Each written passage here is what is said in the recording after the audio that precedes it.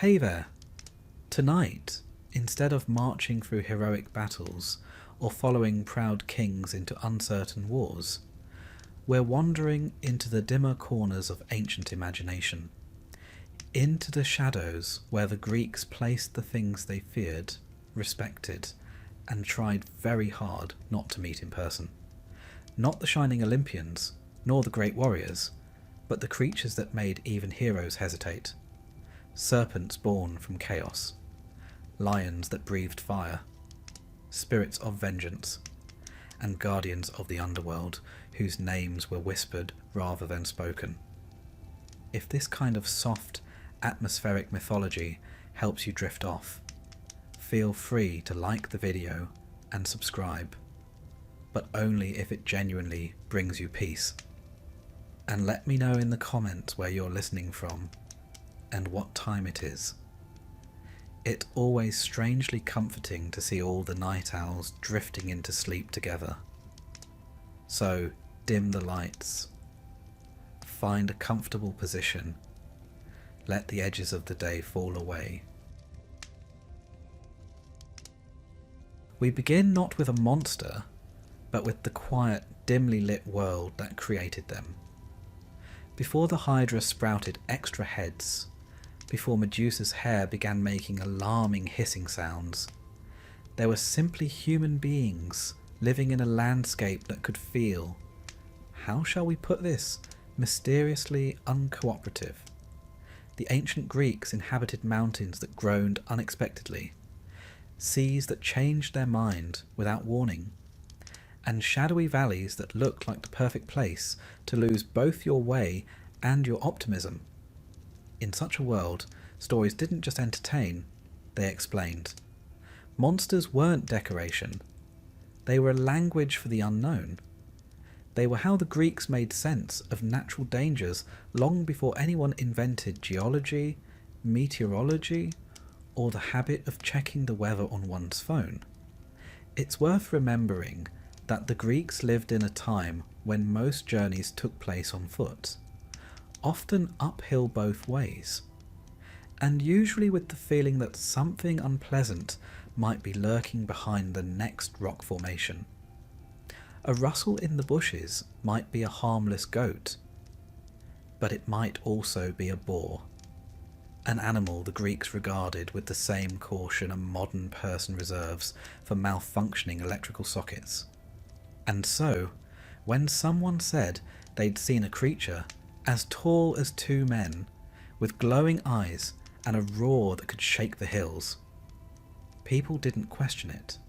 They simply nodded and made a mental note never to walk that route again.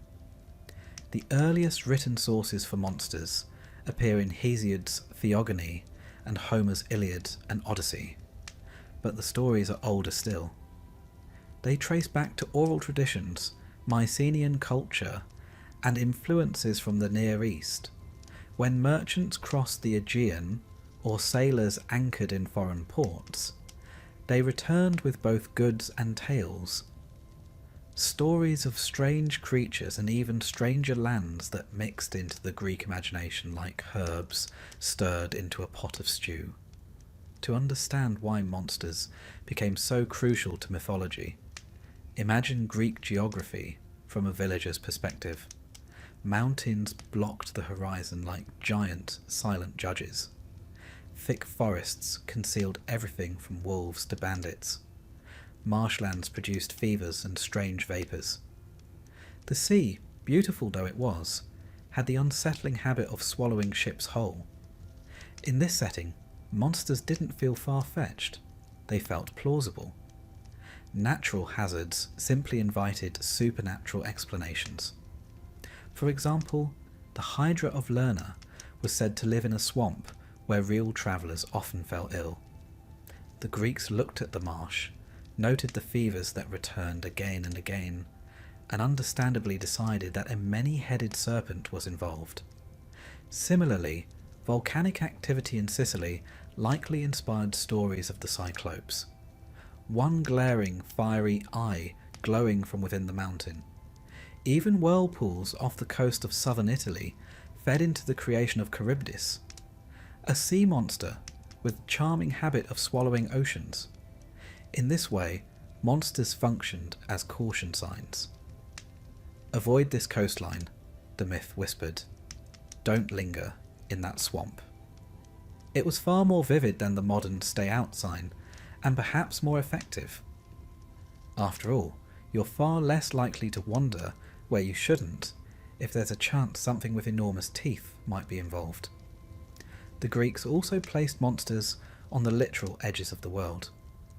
Ancient maps depict regions beyond Greece as shadowy, sparsely detailed expanses, populated by strange beings, Gorgons in the west, Amazons in the east, Hyperboreans in the north, and sea monsters everywhere else.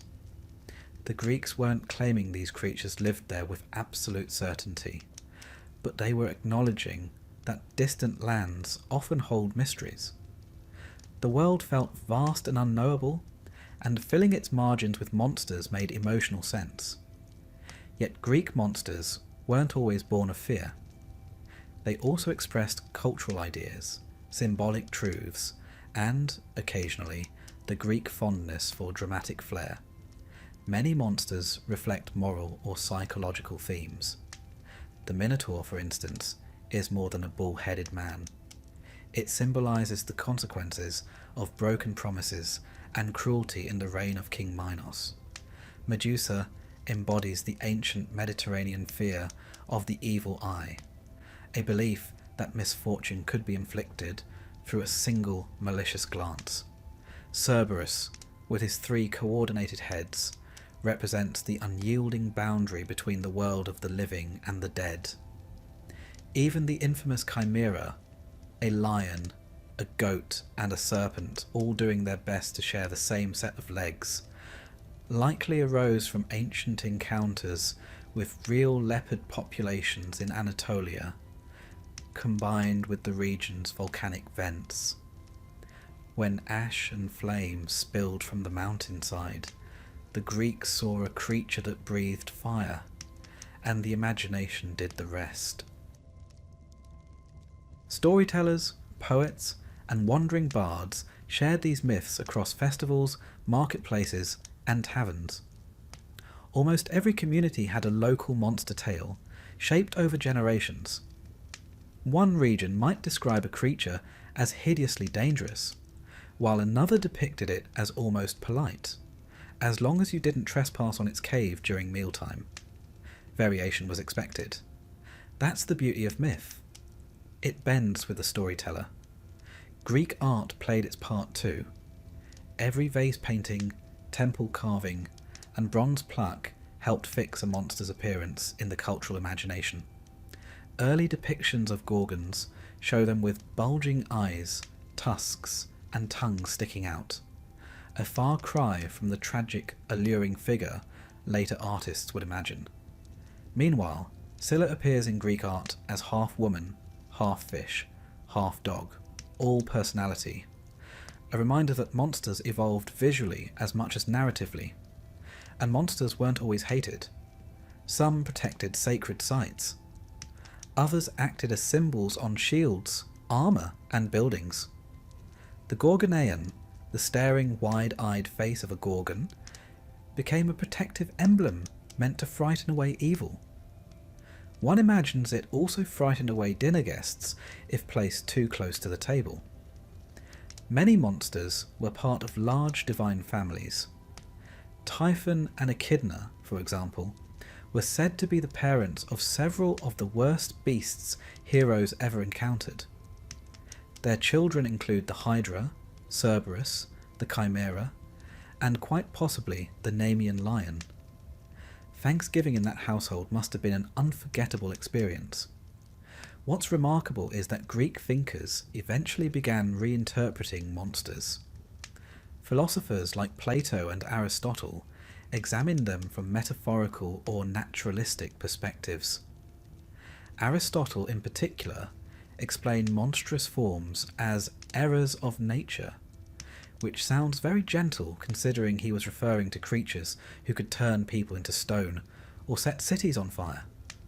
Still, even as rational approaches emerged, the myths endured.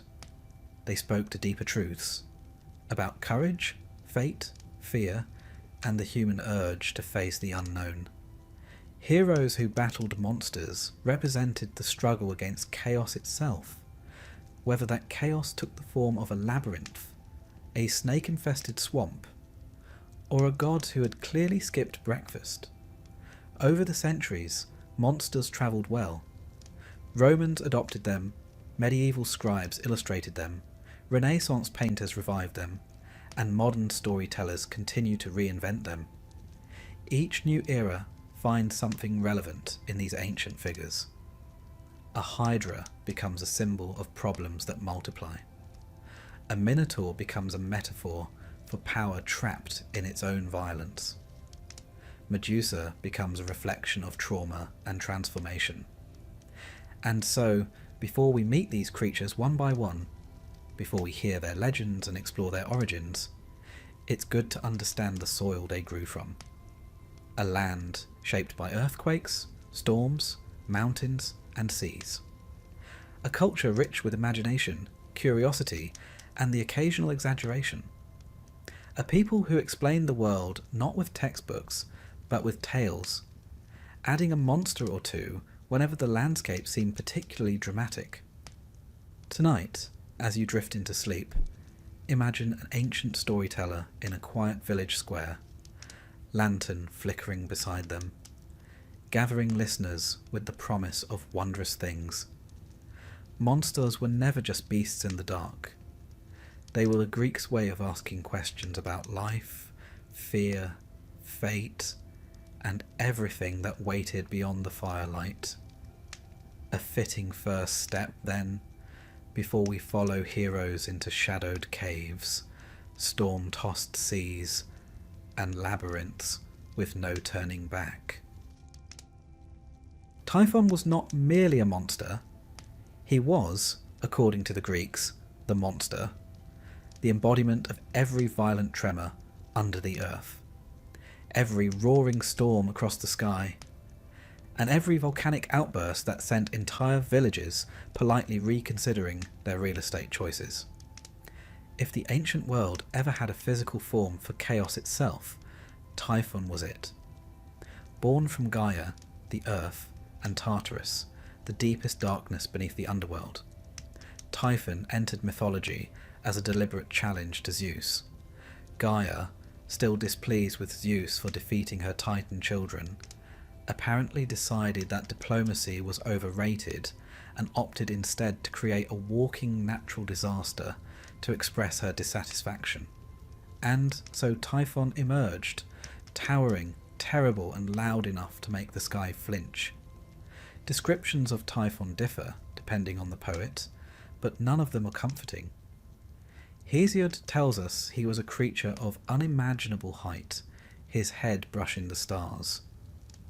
His body was human-shaped in the vaguest, most unhelpful sense, while his lower half consisted of enormous serpent coils. From his shoulders sprouted 100 dragon heads, each one hissing, howling, or shrieking in a different voice, an effect that must have sounded like a chorus of nightmares arguing about whose turn it was to breathe fire. Other sources add even more dramatic details. Some say his eyes blazed with flame. Others claim he had wings so vast they could blot out the sun. Aristophanes, never one to shy away from theatrical exaggeration, suggested Typhon's roar contained every animal sound in existence, from lions to bulls to an unsettling variety of hisses. In short, Typhon was the mythological equivalent of looking at a storm cloud and knowing with great certainty that it does not wish you well. When Typhon rose against the Olympians, their reactions were not especially heroic.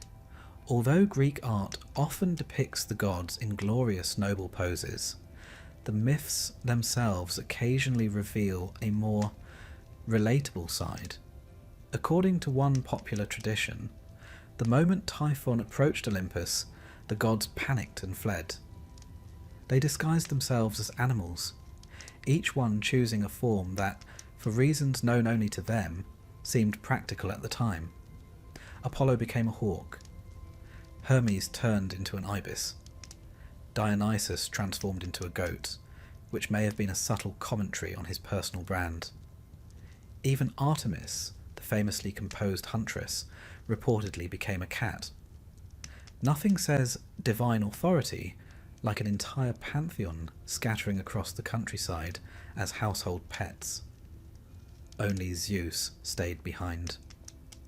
The king of the gods, armed with his thunderbolts, faced Typhon in a battle that Greek poets described with sweeping, earth-shaking grandeur. The sky crackled with lightning. Winds spiraled into storms. Mountains shuddered as if trying to crawl away from the conflict. The clash of Zeus and Typhon was not merely loud, it was cosmically loud. The kind of noise that would cause ancient villagers to step outside, squint at the horizon, and quietly blame the weather gods for being dramatic again. At first, Zeus seemed to have the upper hand.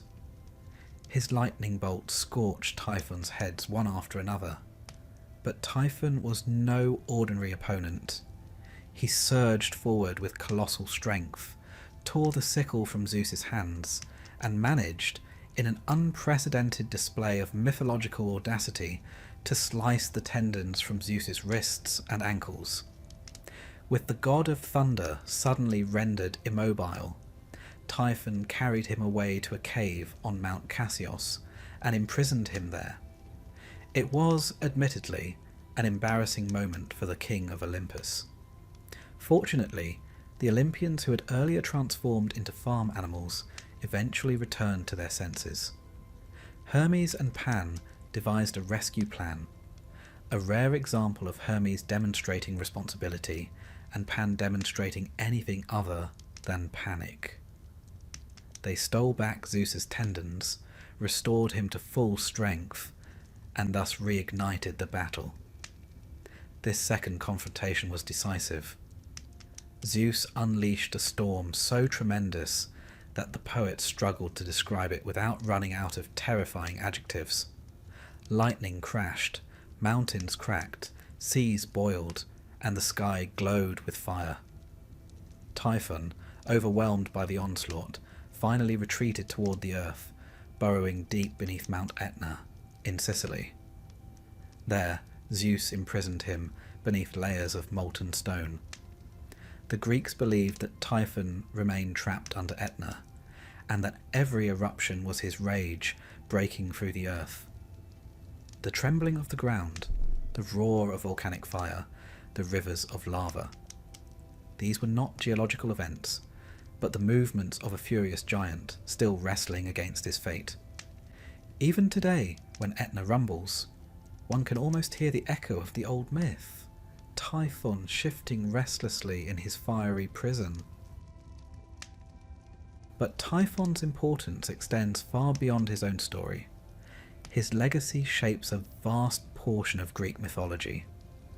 As the father of monsters, he and his partner Echidna produced a remarkable catalogue of creatures that would torment heroes for generations.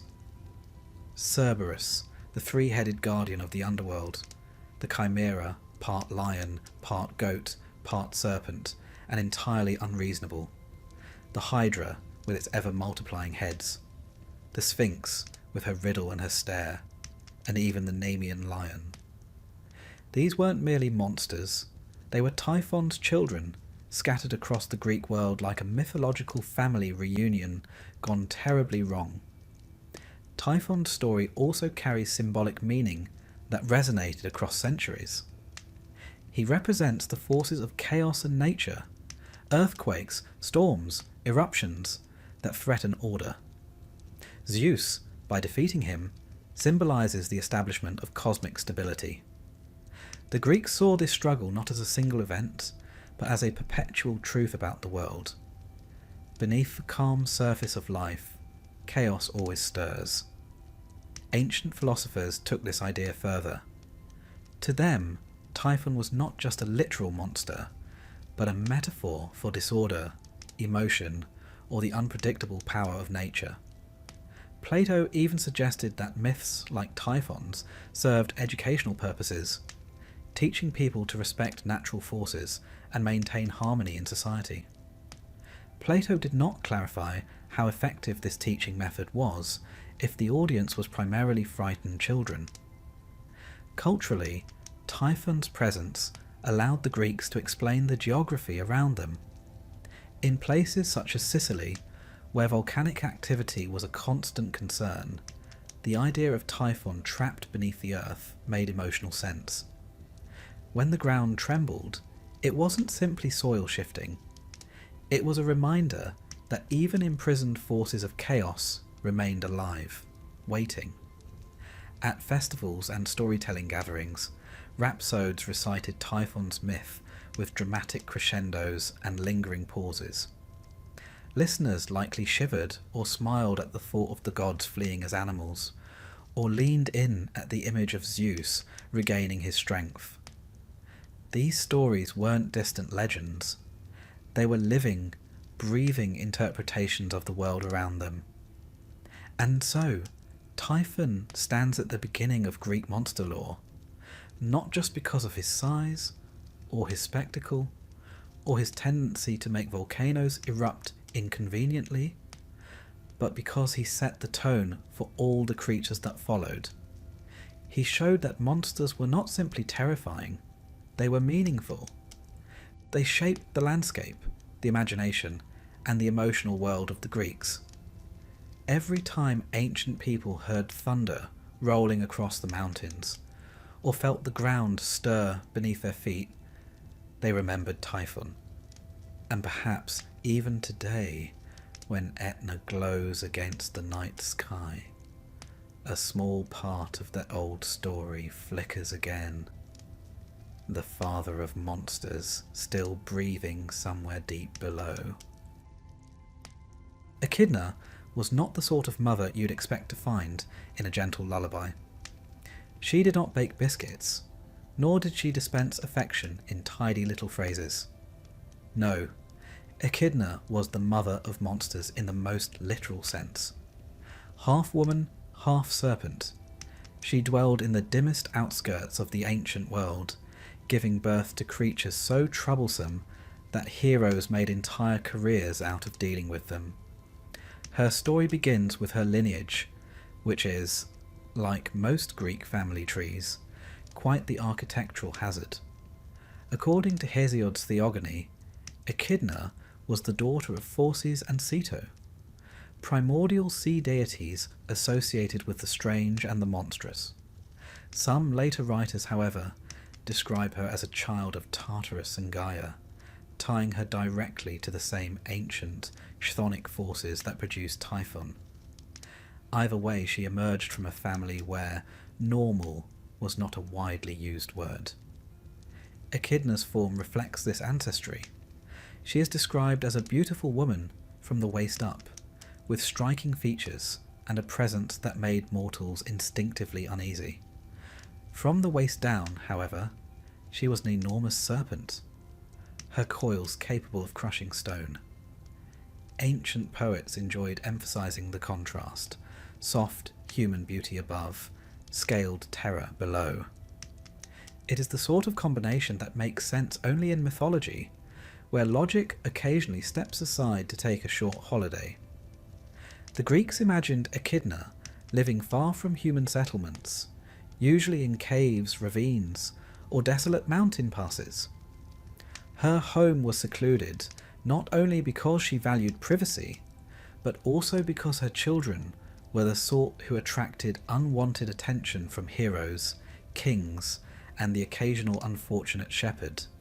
Her lair symbolized the liminal space between the world of mortals and the shadowy forces beneath it. In Greek geography, caves were often gateways to the unknown, places where the natural landscape dipped into myth.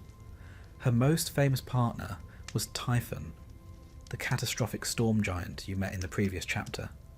Together, they formed mythology's most unhelpful couple, producing a brood of creatures whose resumes included words like rampaging, terrifying, and spectacularly inconvenient. Their children included Cerberus, the three-headed dog who guarded the underworld, the Hydra of Lerna, with its regenerating necks, the Chimera, a fire-breathing hybrid of lion, goat, and serpent, and the Sphinx, who enjoyed riddles and a surprisingly encouraging amount of quiet menace. Echidna also mothered Ladon, the dragon who guarded the golden apples of the Hesperides, and Orthrus, a two-headed dog who had much the same temperament as his more famous three-headed brother. In short, Echidna's offspring read like a list of creatures ancient Greeks sincerely hoped not to meet during an afternoon stroll. While Typhon's story was one of cosmic rebellion, Echidna's role was subtler. She did not wage war on Olympus. Instead, she served as the quiet source of challenges that heroes needed to prove their worth. Without Echidna, the heroics of Heracles, Bellerophon, Perseus, and countless others would have been noticeably uneventful. One imagines the storytellers of Greece looking at her list of children with gratitude, realizing she provided a lifetime supply of dramatic material. The mythographers describe Echidna as immortal, undying, ageless, and forever lingering at the edges of the world. She is not slain by Heracles or Perseus or any other hero. Instead, she remains an enduring presence, sleeping in her cavern, watching from the darkness, and producing creatures whenever the universe requires a little more tension. This aspect of her story reveals something subtle about Greek myth. Monsters didn't simply vanish with one heroic victory. Chaos was always waiting, always renewing itself. Her immortality also connects her to the ancient concept of the wilderness as a living force. For the Greeks, the wild was not merely a place untouched by civilization, it was a realm ruled by strange powers. Echidna embodies this idea. She is the fertile, unpredictable, and sometimes dangerous heart of the untamed world. She is not evil exactly. She is simply what happens when nature follows its own rules, indifferent to human concerns. Archaeologically, her myth reflects real anxieties surrounding remote areas.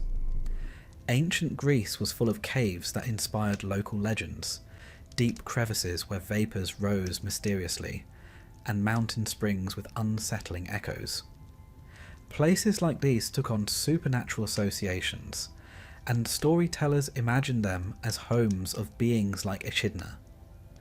Her serpentine lower body also resonates with symbolism found throughout Mediterranean cultures, where snakes were often linked to both life and death, fertility and fear. Snakes, after all, shed their skin, a process that fascinated ancient observers. To them, this seemed almost magical, a creature reborn from itself. Combined with the serpent's ability to strike suddenly, it became the perfect symbol for the duality of danger and renewal. Echidna carried this duality within her form. She was the mother of devastation, certainly, but in giving birth to monsters, she also shaped the heroic age of Greece. Several myths hint that Echidna occasionally encountered mortals directly. A rare but fascinating tradition claims that Zeus himself, during one of his many excursions away from Olympus, fathered children with her. Among these were the Scythians, an ancient people known for their skill in horsemanship and archery. The myth of their origin describes a union between Zeus and a half-serpent woman who closely resembles Echidna. Whether this was a friendly visit, or yet another demonstration of Zeus's questionable decision-making, the story illustrates how deeply Echidna's image permeated Greek culture. Her cave is mentioned in texts associated with the region near Colchis, the same land where Jason sought the Golden Fleece. This eastern connection reinforces the idea that Echidna occupied the borders of the Greek world, both literally and mythologically. Wherever the Greeks imagined the world growing strange or distant, Echidna's shadow seemed to linger. Echidna's presence also shaped ritual life. While there were no major temples dedicated to her, understandably perhaps, snakes were sacred in several cults, especially those connected with healing gods like Asclepius, or with earth deities like Demeter. The snake's role in regeneration allowed it to become a symbol of health as well as danger, echoing the complexity within Echidna's myth. Her children's encounters with heroes are perhaps the clearest sign of her narrative significance. Each monster she bore became a trial that reinforced the world's need for courage, cleverness, and divine guidance. Heracles, defeating the Hydra, demonstrated resourcefulness. Bellerophon, overcoming the Chimera, showed the power of divine aid and heroic daring. Even Cerberus, when confronted by Heracles during his final labour, symbolised mankind's attempt to momentarily bridge the gap between life and death. These encounters were never purely about brute force. They illustrated the relationship between order and chaos. Echidna stood on the side of nature, untamed, unpredictable, and profoundly necessary. The heroes stood on the side of civilization, structured, disciplined, and often overwhelmed. Their battles, dramatic as they were, reflected the tension between these two realms. Echidna endures in myth not because she sought the spotlight, but because she shaped the world from beneath it. She was the quiet, fundamental force that ensured heroes had challenges to face. Without her, Greek mythology would be far less exciting and considerably shorter. She is the whisper beneath the earth, the shadow in the ravine, the subtle reminder that the world's edges are never truly tame. And so, while Typhon roared and shook the sky, Echidna remained still, coiled in her darkness, shaping the world in her own patient, serpentine way. A mother not of comforting lullabies, but of legends, trials, and the unforgettable monsters that haunt the edges of ancient Greek imagination. The Hydra of Lerna was one of those creatures that could make even the bravest hero reconsider his life choices. It wasn't merely dangerous, it was persistently dangerous. A creature that rather unfairly improved itself every time someone attempted to harm it. When the Greeks described a problem that multiplied the moment you tried to solve it, they weren't being poetic. They were remembering the Hydra. The Hydra lived in the marshlands near Lerna, a region in the Peloponnese known for its stagnant water, thick reeds, and general air of disapproval. Lerna was more than a swampy inconvenience. It was one of the most ancient sacred sites in Greece. Springs bubbled out of the earth, mysterious vapours rose at dawn, and the land carried whispers of old rituals. In myth, it was said to be an entrance to the underworld, which given the scenery seems entirely reasonable. Into this eerie landscape slithered the Hydra, born of Echidna and Typhon, two beings whose combined family tree resembles a hazard diagram. The creature inherited Typhon's destructive tendencies and Echidna's serpentine elegance, though elegance may not be the appropriate word for a serpent with numerous snapping heads. Most ancient authors settle on 9 heads, though some opted for a rather dramatic 50 or even 100. It is a testament to Greek storytelling that audiences accepted these numbers without blinking. The truly troublesome part was not how many heads the Hydra possessed, but what those heads did when removed. When one head was cut off, 2 grew back. Some writers specify that they grew instantly. Others claim they sprouted with alarming speed, like particularly motivated vegetation. Either way, the result was the same. The Hydra was a creature that refused to be solved. The Hydra's venom was legendary. Its breath alone was said to kill anyone who stood too close. Its blood was so toxic that even its tracks poisoned the ground. It is difficult not to suspect that malaria, which plagued Greek marshlands, helped inspire these details. For ancient villagers watching their friends fall ill after visiting the wetlands, imagining a multi-headed serpent lurking beneath the reeds must have felt like a satisfying explanation. The Hydra enters immortal legend through Heracles to the Romans, during his second labour. Tasked by King Eurystheus, who enjoyed assigning Heracles the sort of jobs one gives to a man one does not particularly like, Heracles set off for the marsh of Lerna.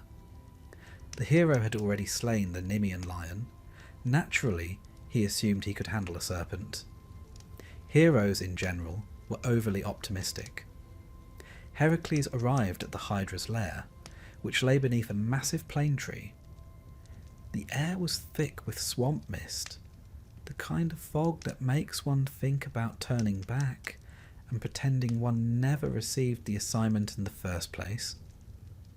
Heracles approached with caution, though not enough caution, because the Hydra lunged at him before he had time to appreciate the view.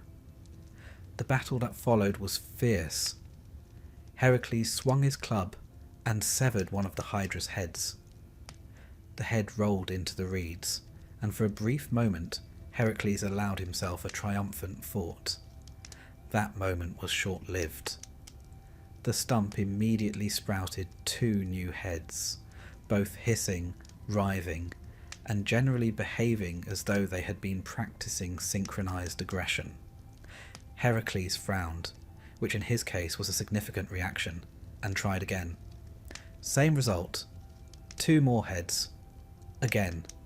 2 more. At this point, even a demigod could sense that this was not going according to plan. Fortunately, Heracles had not come alone. His nephew Iolaus had accompanied him, an unsung figure in mythology, often remembered only by scholars and attentive readers. Iolaus observed the situation with admirable clarity. Cutting the heads alone would never work. As Heracles struck the next head, Iolaus leapt forward with a burning torch. He cauterized the stump, sealing the wound before new heads could grow. The method worked. Heracles cut, Iolaus burned. Cut, burn, slash, sizzle. The marsh filled with the sounds of heroic teamwork, monstrous shrieking, and what must have been a very strong smell of roasted serpent. It remains one of the great lessons of Greek myth. Even the strongest hero occasionally needs someone sensible nearby, but the Hydra was not without help. At one point, a giant crab, sent by Hera to assist the serpent, scuttled out of the marsh and grabbed Heracles by the foot. The crab, perhaps imagining itself quite heroic, held on with admirable determination. Heracles responded by stomping it flat. The gods, in their infinite fondness for consolation prizes, later placed the crab among the stars as the constellation Cancer. This tells us 2 things. 1. Hera was committed to the bit. And 2. In Greek mythology, even getting stepped on by a hero could earn you celestial immortality. Back to the battle.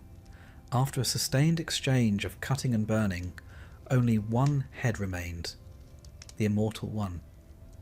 This head could not be killed, only contained. Heracles severed it, placed it carefully beneath a huge boulder, and buried it deep in the swampy earth. The Hydra was finally defeated. But the story did not end there. Heracles dipped his arrows into the Hydra's blood, creating weapons of unparalleled lethality. These arrows would kill giants, centaurs, and even tragically bring about Heracles' own death many years later. It is one of mythology's recurring themes. even conquered monsters have lingering consequences. Symbolically, the Hydra represented several anxieties within Greek culture. Its many heads mirrored the Hydra-headed challenges of the natural world. Illnesses that returned, dangers that multiplied, problems that seemed impossible to resolve. Its swampy habitat amplified the Greek fear of wet, disease-ridden spaces, which they associated with the unknown and the uncanny.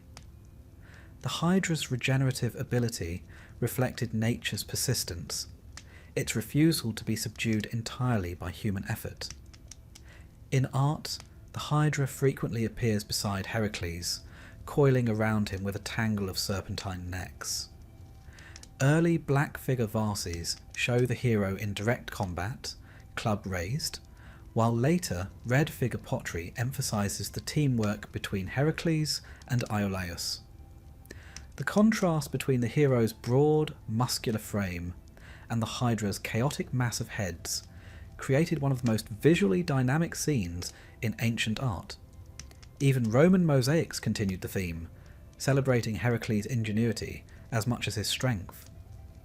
The Hydra also demonstrates the Greek belief that civilization triumphs not merely through force, but through cleverness and cooperation. Heracles alone could not defeat the beast. Iolaus' idea, fire to cauterize the stumps, turned the tide. The Greeks valued intelligence as highly as physical might, and the story subtly reinforces that balance. Heroes who rely solely on strength often fail. Heroes who adapt endure. Beyond its mythic symbolism, the Hydra sheds light on how the Greeks interpreted the natural world. Before the scientific method, humanity explained danger through personification. A swamp wasn't just a swamp, it was a lair. Poisonous vapours weren't merely natural, they belonged to a creature. By giving the hazard a shape and a name, the Greeks made it something that could be faced, discussed, even defeated. And so, the Hydra remains one of mythology's most enduring monsters. A creature not merely slain, but outsmarted. A symbol of persistent challenges. A reminder that some problems require careful thought, and occasionally a nephew with a torch. Heracles walked away victorious, but the Hydra's legacy lived on in his arrows, in art, in language, and in the quiet truth that even monstrous problems can be overcome with resilience, strategy, and a little help. The story of Medusa is perhaps one of the most misunderstood tales in all of Greek mythology. Today, she is remembered as a terrifying creature with snakes for hair and a gaze that turned mortals into stone. But beneath the surface of her legend lies a surprisingly tragic story, one woven from beauty, betrayal, divine anger, and rather sigh-inducingly, a hero who arrived at precisely the wrong moment for her. Before Medusa became the most famous monster in Greek lore, she was not a monster at all. In many early versions, she was a beautiful young woman, admired for her striking appearance. Ovid, in his Metamorphoses, goes as far as to describe her hair as so lovely that it attracted the attention of Poseidon. This attention, in Greek mythology, rarely led to anything good, and indeed it didn't. Poseidon chased Medusa into a temple of Athena, an act that deeply insulted the goddess. Yet, instead of punishing the sea god, who as one of the Olympians enjoyed diplomatic immunity, Athena directed her wrath toward Medusa. In a transformation equal parts symbolic and devastating, Athena changed Medusa's beautiful hair into writhing serpents. Her face became so terrifying that anyone who looked upon her was instantly turned to stone. It was not exactly a fair punishment, but fairness was rarely high on the divine agenda. Medusa belonged to a trio of sisters, known as the Gorgons. The other two, Steno and Euryale, were immortal, powerful beings whose monstrous appearance was integral to their divine nature. Medusa alone was mortal, and in some ways this made her the most vulnerable. While her sisters represented ancient primordial forces, Medusa was something different.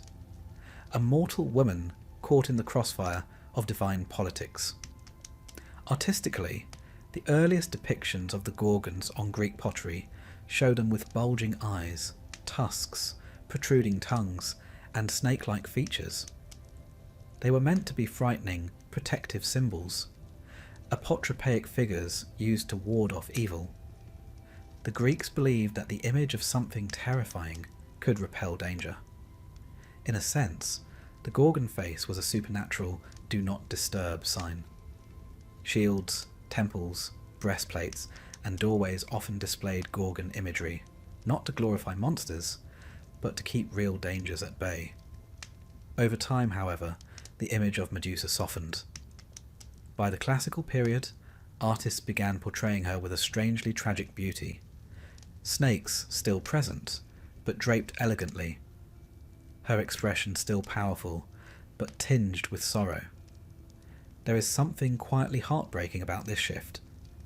It reflects a deeper understanding. Medusa was not merely a monster. She was a victim transformed against her will. Her home, after the curse, lay on the far edge of the world, a place the Greeks imagined as remote, shadowed, and windswept. The ancient mindset placed monsters on the margins, both geographically and symbolically. These edgelands represented the limit of human understanding, the boundary between civilization and mystery.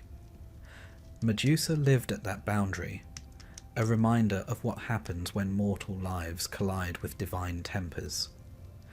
Her story becomes intertwined with that of Perseus, a hero whose destiny was shaped long before he was born.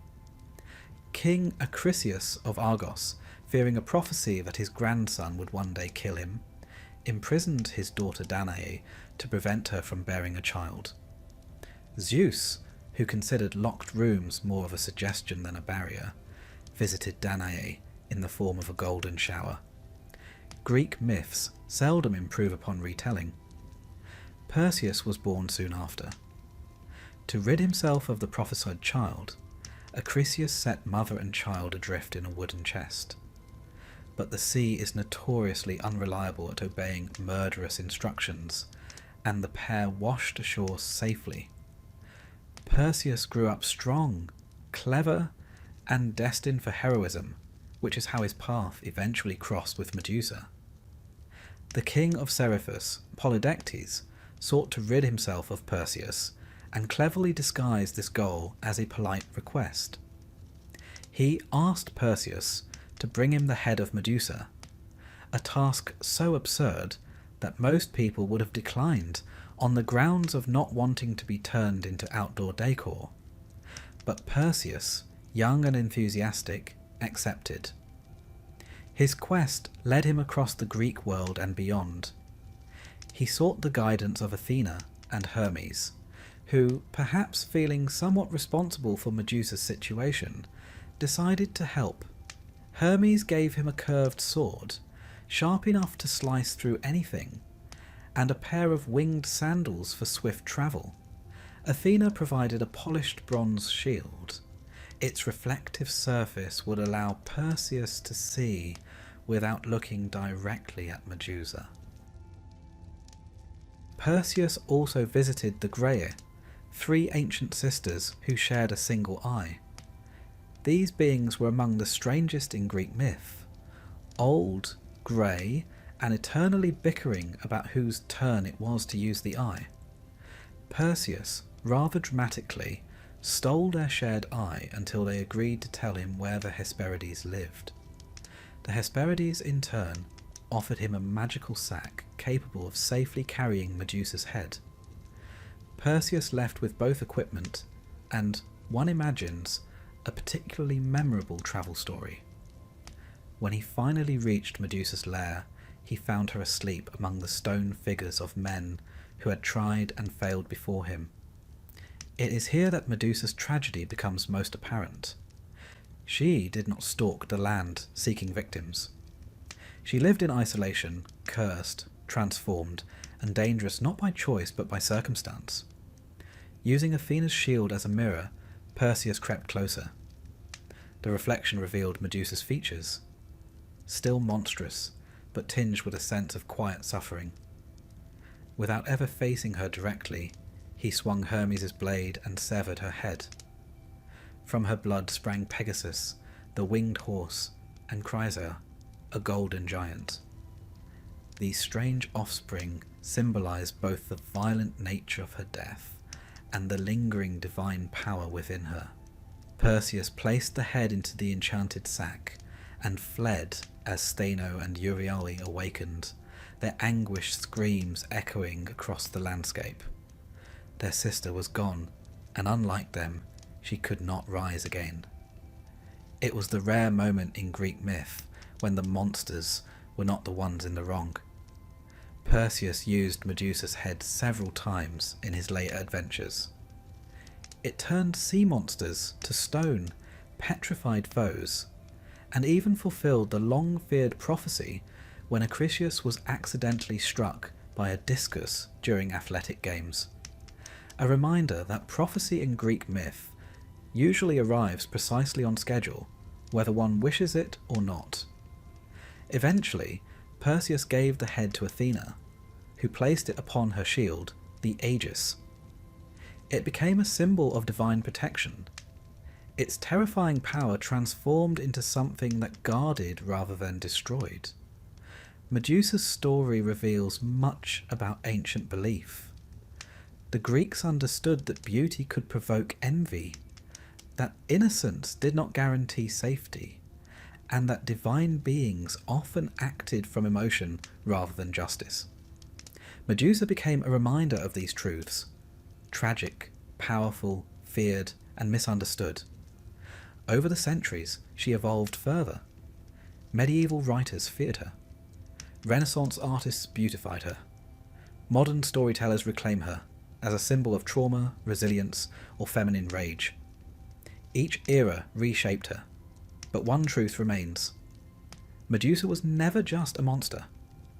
She was a woman transformed by forces beyond her control, and her story reflects the ancient world's uneasy balance between wonder and cruelty. And so, Medusa lingers in myth not merely as a creature to fear, but as a figure to ponder, a reminder that even monsters may carry grief, and even heroes may bring tragedy with them. The Chimera was one of those creatures that make you wonder whether the ancient Greek imagination ever paused for breath. A lion fused with a goat and finished off with a serpent for a tail sounds less like a natural species and more like several animals being forced to share a single resume. Yet in Greek myth, the Chimera was very real, very dangerous, and very uninterested in conforming to anyone's expectations about what a monster ought to look like.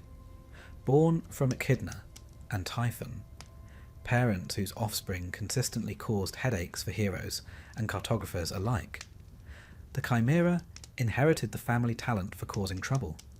She was said to dwell in Lycia, a rugged region of Anatolia, modern-day Turkey, where mountains rose sharply and volcanic vents hissed with mysterious fumes. The landscape itself felt mythic, and it is no coincidence that the Greeks placed such a bizarre creature there. Descriptions of the Chimera vary, but most ancient writers agree on the essentials. The front part of her body was that of a lion, fierce and powerful. From her back rose a second head, that of a goat, bleating with an enthusiasm that was probably discouraging to anyone nearby, and her tail ended in a serpent's head, ready to strike at anything that ventured too close. As if this arrangement weren't sufficiently alarming, the Chimera also breathed fire. Actual fire. A decision which, from a biological perspective, raises more questions than answers. The Greek word chimera originally meant a she-goat which suggests the creature may have begun its mythic life as something more modest. But over time, mythmakers did what mythmakers do best. They elaborated. A simple goat became a fire-breathing amalgamation of animals, as though the universe itself had grown bored of ordinary goats and decided to upgrade to something more theatrical. The Chimera's existence reflects an essential truth about ancient storytelling. Hybrid creatures symbolized danger, liminality, and unpredictability. A lion was already terrifying enough. A serpent was the embodiment of treachery. A goat. Well, goats were alarming in their own way. Combine them, and you get a creature that represents the very concept of imbalance, nature breaking its own rules. But the Chimera was not merely an imaginative invention. Scholars have long noted that the region of Lycia contains active volcanic vents. Flames and smoke erupt from the ground in places like Yanatash, where natural gas leaks create eternal fires. Ancient travellers, witnessing flames emerging from rocky slopes, reasonably concluded that a fire-breathing beast lived within. The Chimera, therefore, was a mythic explanation for volcanic activity long before the science existed to explain it. Despite her imposing nature, the Chimera might have remained a distant terror were it not for one hero, Bellerophon. Unlike Heracles or Perseus, Bellerophon is not as widely remembered today, but in ancient Greece he was a celebrated figure, stylish, confident, and, like most heroes, dangerously prone to accepting challenges he should have politely declined. Bellerophon's trouble began when King Proetus of Tiryns accused him of a crime he did not commit. Instead of punishing him directly, Proetus decided to send him to Lycia with a sealed letter. The letter, addressed to King Iobates, politely requested that the bearer, that is Bellerophon, be killed. This was the ancient equivalent of forwarding a rather awkward email and hoping someone else would deal with the problem. Iobates, equally reluctant to spill heroic blood himself, chose a more creative approach. He sent Bellerophon to slay the Chimera, assuming quite reasonably that the monster would handle the matter on his behalf. But Bellerophon had an advantage: Pegasus, the winged horse born from Medusa's blood. With Pegasus, Bellerophon could fight from the air, avoiding the Chimera's fire and snapping heads. His approach was clever. One might even call it tactically elegant. Rather than charging directly at the creature, he hovered above it, striking when safe and retreating when flames erupted. The battle, retold by poets across centuries, was fierce. The Chimera roared with its lion head, shrieked with its goat head, and hissed with its serpentine tail, an ensemble performance likely heard for miles. Flames burst upward with each roar, scorching the air and blistering the rocks.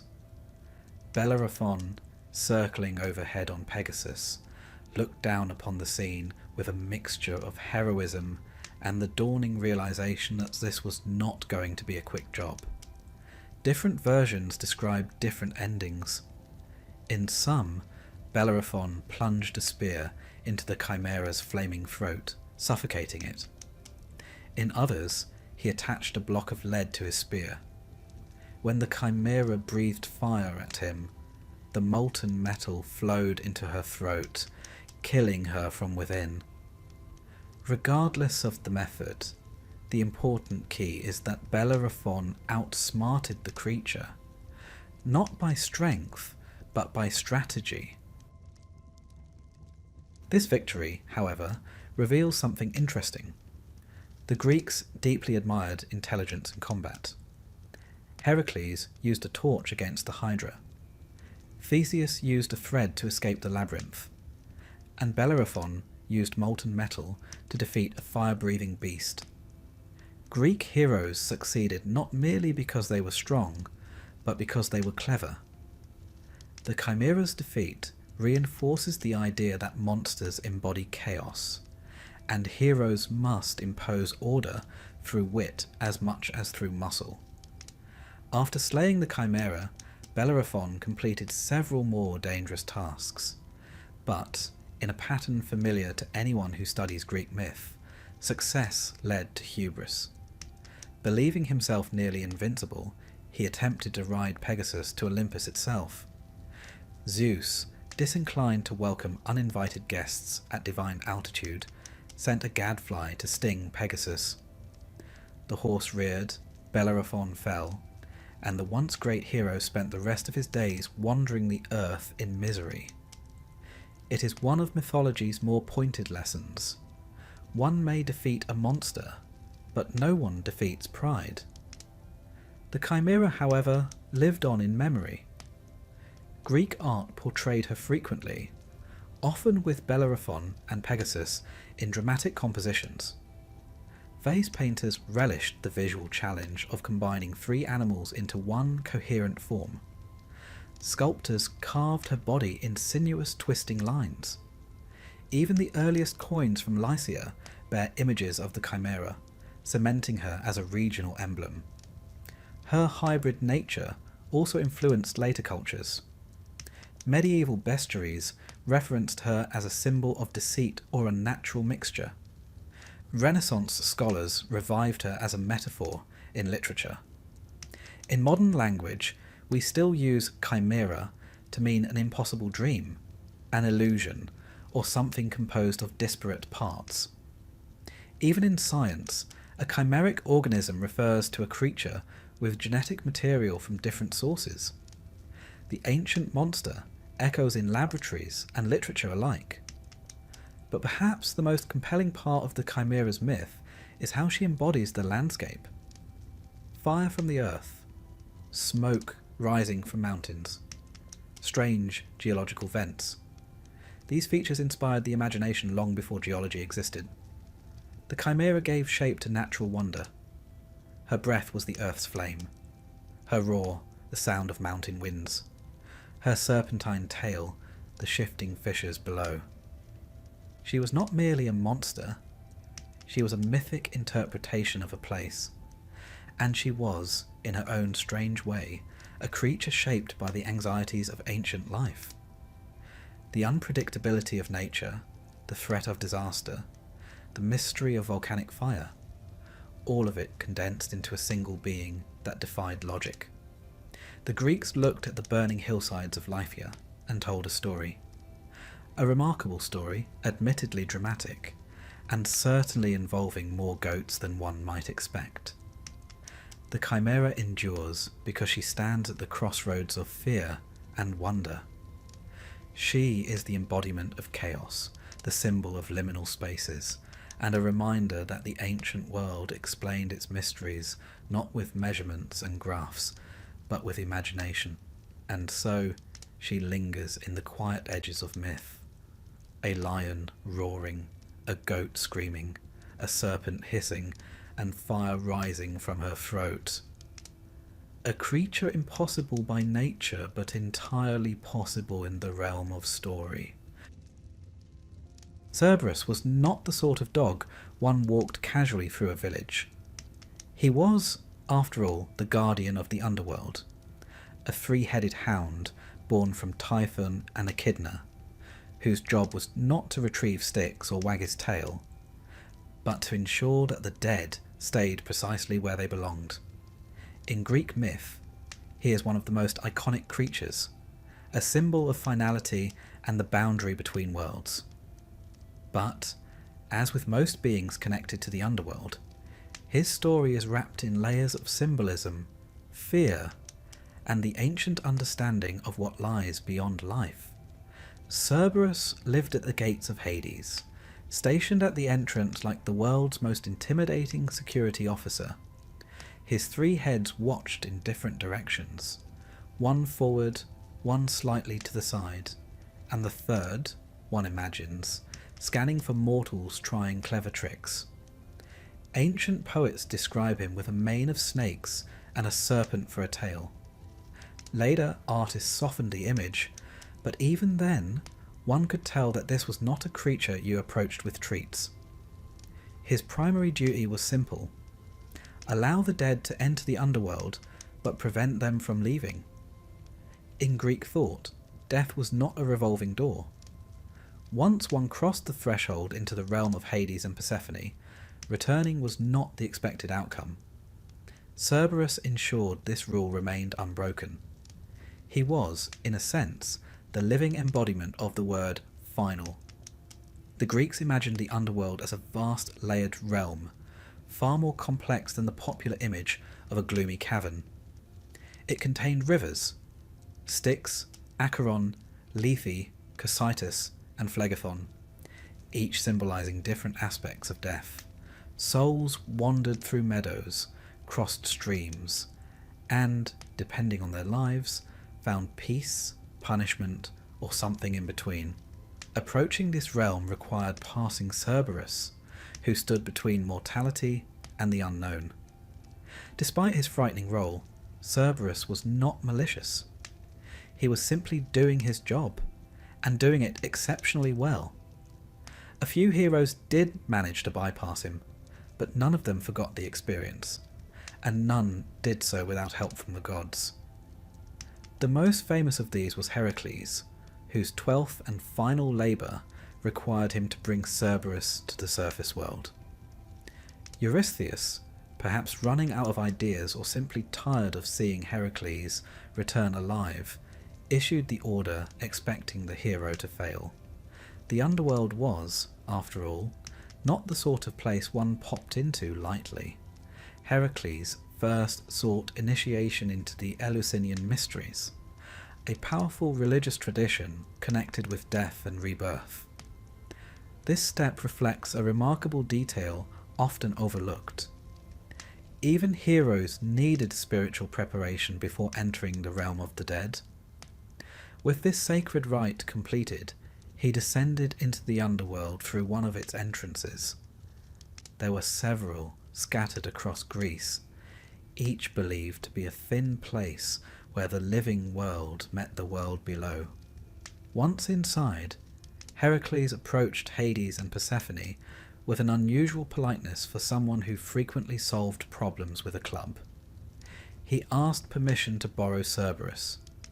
Hades agreed, but on one condition: Heracles must subdue the beast without using weapons. This request, depending on one's perspective, was either deeply respectful or deeply unfair. Heracles confronted Cerberus at the gates. The hound lunged, all three heads snapping, the serpent tail striking like a whip. Heracles, using only his strength, wrestled with the beast. He seized Cerberus by the throat, gently, one hopes, and held firm until the dog submitted. Having honoured Hades' condition, he led Cerberus back to the world above, where Eurystheus, upon seeing the beast, reportedly hid inside a large jar and refused to come out. Heracles soon returned Cerberus to the underworld, none the worse for wear, proving that even monstrous guardians appreciate proper handling. Cerberus appears in other myths as well. When Orpheus journeyed to the underworld to retrieve his wife Eurydice, he famously soothed Cerberus not with strength, but with music. The notes of his lyre lulled the three heads into sleep, demonstrating that soft power sometimes succeeds where force would fail. In another tale, Aeneas, guided by the Sibyl, used a drugged cake to pacify the hound, an early example of the treats solve most problems philosophy. These encounters illustrate something important. Cerberus was not unbeatable. He was a boundary, not a villain. And boundaries, while formidable, can be crossed by those with the proper knowledge, tools, or divine permission. Beyond Cerberus, the underworld was populated by many other beings, less famous perhaps, but equally fascinating. The Keres, for instance, were dark spirits who hovered over battlefields, drawn to the dying. They were not malicious so much as inevitable, representing the inescapable nature of mortality. The Greeks imagined them with wings and sharp teeth, descending upon fallen warriors in a scene both haunting and symbolic. Then there were the Erinyes, the Furies, servants of vengeance, who pursued those who shed kindred blood. They were not monsters in the traditional sense, but terrifying enough to unsettle even gods. Their presence in myth reflects the Greek belief that moral wrongdoing had consequences that extended beyond life into the realm of the divine. The underworld also held the judges of the dead, Minos, Rhadamanthus, and Aeacus. These were not monsters either, but their solemn duty shaped the fate of every soul. They listened to the lives of mortals and assigned them to their proper resting places. In a world without written laws about the afterlife, this idea offered comfort and order. But among the creatures that roamed the deeper realms, few were as strange as the shades described in Homer's Odyssey.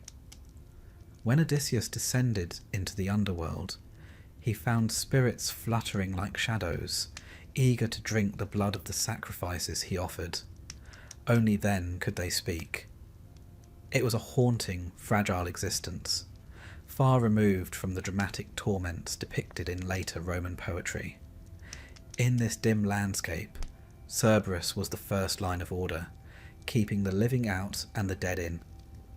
The Greeks did not imagine the underworld as a place of unending torment. It was simply the next place. Unsettling, yes, but not irrational.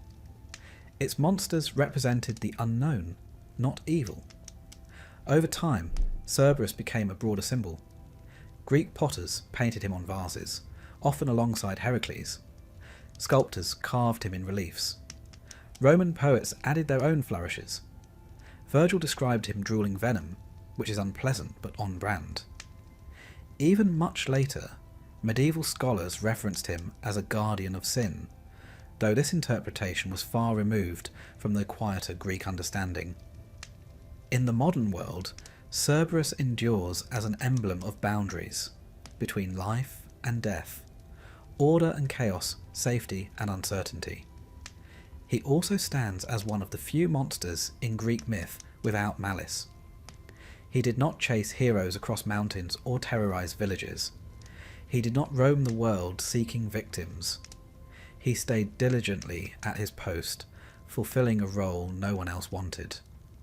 This sense of duty made him strangely admirable. Even heroes respected him, speaking of him with caution but not hatred. In a mythology filled with creatures who gleefully caused chaos, Cerberus was almost reasonable. Terrifying, yes, but reasonable. And so, under the dim, eternal twilight of the underworld, he stands. 3 heads alert, tail coiled, eyes watching. A reminder that even in myth, some boundaries are necessary.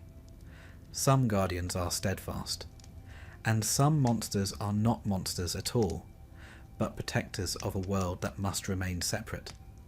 Cerberus remains at the gate, ensuring balance, enforcing the final rule of life, and giving Greek heroes one of their most iconic and intimidating challenges. The Minotaur was not merely a monster lurking in a maze. He was the living embodiment of a royal family's mistakes, a kingdom's pride, and a myth that blended fear, politics, and tragedy in equal portions. In Greek mythology, few creatures are as layered in symbolic meaning. Half man, half bull, and entirely trapped by circumstance, the Minotaur stands as a reminder that the most haunting monsters are often born from human decisions. The story begins, as so many Greek myths do, with a king making a questionable choice. King Minos of Crete, seeking to prove his divine legitimacy, prayed to Poseidon for a sign. In response, the sea god sent forth a magnificent white bull, an animal so striking that Minos decided not to sacrifice it as he had promised, but to keep it for himself. Poseidon, observing this breach of agreement, reacted with a level of creativity that only Greek deities possessed. He caused Minos' wife, Pasiphae, to develop an irresistible passion for the bull. It is safe to say that this was not her idea. Pasiphae, a figure often overlooked in mainstream retellings, was herself of divine lineage, descended from the sun god Helios. Her transformation from queen to victim of divine punishment is a reminder that in Greek myth, gods rarely distributed consequences proportionally. Minos broke the vow, but Pasiphae suffered the punishment. With the help of the brilliant craftsman Daedalus, she approached the bull in disguise, using a wooden cow. The result of this unnatural union was the Minotaur, a creature neither fully human nor fully animal. The Greeks called him Asterion in some traditions, meaning starry one, which suggests a tragic nobility. But history remembers him mostly by his monstrous title, the Minos bull. The child, though initially innocent, grew rapidly and developed a taste for human flesh. Unable to control him, and unwilling to kill him, Minos turned again to Daedalus, who constructed the labyrinth, a twisting maze so complex that no one who entered could find the way out. The Minotaur was imprisoned inside, not simply to protect Crete, but to conceal the king's scandal. The creature became a living secret, hidden at the centre of the island's political power. The labyrinth itself became legendary. Ancient writers described it as a marvel of architectural ingenuity, a structure that defied logic and challenged perception. It symbolised confusion, entrapment, and the complexity of human decisions. Later, civilizations interpreted it as a metaphor for the mind, a place of contradictions, shadows, and hidden fears. Its origin in myth reflects the Greek fascination with structure and chaos, order and entrapment. Crete, during the Bronze Age, was a powerful civilization. Archaeological excavations of Knossos reveal sprawling palace complexes, intricate frescoes, and labyrinthine corridors. It is easy to see how the physical layout of these palaces contributed to the myth. A visitor navigating the winding halls of Knossos might very well have believed a monster waited somewhere deep within. The Minotaur's story intertwines with Athens during a time of conflict. After Minos' son Androgeos was killed in Athens, circumstances vary depending on the source, Minos waged war on the city.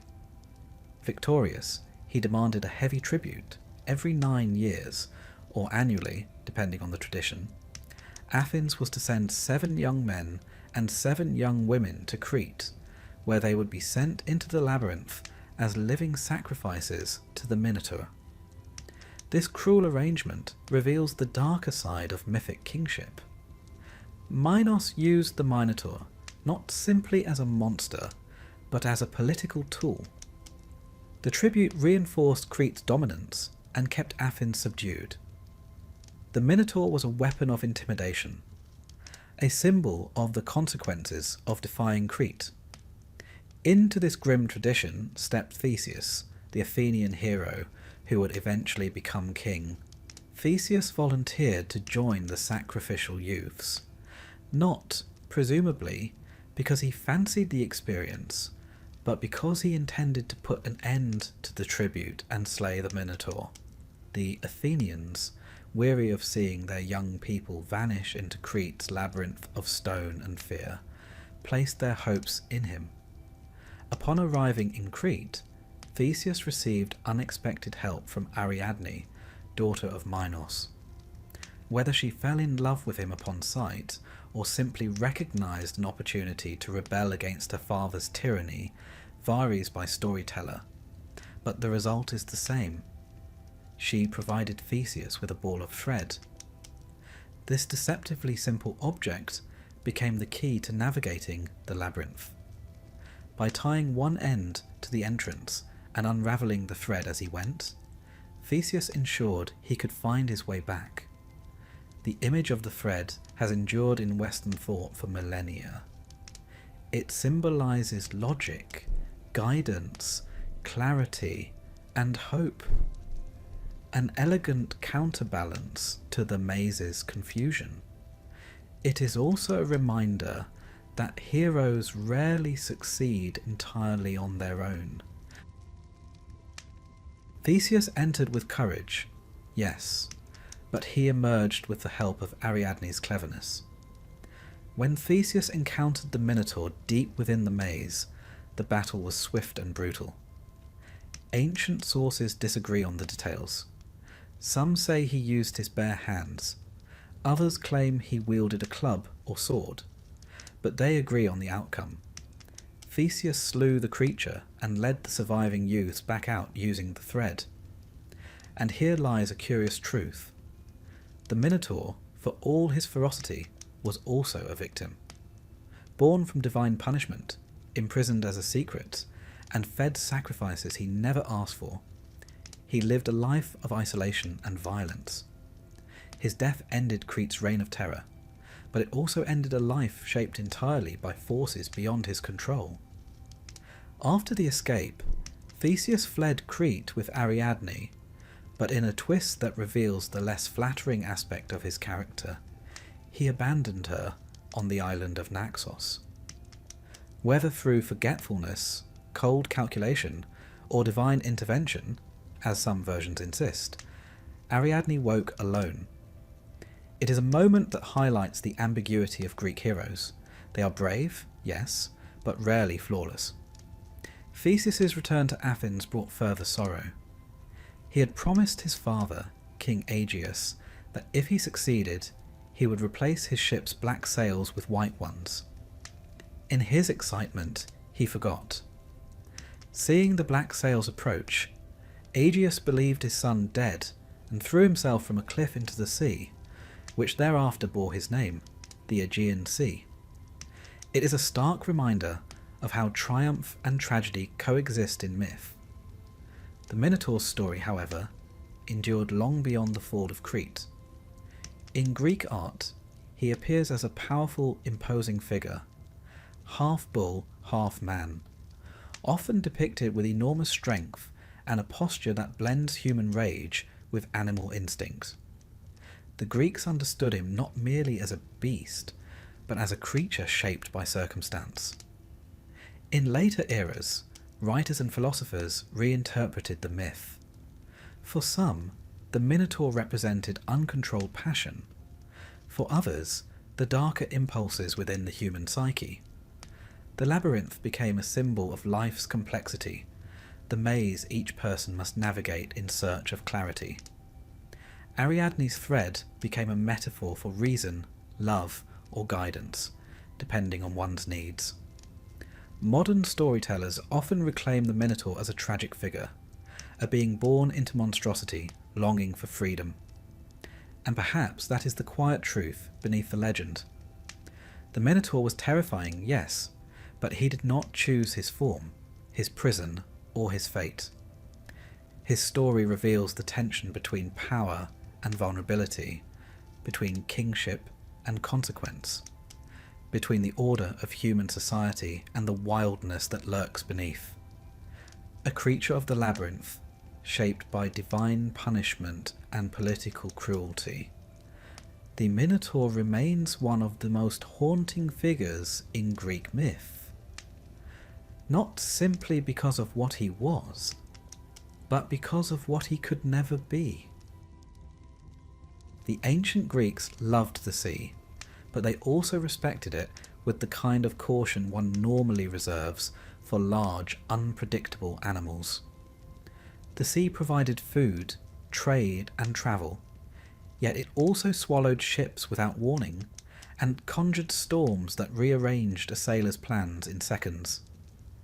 It was only natural, then, that the myths of Greece placed some of their most terrifying monsters in the open waters. Among these, none were more feared, or better remembered, than Scylla and Charybdis. Scylla and Charybdis lived on opposite sides of a narrow strait, traditionally identified with the Strait of Messina, between Italy and Sicily. In antiquity, this channel was notorious. Its waters churned unpredictably, currents shifted without warning, and whirlpools formed that could easily drag a ship to its doom. Before scientific explanations, sailors did what humans do best. They told stories. Frightening stories, yes, but ones that captured the dangers of the sea with poetic force. Scylla dwelled on one side of the strait, perched upon a jagged cliff. No gentle mermaid she. Scylla was once said to have been a beautiful nymph, admired for her grace and voice. Unfortunately, admiration in mythology rarely leads to peaceful outcomes. Depending on the version, she either rejected the sea god Glaucus, earning the wrath of Circe, who envied his love, or she was transformed by Circe for other reasons entirely. Circe, famous for her magical abilities and general impatience with uncooperative mortals, brewed a potion that turned Scylla into a monstrous creature. The transformation was brutal. Scylla's upper body remained feminine, but from her waist downward grew a ring of 6 snarling dog heads, each capable of snatching sailors from passing ships. Her lower body sprouted 12 legs, sometimes described as tentacles, and her entire form became fused to the stone of the cliff. Her beauty was gone, replaced by a form both tragic and terrifying, a reminder of how quickly fortunes could turn in Greek myth, especially when a sorceress was involved. Scylla did not leave her rock. She could not. Instead, she leaned over the water, waiting for ships to pass close enough for her dog heads to strike. Homer describes her attack vividly in the Odyssey. Each head snatches one man, devouring him with swift, ruthless efficiency. Odysseus, who had already endured storms, monsters, and general divine irritation, watched in helpless grief as 6 of his men were seized and swallowed. It was not a battle he could win. Scylla was not an enemy to be fought, she was a hazard to be endured. On the opposite side of the strait lurked Charybdis. Unlike Scylla, Charybdis had no backstory rooted in jealousy, curses, or romantic misfortune. She was, quite simply, a monstrous embodiment of a whirlpool. Some myths claim she was once a daughter of Poseidon and Gaia, who angered Zeus by flooding too much land with seawater. As punishment, Zeus transformed her into a creature that sucked in and spat out enormous volumes of seawater 3 times a day. A rather extreme discipline measure, but Greek mythology was not known for proportional responses. Charybdis did not have a humanoid form. Instead, she was the sea itself, an enormous, ever-changing maw in the water. When she inhaled, ships were dragged toward her. When she exhaled, the resulting explosion of water could tear vessels apart. Sailors feared her not because she hunted them, but because she was utterly indifferent to their existence.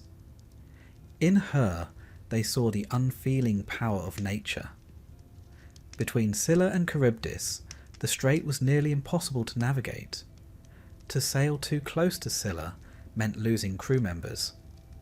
To steer toward Charybdis meant losing the entire ship. This gave rise to the enduring expression between Scylla and Charybdis, a phrase still used today to describe choosing between 2 equally unpleasant options. It is reassuring to know that even in antiquity, people struggled with difficult decisions, and found monsters the perfect way to explain them. When Odysseus approached the strait, Circe advised him to sail closer to Scylla. It was, she said, better to lose a few men to Scylla than to risk losing everything to Charybdis. Odysseus followed this advice reluctantly. Greek heroes, despite their courage, were not fond of losing companions, especially after so many close calls with divine storms and giant cannibals. Nevertheless, he chose the lesser of 2 inevitable horrors. In doing so, Odysseus embodied a core theme of Greek myth: Not every danger can be defeated. Some must simply be endured with wisdom and resolve. The tale of Scylla and Charybdis also give insight into ancient Greek navigation. Sailors of the time typically kept close to coastlines, preferring the relative safety of land over the risks of open ocean. But certain straits, like that of Messina, were unavoidable. The myths reflect the knowledge of sailors passed down across generations, cautionary tales disguised as divine monsters. Where modern mariners consult charts and weather forecasts, ancient Greeks consulted legends. The geographical accuracy of the myth is striking. The Strait of Messina does indeed produce violent whirlpools and treacherous cross-currents. Early Greek settlers encountering these waters would have struggled to understand them. Scylla, perched on the cliffs, represented jagged rocks that tore apart ships. Charybdis represented the pull of the whirlpool itself. These were not merely monsters. They were interpretations of maritime hazards before the language of science existed. Later, Greek and Roman writers expanded the myth. They described Scylla's rock towering above the water, her dogheads darting like eagles. Charybdis became increasingly monstrous, her whirlpool capable of dragging even the strongest ship down. Poets embellished these details to heighten the drama, but the core remained the same. The sea was a place of beauty and terror, generosity and danger, mystery and certainty. Scylla and Charybdis appear frequently in ancient art. Vase paintings show Odysseus' ship surrounded by curling waves, while monstrous forms loom beneath. Roman mosaics capture Scylla's dogheads emerging from her waist, each rendered with vivid teeth and snarls. Sculptors carved her as a hybrid creature, half woman, half sea beast, all peril. These artistic depictions served not only as decoration, but as cultural memory, preserving the myth for generations. Philosophers, meanwhile, used the myth symbolically. To Plato and Stoic writers, the strait represented the difficulties of life, moments where every solution carries a cost. Later thinkers interpreted Scylla as a metaphor for sudden, unexpected losses, while Charybdis symbolized slow, overwhelming collapse. The myth maintained its relevance because it captured a universal truth. Sometimes life forces us into choices that cannot be made cleanly. Despite their fearsome reputations, Scylla and Charybdis were not creatures of malice. They did not choose their roles. Scylla was a victim of jealousy and enchantment. Charybdis was the sea's hunger embodied. Together, they shaped the ancient Greek understanding of risk. They taught that prudence, preparation, and humility were essential virtues, especially for those brave enough to sail into the unknown. And so in Greek mythology, the sea is never just water. It is alive with memory, danger, wonder, and the echoes of monstrous forms. When ancient sailors felt their ships shudder near rocky cliffs, or saw waters swirling ominously beneath them, the stories of Scylla and Charybdis whispered through their minds. Not to frighten them unnecessarily, but to remind them nature is powerful, unpredictable, and deeply worthy of respect. The monsters of the sea did not exist to torment the Greeks. They existed to teach them. Through fear came caution. Through story came understanding. And even today, as ships cross those same waters with engines and charts and satellite signals, the strait still murmurs the old tale. A narrow place where beauty meets danger, where choices carry weight, and where two ancient monsters watch silently from the waves. The ancient Greeks lived in a world shaped by questions. Questions about fate, the will of the gods, and the enigmatic signs that hinted at what was yet to come. Some questions received answers in time, others received riddles, and a few, especially those involving the Sphinx and the Harpies, revealed that the universe had a habit of placing challenges precisely where one least wanted them. These creatures did not rely on brute force alone. Instead, they embodied the quiet, unsettling terror of prophecy, misunderstanding, and inevitability. The Sphinx is the starting point of this tale. Unlike her Egyptian namesake, typically portrayed as a guardian figure with a serene, monumental calm, the Greek Sphinx radiated a very different sort of energy. She was a creature of riddles, predation, and fate. With the body of a lion, the wings of an eagle, and the face of a woman, she perched near the gates of Thebes, where she asked travellers a single infamous question. But before we arrive at the riddle, it is worth understanding how she came to be there. According to Hesiod and later mythographers, the Sphinx was another child of Echidna and Typhon, meaning she was a sibling of Cerberus, the Hydra, and the Chimera. This family tree was, to put it lightly, complicated. Every gathering must have been an exercise in conflict management. The Sphinx was sent to Thebes by either Hera or Ares, depending on the version. Hera, in one telling, wished to punish the Thebans for their arrogance. Ares, in another, wanted to avenge a slight against one of his sacred creatures. The myths do not agree on the motive, but they do agree on the result. The Sphinx arrived, settled on a rocky outcrop, and began asking her riddle. Her question was deceptively simple. What walks on 4 legs in the morning, 2 legs at noon, and 3 legs in the evening? Those who failed to answer correctly were promptly seized and devoured. A harsh grading system, but the Sphinx was not known for leniency. The riddle, of course, describes human life. Crawling as a child, walking upright in adulthood, and leaning on a cane in old age. But until Oedipus arrived, no one solved it. Some scholars believe that the Sphinx represents an older, Near Eastern tradition of lions as guardians, or winged creatures as agents of fate.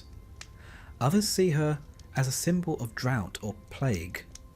But whatever her origin, her presence in Thebes turned daily life into a nerve-wracking lottery. Thebes had already been shaped by prophecy long before Oedipus arrived. Laius, the king, had been warned that his son would one day kill him. Jocasta, his queen, heard the same prophecy. In fear, they abandoned their infant son on a mountainside. Fate, however, is not impressed by attempts to outsmart it. The child survived, was adopted, grew up far away, and, after a series of unfortunate misunderstandings, killed Laius in a chance encounter on the road. The encounter with the Sphinx was Oedipus's first great triumph. He answered the riddle, and upon hearing the correct response, the Sphinx leapt from her perch and died. Whether she fell to her death out of shock, shame, or divine programming varies between poets. The important part is that Thebes was freed from her terror. But while the Sphinx's riddle is famous, what makes her truly fascinating is what she represents. In Greek mythology, monsters often guard thresholds between life and death, between ignorance and understanding, between stability and collapse. The Sphinx guarded the entrance to Thebes at a time when the city itself sat on the brink of calamity. Her riddle was not a whimsical challenge. It was a reflection of human nature, knowledge, and mortality. Beyond the Sphinx lay another class of unsettling creatures, the Harpies. Unlike the Sphinx, the Harpies had no interest in riddles. Their specialty was theft, specifically the theft of food. They were described as winged women with the bodies of birds and the tempers of creatures who had never once enjoyed a pleasant meal in peace. Their very name, Harpies, means snatchers, and they took this job extremely seriously. The Harpies appear in several myths, but their most famous story involves King Phineus, a prophet who had irritated Zeus by revealing too many secrets of the future. Punishment came not in the form of fire or lightning, but in the form of winged pests who swooped down at every meal, snatching the food from his table or defiling it so he could not eat. Imagine living life with the world's most aggressive seagulls, and you have some idea of Phineus's torment. When the Argonauts arrived during their quest for the Golden Fleece, they encountered Phineus and learned of his burden. Two of the Argonauts, Zates and Callias, the winged sons of Boreas, the North Wind, chased the Harpies across the sky. The pursuit was dramatic, filled with shrieks, gusts of wind, and the unmistakable feeling that dinner really should not be this complicated. Eventually, Iris, the rainbow messenger of the gods, intervened. She promised that the Harpies would leave Phineus alone, and the winged brothers agreed to stand down. The Harpies, though terrifying, were not malicious for the sake of malice. They were divine enforcers. Their attacks on Phineus were meant to silence him, to keep mortals from learning too much about the future. In this sense, they represent the limits imposed on human knowledge. Some things, the Greeks believed, were not meant to be known, not by mortals, and certainly not by those who might cause trouble with such knowledge. Prophecy, fate, and knowledge intertwine deeply throughout Greek myth. The Sphinx asked a question about the nature of humanity. The Harpies prevented a prophet from revealing answers about the future. Both creatures reflect the ancient belief that life is shaped not by certainty, but by the delicate balance between what we know and what we cannot know. The Greeks lived in a world full of oracles, signs, and omens. They consulted Delphi for answers about war, farming, and marriage. They examined bird flights, lightning strikes, and unusual dreams. To them, the universe was constantly speaking, but it did not always speak clearly. The Sphinx and the Harpies personified this ambiguity. They showed that knowledge came at a price, that truth could be dangerous, and that fate could not be fully avoided. In art, the Sphinx appears as a winged woman perched elegantly on a column or rock, her form both graceful and unsettling. Vase painters depict the moment Oedipus confronts her, the two figures locked in a quiet, intellectual duel. Sculptors carved her into the pediments of temples, reminding worshippers of the mysteries of life and the questions that define it. The Harpies, on the other hand, were depicted in far less glamorous fashion. They appear on pottery with sharp talons and contorted faces, swooping down from the sky like embodiments of hunger and punishment. Roman art softened them slightly, but the essential image remained: winged enforcers carrying out divine will. What unites the Sphinx and the Harpies is not only their monstrous nature, but their function. They are guardians of boundaries between knowledge and ignorance, between life and death, between hubris and humility. They are reminders that, in Greek myth, the greatest dangers are often subtle. A riddle unanswered, a secret overheard, a truth revealed too early. Their stories also reflect the fragility of human understanding.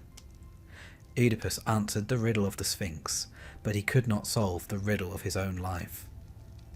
Phineus glimpsed too much of the future, but he could not protect himself from the consequences. Knowledge, in Greek myth, is powerful but perilous, and so the Sphinx watches from her cliff, and the Harpies swoop from the skies. They linger at the edges of ancient imagination, not as beasts to be slain in battle, but as symbols of the mysteries that shape human existence. The Greeks understood that monsters do not always roar. Sometimes they whisper. Sometimes they question. Sometimes they take the very thing you need most.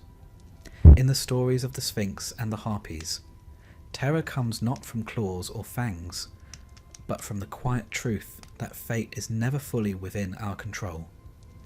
It is this subtle, intellectual fear, the fear of what we do not yet know, that gave these creatures their enduring power. And it is this fear, wrapped in myth and shadow, that still echoes softly whenever we face the unknown.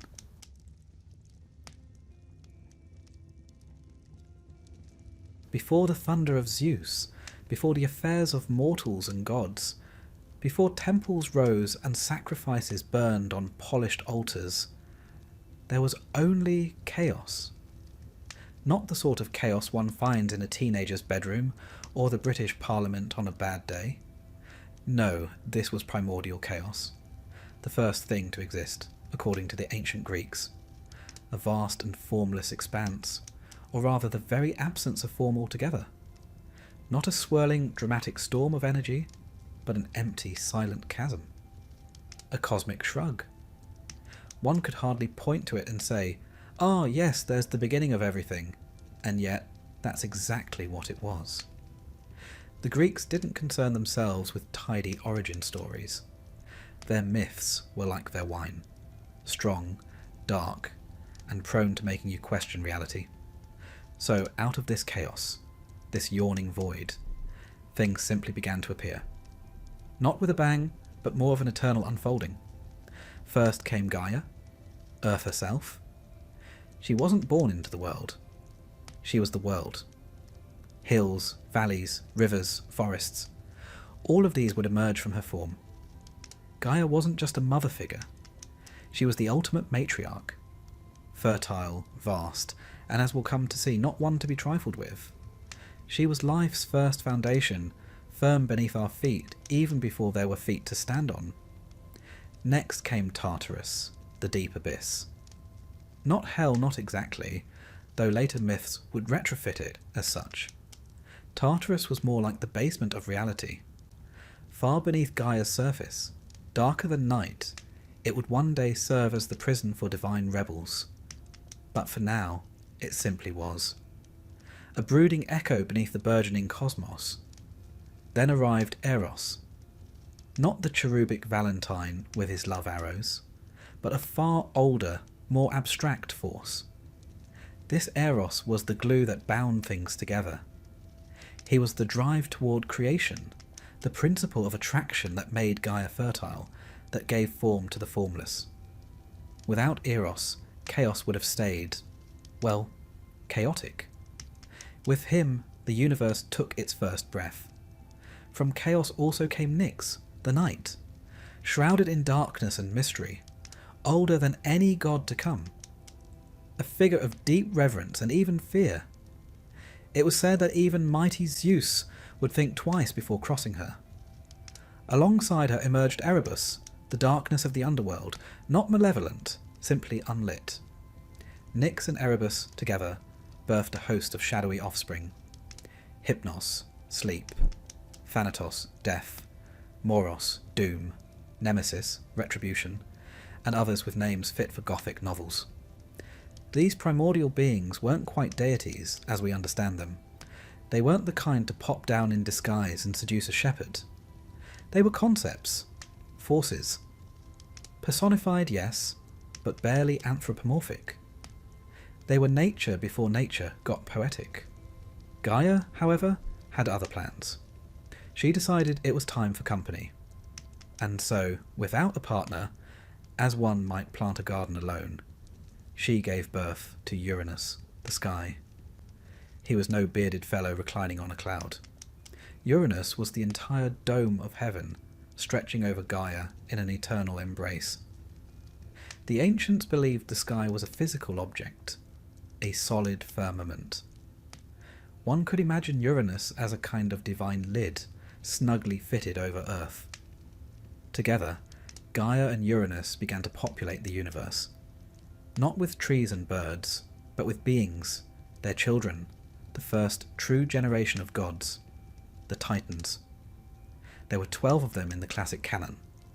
Oceanus, who encircled the earth with his watery arms. Hyperion, light-bringer, and father of the sun, moon, and dawn. Coeus and Creus, whose names are now mostly known to crossword solvers. The wise Themis, goddess of natural law and order. Mnemosyne, memory incarnate. Phoebe, shining intellect. And Rhea, mother-to-be of gods. Then there was Kronos, the youngest, sharpest, and arguably the most dangerous of the lot. But Gaia's fertility didn't stop with the Titans. She and Uranus also birthed the Cyclopes, enormous, one-eyed smiths with a flair for forging storms, and the Hecatonchires, beings of such absurd design that they defy cinematic adaptation. Each had 50 heads and 100 arms. Imagine trying to find gloves for them. Uranus, oddly squeamish for a cosmic being, was repulsed by his less conventional offspring.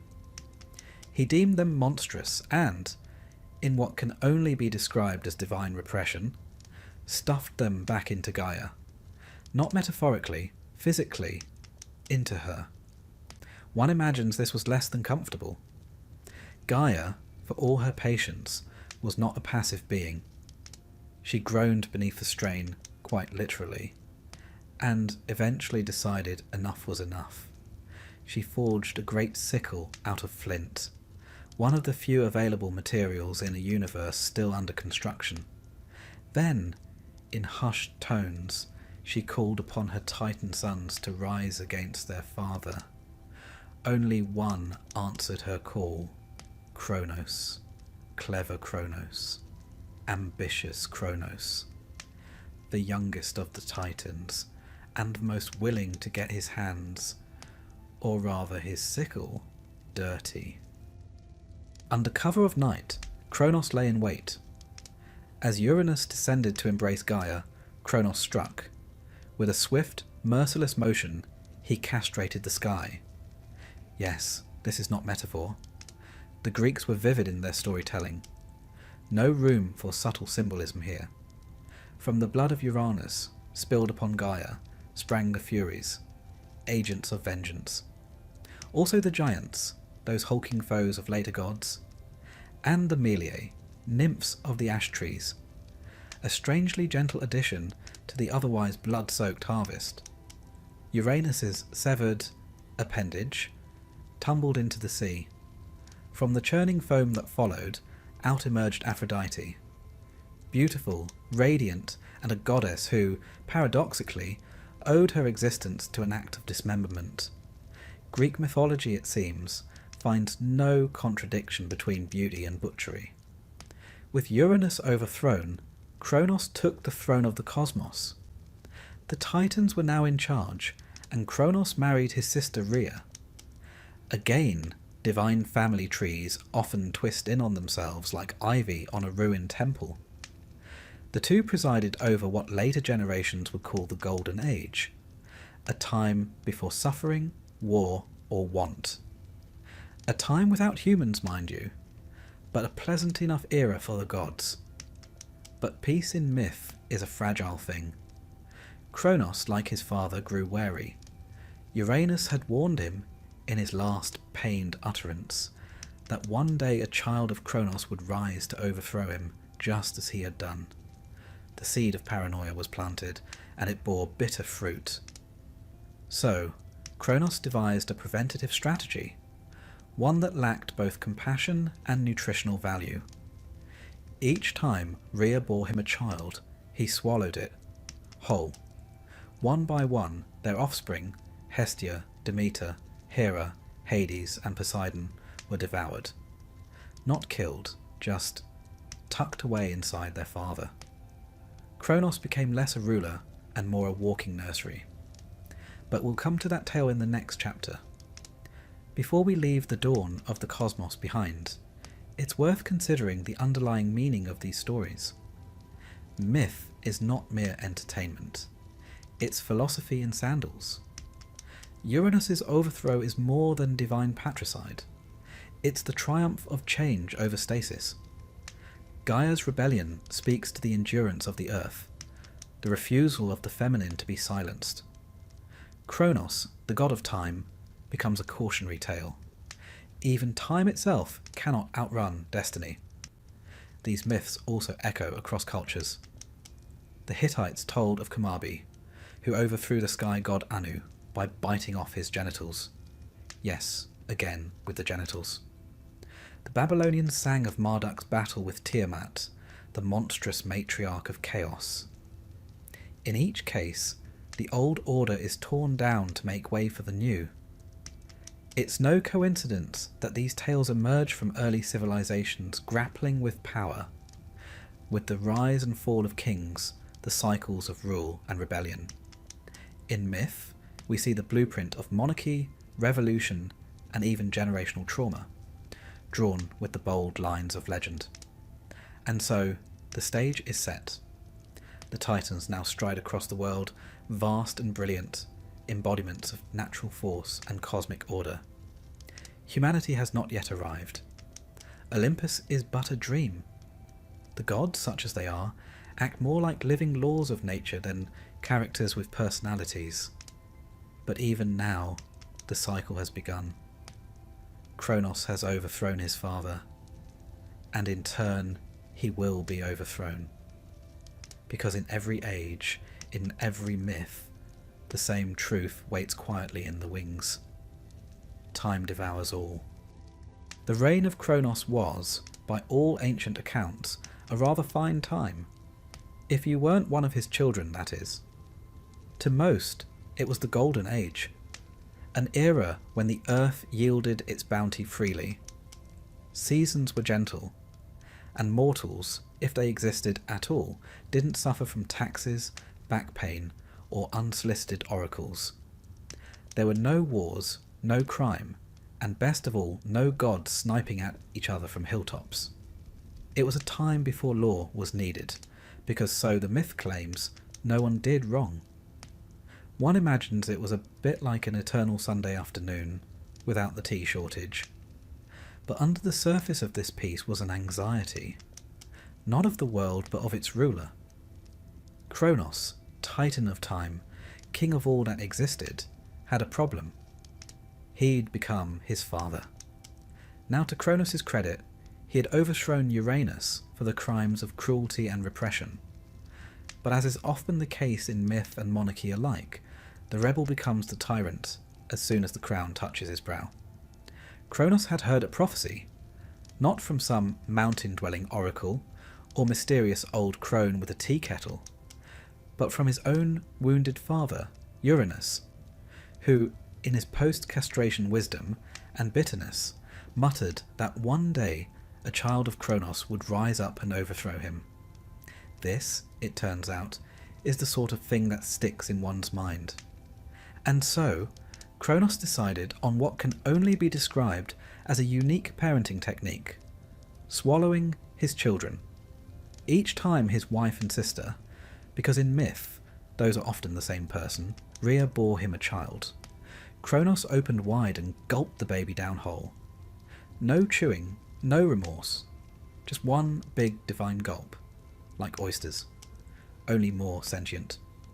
First came Hestia, goddess of the hearth and home, then Demeter, the future grain goddess, then Hera, queen to be of Olympus, followed by Hades and Poseidon, gods of the underworld and the sea, respectively. One by one, each was swallowed and tucked away inside Kronos' belly. It's not entirely clear what accommodations existed within his divine digestive tract, but rest assured they were still alive. Rhea understandably grew weary of this arrangement. One can forgive her hesitation to complain outright. Kronos had, after all, just overthrown a tyrant father by sickle. But after the fifth divine devouring, even the most long-suffering Titaness would begin to draw the line. So, when she became pregnant for the sixth time, she sought help.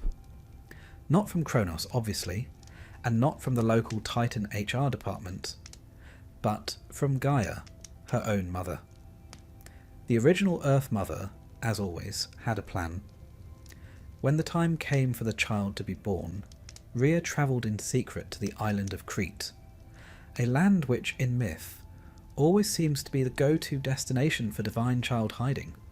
There, in a cave atop Mount Ida, she gave birth to her final son, Zeus. To deceive Kronos, Rhea swaddled a stone in cloth, a convincingly baby-shaped bundle, and presented it to him as the newborn. Kronos, ever the efficient cannibal, swallowed it whole, no questions asked. Whether this says more about his parenting or his taste in minerals is unclear. Thus Zeus was hidden away, raised in secret in the Cretan cave, some say by nymphs, others by a goat named Amalthea, whose milk nourished him. The story varies depending on which poet you ask, but the essentials remain. The future king of the gods was nursed on wild honey, mountain air, and presumably a sense of destiny. To keep his cries hidden, a band of warriors known as the Corets danced and clashed their shields, drowning out the infant's wails.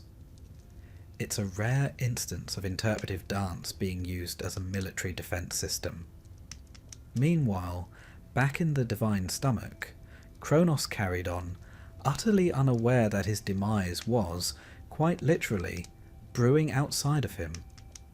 Now let us take a brief detour. For while the Titans and their broods battled among themselves, it's worth noting what the Greeks believed about the broader world. The gods weren't remote beings in the sky.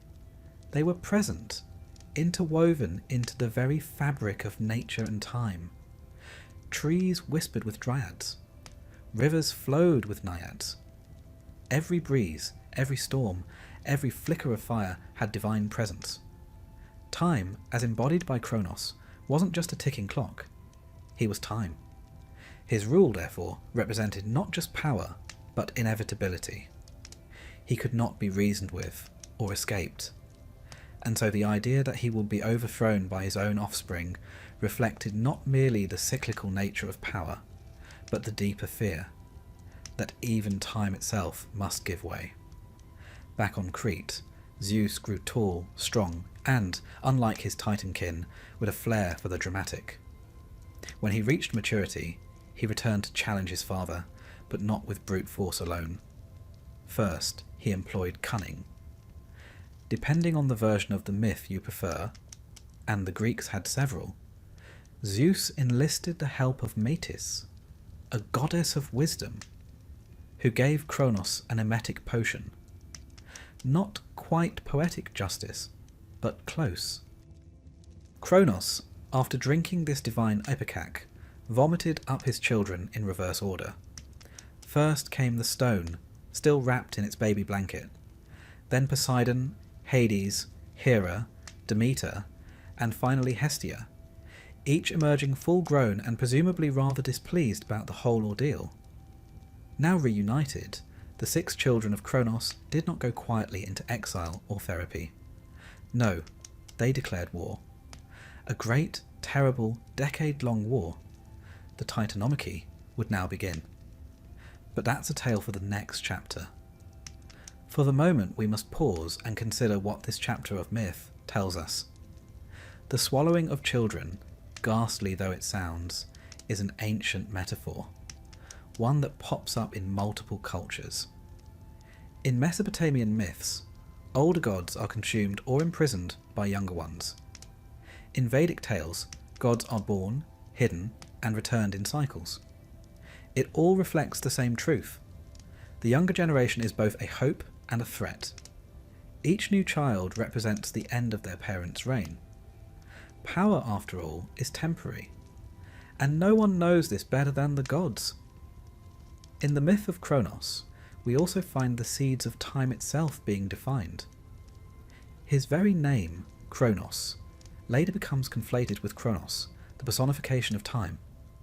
They were likely originally separate figures, but myth, like rivers, tends to merge its tributaries.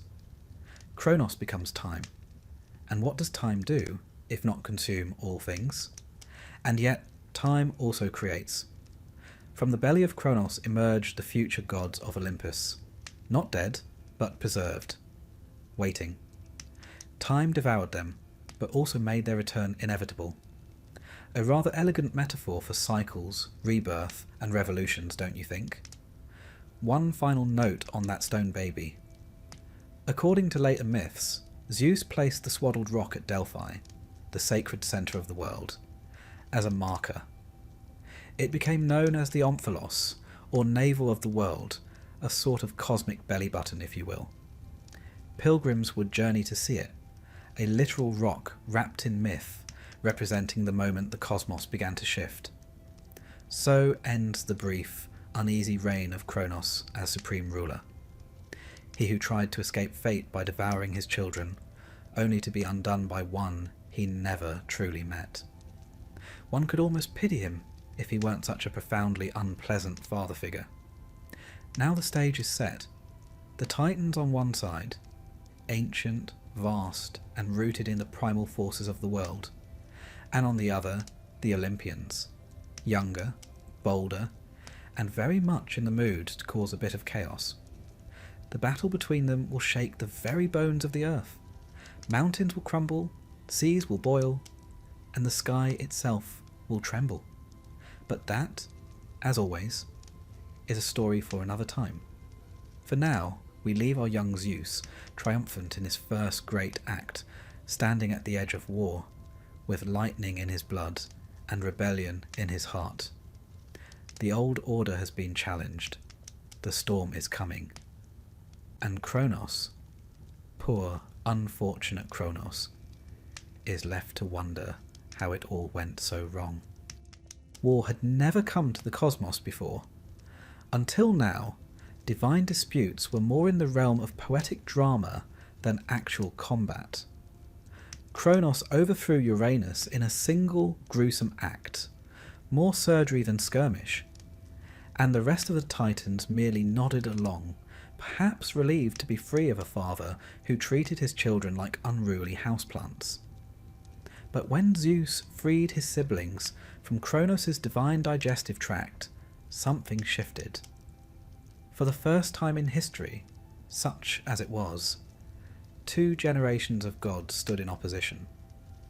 And this was no family disagreement over who forgot to sacrifice properly at the winter solstice.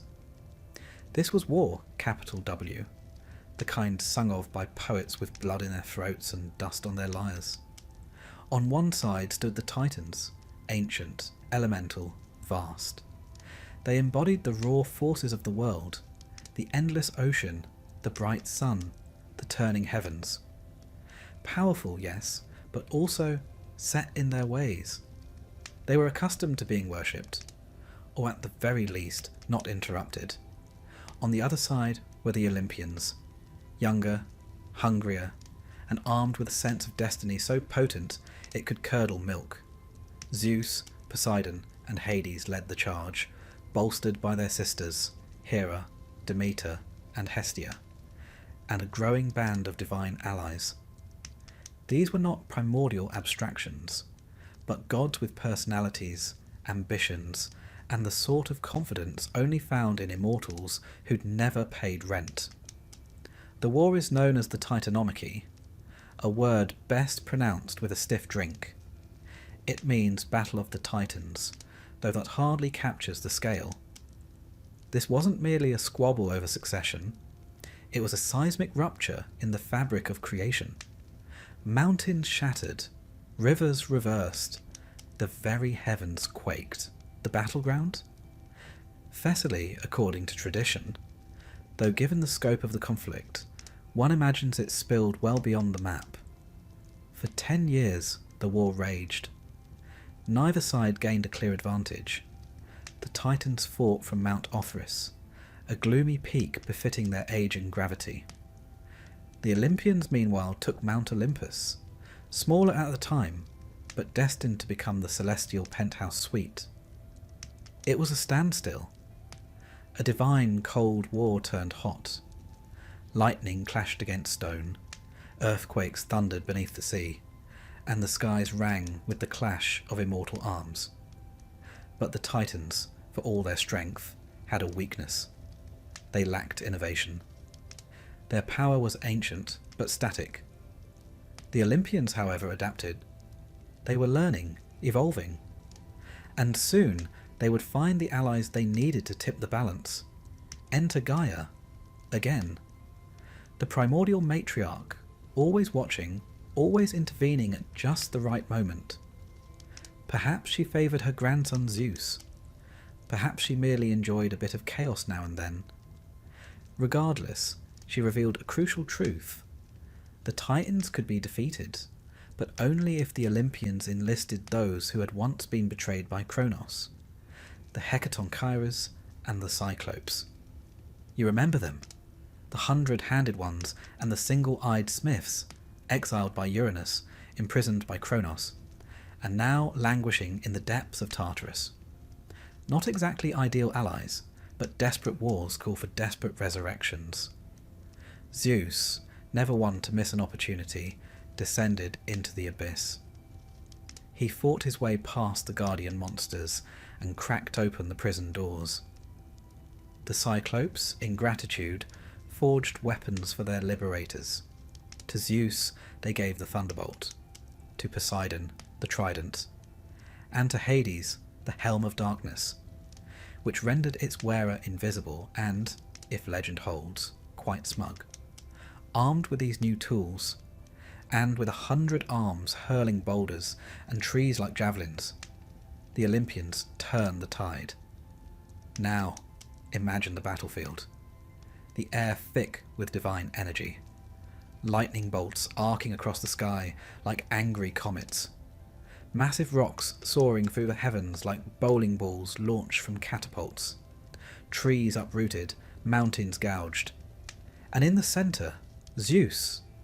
No longer the hidden babe of Crete, but a storm god incarnate, flinging thunder as though it were a family sport. Kronos, to his credit, fought back with grim determination. He wielded the sickle that had unmade Uranus. The Titans, towering and terrible, rallied around him. Atlas, Hyperion, Iapetus, and the rest. But age was against them, in every sense. This was not their world anymore. In the decisive battle, said to have lasted for days without pause, Zeus unleashed his full fury. The sky cracked open, flames poured from the earth, and at last the Titans began to fall.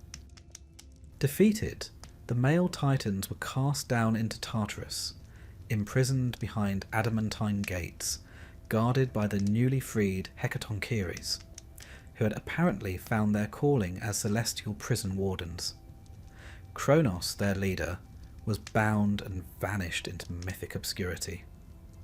Later traditions would relocate him to the Isle of the Blessed, ruling peacefully over the dead, or even reframe him as a god of harvest and peace, a sort of divine retirement plan. The female titans, Rhea, Themis, Mnemosyne, and others, were spared, perhaps out of respect, or perhaps because Zeus had no quarrel with them. They were, after all, the bearers of law, memory, and fate, concepts even the new gods dared not cross. One titan, however, received a special punishment: Atlas. For his part in the rebellion, Zeus condemned him to hold up the heavens, not the earth, as is often misrepresented by marble statues and gym logos, but the sky itself. Forever. A solitary figure at the edge of the world, muscles straining against the dome of heaven. No end. No relief. The original upper body workout. With the Titans vanquished, the age of the Olympians began, but power, as ever, comes with its burdens. Zeus, now king, divided the cosmos with his brothers. To himself, he claimed the sky. To Poseidon, the sea. And to Hades, the underworld. Not hell, but a shadowy realm where the dead dwelt, attended by ghosts, dreams, and the occasional hero with a death wish.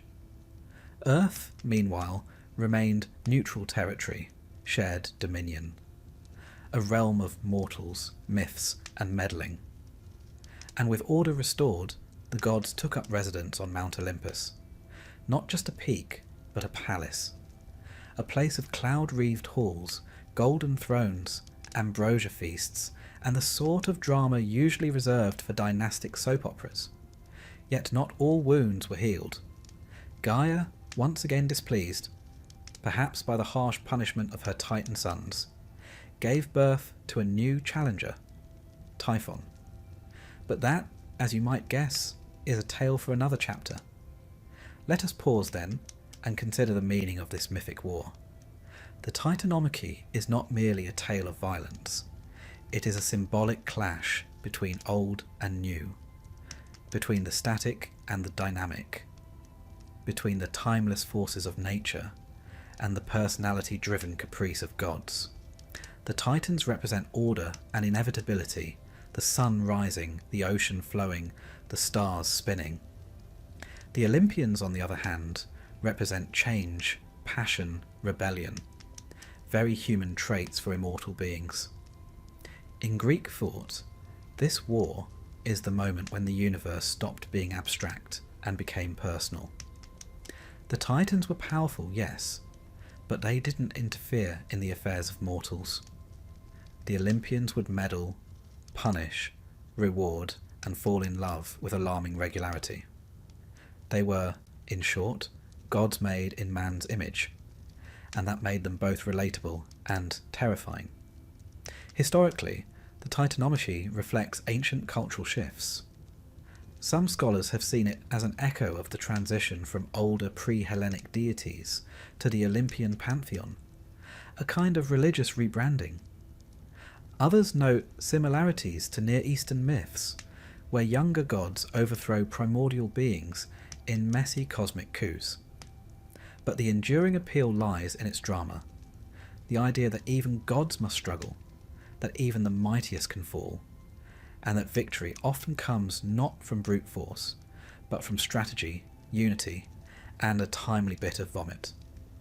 It is also a reminder of the Greek genius for storytelling.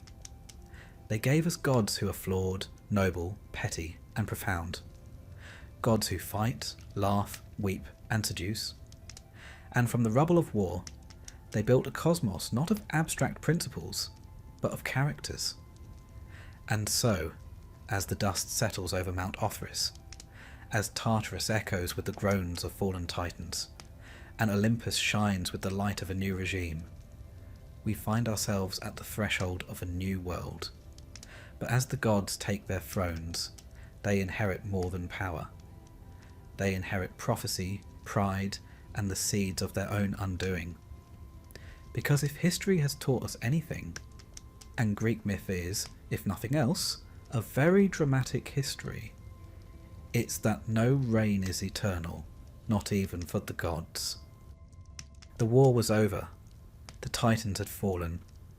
Their great thunder had been silenced, and their once vast thrones crumbled beneath the weight of time and justice.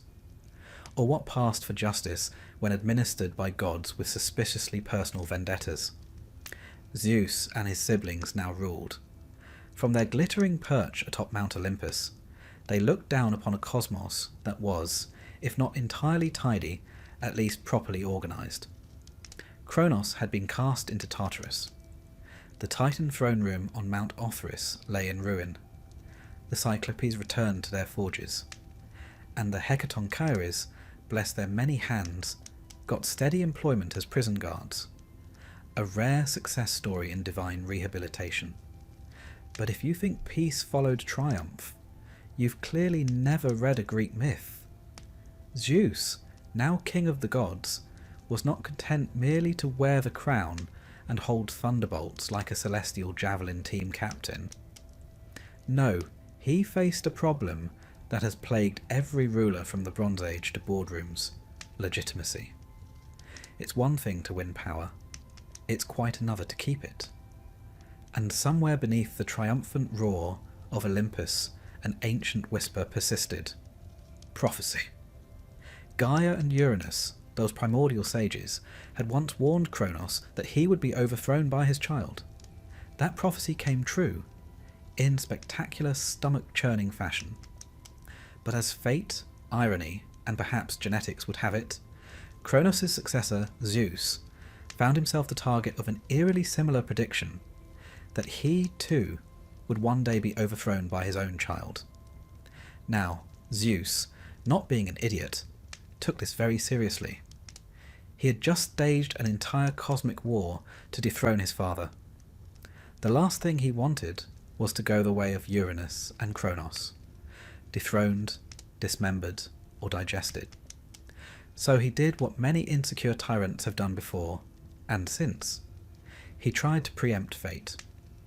This is where the myth takes an interesting turn. You see, Zeus had many consorts. Immortals, mortals, nymphs, the occasional shape-shifting cloud. His romantic curriculum vitae was extensive. But one goddess stood out, Metis. Metis wasn't merely lovely, she was clever. Her name literally means wisdom, or cunning counsel. She was the daughter of Oceanus and Tethys, making her an Oceanid, and one of the original deities associated with practical intelligence. Metis didn't just know things, she understood them. A dangerous trait in a mate, if one happens to be haunted by prophecy. So, when Metis became pregnant with Zeus's child, his fears were confirmed by another oracle. The child she bore would one day surpass him. And to make matters worse, the child after that, Metis' second child, would be a son mighty enough to overthrow even the mighty storm god. Zeus did not take this news well. Naturally, he did what any rational, omnipotent being would do in this situation. He swallowed her. Yes, after tricking her with flattery and, we assume, some impressive dinner conversation, Zeus opened wide and consumed his pregnant lover whole. This, in the realm of mythology, is not considered the end of a relationship. If anything, it was the beginning of one of the strangest births in divine history. Now, this act of divine ingestion was not without precedent. Recall that Kronos once swallowed his own children in a misguided attempt at family planning. But where Kronos digested, Zeus assimilated. Metis didn't perish. She lived inside him, whispering, advising, plotting perhaps. And the child? Well, she didn't stop growing. Eventually, Zeus began to suffer. Headaches, to be specific. Not your ordinary stress-induced migraines, but blinding, splitting, cosmically excruciating pain, as if an idea were trying to claw its way out of his skull, which in a sense it was. Desperate for relief, Zeus called upon Hephaestus, his smithing son, though in some versions it's Prometheus, or even Hermes who holds the axe. Whichever assistant you prefer, the solution was gloriously simple and violently theatrical. They split Zeus's head open with a bronze axe. From the wound sprang Athena, fully grown, clad in armour, brandishing a spear, and letting loose a triumphant battle cry that reportedly echoed across heaven and earth. It was, to put it mildly, a memorable entrance. Athena became one of the most revered deities of the Greek pantheon, goddess of wisdom, warfare, of the strategic variety, crafts and city life. She was, in many ways, the ideal Olympian, born of power and wisdom, loyal to her father, and wholly uninterested in rebellion. She would never attempt to overthrow Zeus. In a neat bit of mythological judo, the prophecy had been fulfilled and diffused.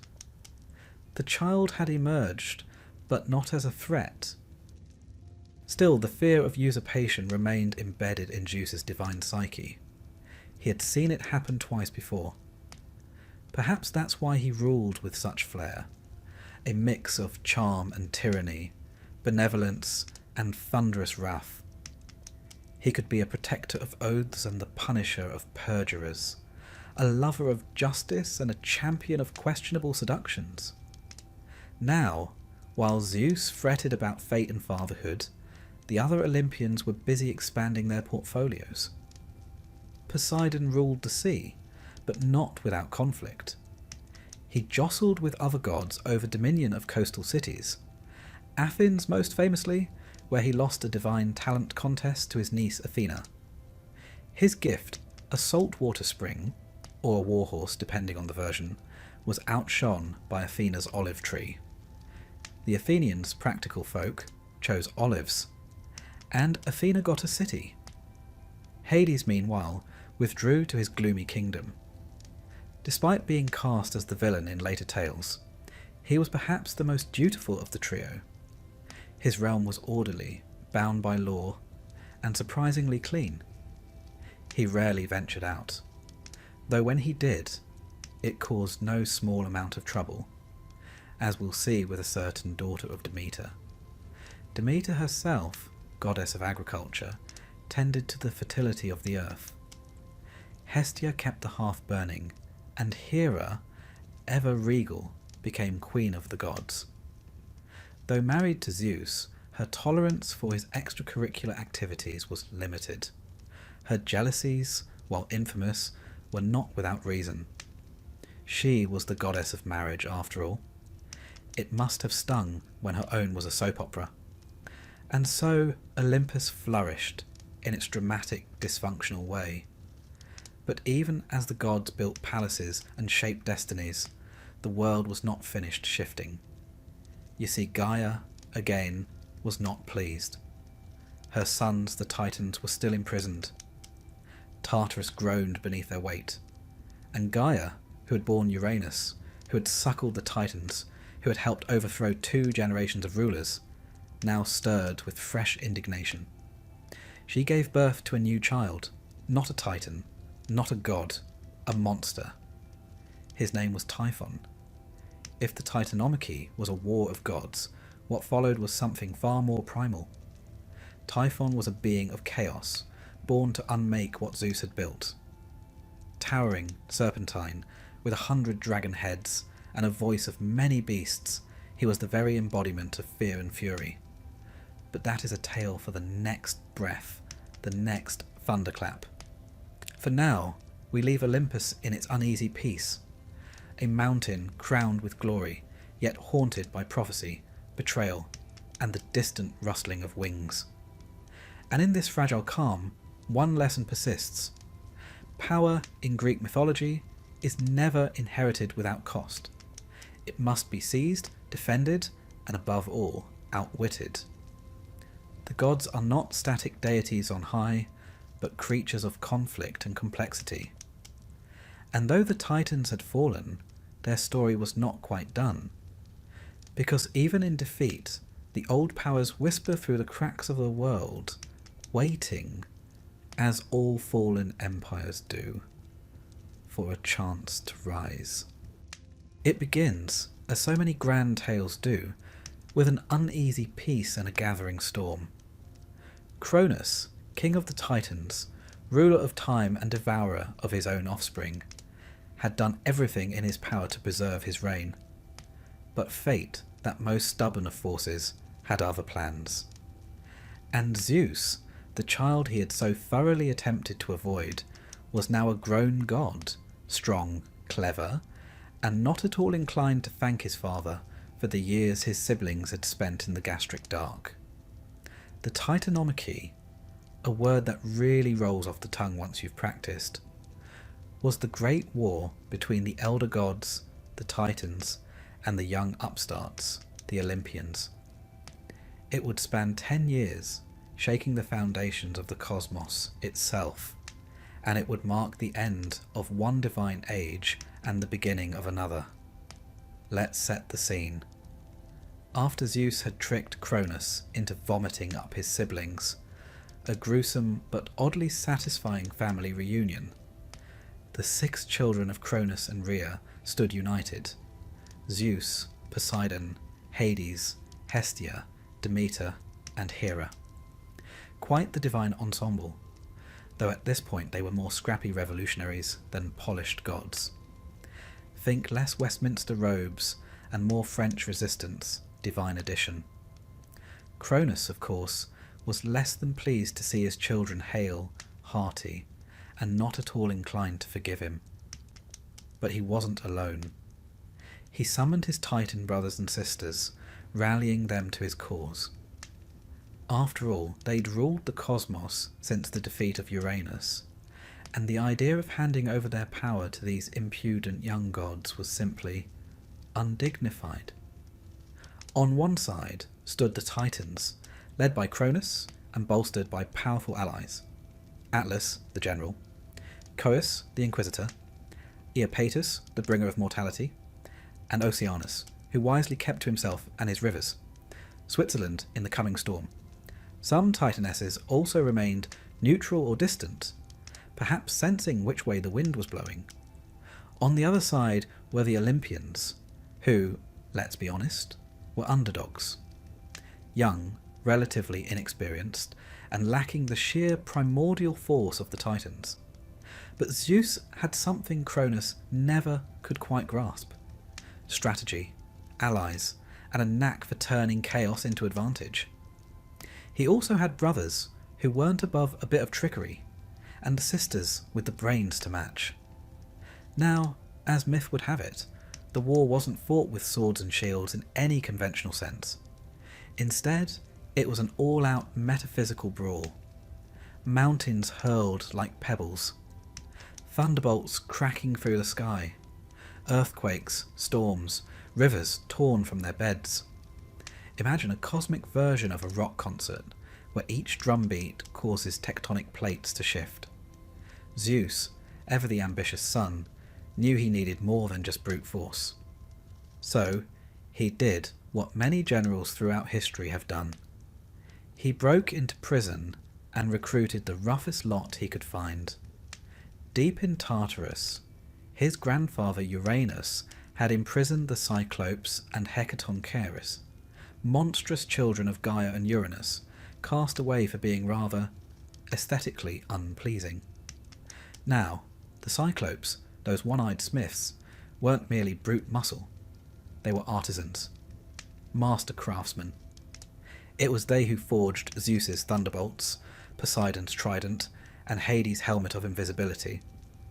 Rather generous, really, considering they'd spent aeons in divine solitary confinement. The Hecatoncheires, meanwhile, were creatures with 50 heads and 100 arms each. Not ideal for fine motor tasks, but excellent for flinging boulders at enemy fortresses. With them on the front line, the tide began to turn. It's worth noting that the Olympians' tactic here, recruiting the marginalised and weaponising them, is not unlike many human revolutions throughout history.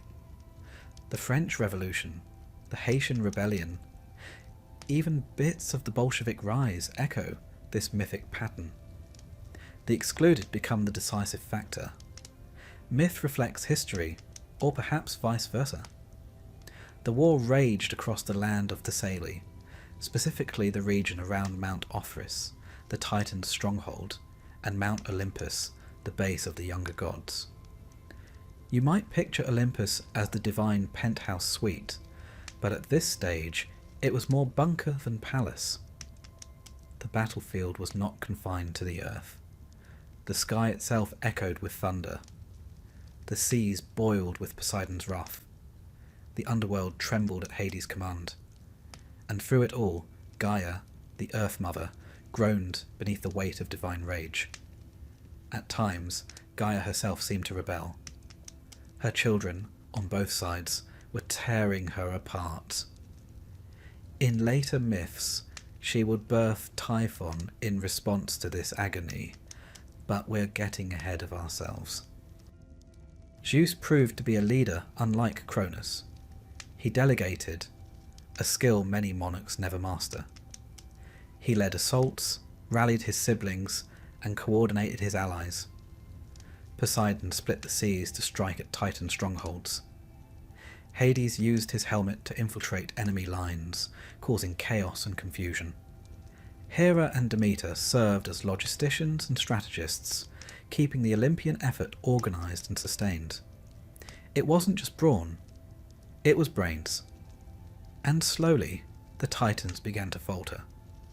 The moment of decisive shift came when the Hecatoncheires hurled 1,000 boulders in a single barrage, smashing through the defences of Mount Ophrys. The sheer magnitude of destruction was mythologized as the breaking of the sky. Cronus, for all his cunning and power, realized the end was near. His forces fractured.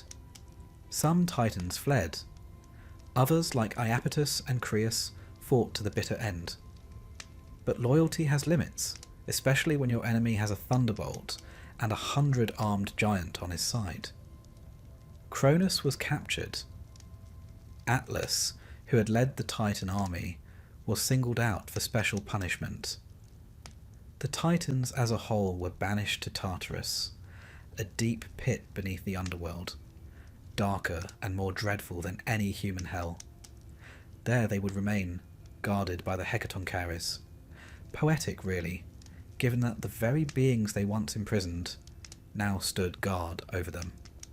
Zeus had triumphed, but his victory came not merely through strength. It was adaptability, persuasion, and a keen understanding of mythic momentum that crowned him king. Now, the Titanomachy isn't just a mythic civil war. It's a pattern, a symbolic tale of generational overthrow. You'll find echoes of it in Norse mythology, with the Vanir and Aesir. In Babylonian myths, where Marduk rises against Tiamat. Even in Shakespeare's plays, we hear the same tension, old orders versus new ideas. In Hesiod's Theogony, this war is not only the climax of a cosmic soap opera, it is a meditation on the inevitability of change. The Titans represent the raw, untamed power of nature, primordial, ancient, and unconcerned with mortal affairs. The Olympians, by contrast, embody a more structured cosmos. They have temples, they have priests, they have rules, sometimes bent, often broken, but there nonetheless. Historically, some scholars suggest the Titanomachy may reflect real cultural shifts. Perhaps the arrival of new Indo-European religious systems supplanting older, pre-Hellenic earth goddess traditions. Others read it as pure allegory. Time devours its children, but wisdom, Zeus, prevails. Whichever lens one peers through, the story endures because it is so utterly human.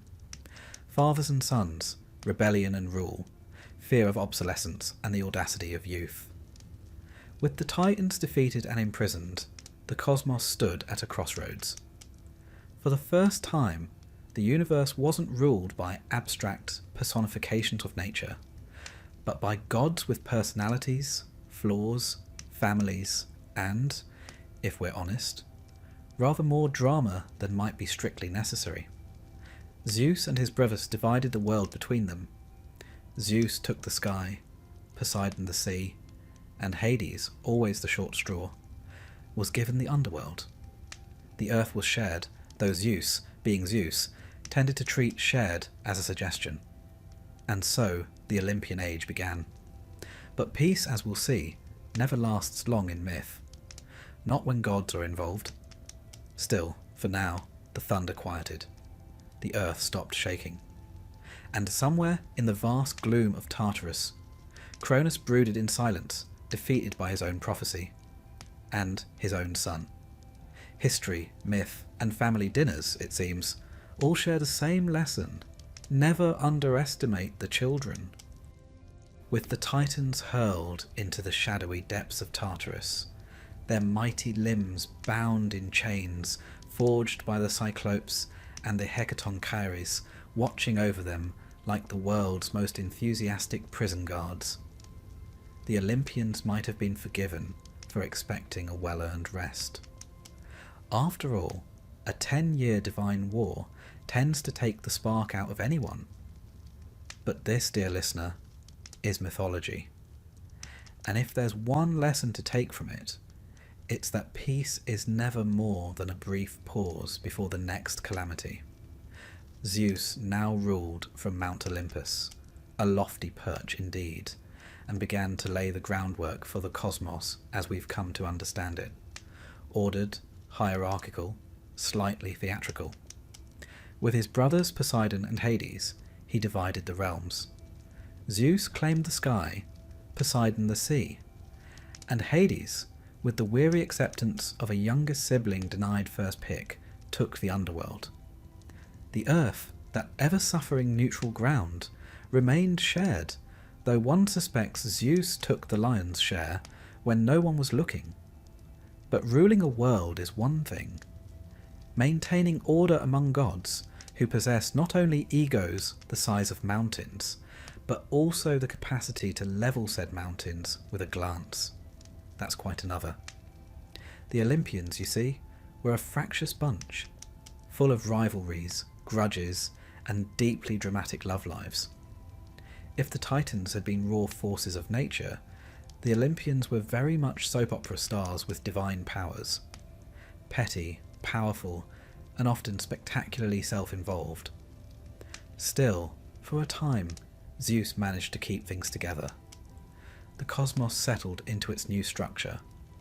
Mortals began to populate the earth in greater numbers, though their place in the divine story was still somewhat peripheral.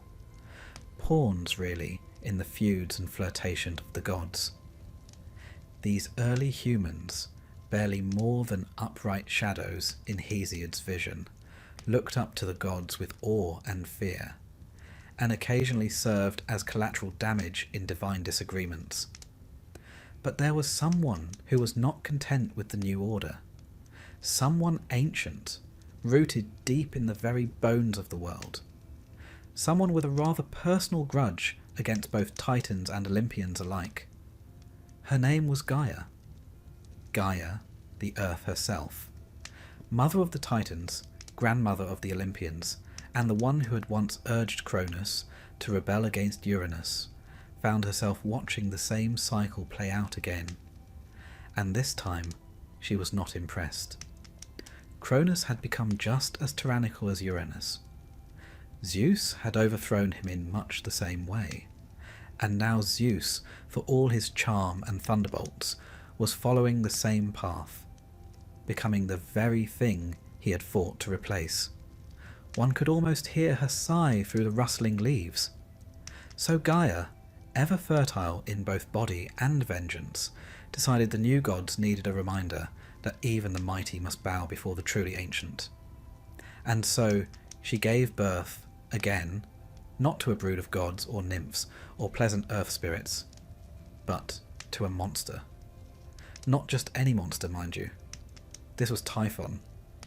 If the Titans were the mountains of the world, Typhon was the volcanic eruption, the earthquake, the hurricane. He was said to be taller than the tallest peak, with 100 serpentine heads that hissed and screamed in every known language, and a few best left untranslated.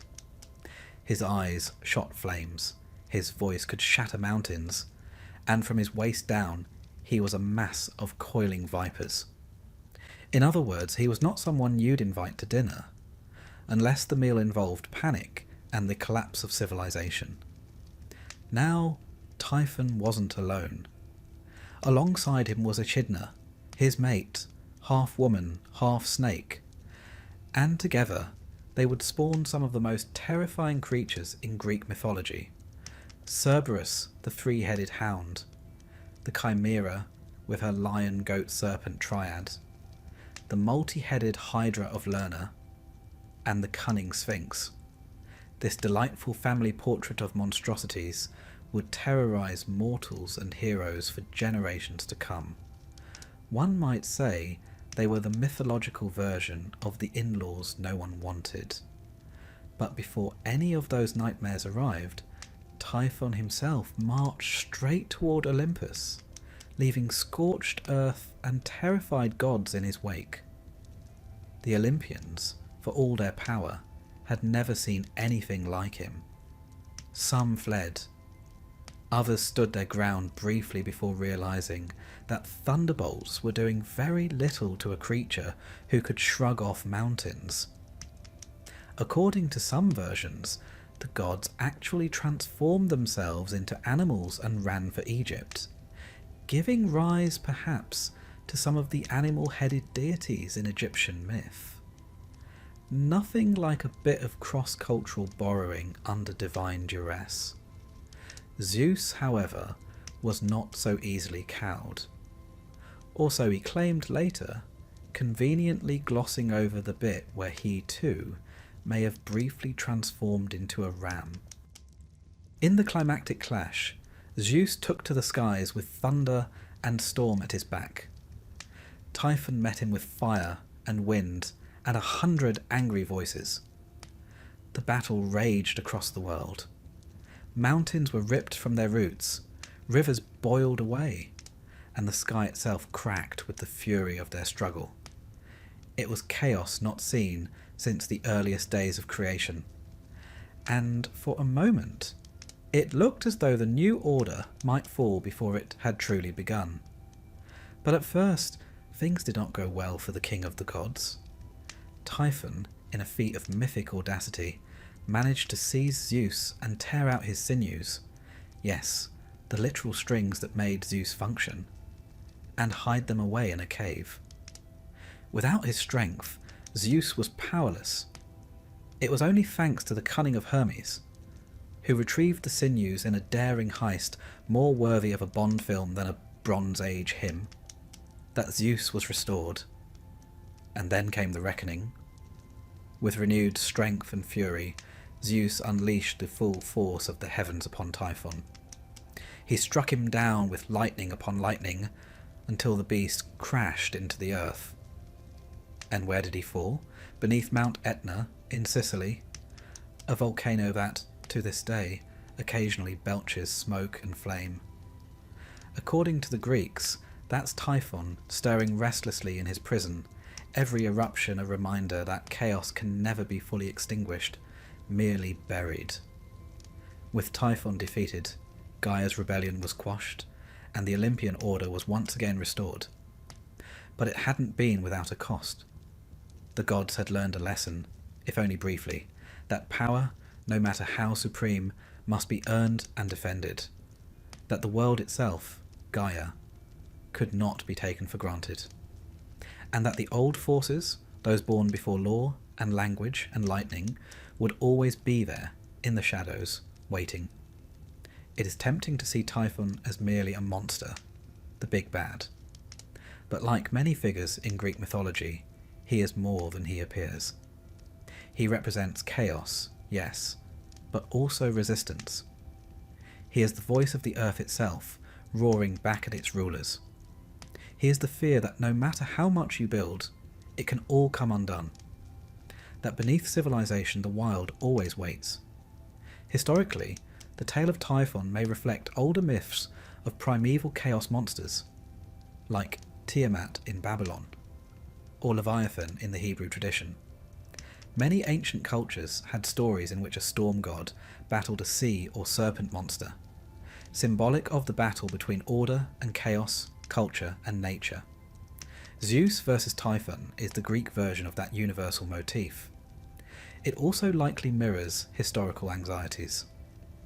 Volcanoes like Etna and Vesuvius were unpredictable, terrifying forces, and giving them a face, a name, a story, was a way for ancient people to understand the incomprehensible. Myth, after all, was never just about entertainment. It was how people made sense of the world, in all its beauty and brutality. There is something beautifully human in these stories. We all fear the collapse of the world we know. We all fear that the monsters we think we've buried might rise again. And we all hope that in our darkest moments, someone perhaps wearing a winged hat and carrying a lyre might sneak in, restore what we've lost, and give us the strength to fight once more. With Typhon defeated and the Olympians reigning unchallenged, the world entered what might be called a golden age. Though, as we'll see, gold tarnishes rather quickly in the hands of immortals. For now, however, Zeus ruled unopposed. His brothers kept their realms. The earth was relatively calm. The gods, ever capricious, turned their attention to the affairs of mortals. And deep beneath the surface, in caves and craters and coiled roots, the remnants of the old world waited, silent, but never entirely gone. Because in myth, as in life, nothing stays buried forever. With Typhon imprisoned beneath Mount Etna and the Olympians perched triumphantly on their celestial thrones, one might think the cosmos had finally found its rhythm, a sort of divine jazz ensemble, if you will, with Zeus conducting from the heavens, Poseidon thundering below the waves, and Hades humming ominously in the underworld. Peace, however, is not the natural state of the gods. It is merely a pause between scandals. In this post-Typhon era, the world entered what Greek poets like to call the Golden Age, a time when mortals lived free of toil, pain, or taxes, which is probably why it's considered mythical. Food grew without planting. The weather was eternally pleasant, and the gods, for the most part, kept to their divine affairs. But, as we should have come to expect by now, the seeds of future disaster were already germinating, and this time those seeds bore the name Prometheus. Ah yes, Prometheus, the clever titan, the firebringer, the eternal meddler in divine affairs. While his brethren had been hurled into Tartarus or otherwise defeated, Prometheus had played his hand with remarkable shrewdness during the Titanomachy. He had sided with Zeus. Well, technically, he'd sided with whomever he thought would win, which turned out to be Zeus. And for a while, that earned him a seat at Olympus's proverbial table. Prometheus, whose name fittingly means forethought, was not your typical titan. Where others were brute strength or natural force, Prometheus was intellect, fire, invention, craft, cunning. If the Olympians were showmen, Prometheus was the backstage crew, making sure the lights didn't fall from the rafters. Now, according to Hesiod and other ancient sources, Prometheus grew fond of mortals. Perhaps too fond. In some tellings, he even created them, fashioning humans out of clay and Athena breathing life into them. Whether sculptor or saviour, Prometheus saw humanity as a project worth investing in. A bold choice, considering what we've become. But Zeus had a different vision. To him, humans were pawns, amusing at best, expendable at worst. He was determined to keep them dependent, obedient, and above all, ignorant of divine secrets. Chief among these was fire, that crackling, golden essence of civilization. Fire meant cooking, forging, building. In other words, progress. And progress, Zeus feared, might one day lead to disobedience. So, naturally, Prometheus stole it. Not subtly, mind you. He snuck into Olympus, lit a fennel stalk from the sacred flame, and carried it down to humankind like a rebellious torchbearer at the most subversive Olympic ceremony in history. With that single act, humanity leapt from ignorance into innovation. Fires lit the night, metal took shape under hammers, and roasted meat replaced the eternal chewing of raw roots. Civilization, in short, began to flicker to life. And Zeus? Zeus was livid. He could forgive many things, rebellion, arrogance, even the occasional indiscretion with a mortal, but not defiance. Not when it made him look foolish, so he devised a punishment both eternal and excruciating. Prometheus was chained to a rock, some say in the Caucasus, others on a desolate peak where even goats feared to tread. And each day an eagle, sacred to Zeus, would descend and peck out his liver. And each night the liver would regrow, and the torment begin anew. Now, to ancient Greeks, the liver was the seat of emotion and vitality, not the heart, as we might think today. So this wasn't just physical torment. It was the unravelling of his very essence, renewed daily. A bit excessive, perhaps. But then again, moderation was never Zeus's strong suit. Yet Prometheus wasn't the only one to suffer for his philanthropy. Humanity, freshly warmed and empowered, also found itself the target of divine retribution. Zeus, with all the theatrical flair of a deity scorned, commissioned a punishment with his usual flair for poetic irony. He created woman. Enter Pandora. Now, before we all leap to modern outrage, it's worth noting that the Greeks, particularly Hesiod, had a very mixed view of Pandora. She was beautiful, beguiling, and crafted by the hands of all the gods, hence her name, all gifted. She was given charm by Aphrodite, music by Apollo, curiosity by Hermes, and patience. Well, not so much. She arrived bearing a jar, not a box, despite what centuries of mistranslation have led us to believe. A great sealed jar, brimming with evils yet unseen by mankind. Pain, famine, jealousy, disease, taxes, again, and all the subtle miseries of human life. And of course, curiosity, that irrepressible itch to know what should remain unknown. Predictably, Pandora opened it. Out flew suffering in all its forms, scattering across the earth like spilled ink over a blank scroll. By the time she slammed the lid shut, only one thing remained inside. Hope. A strange thing, really, to trap hope among the evils. Was it a comfort left behind, or the cruelest illusion of all? The Greeks weren't entirely sure, and perhaps that ambiguity was the point.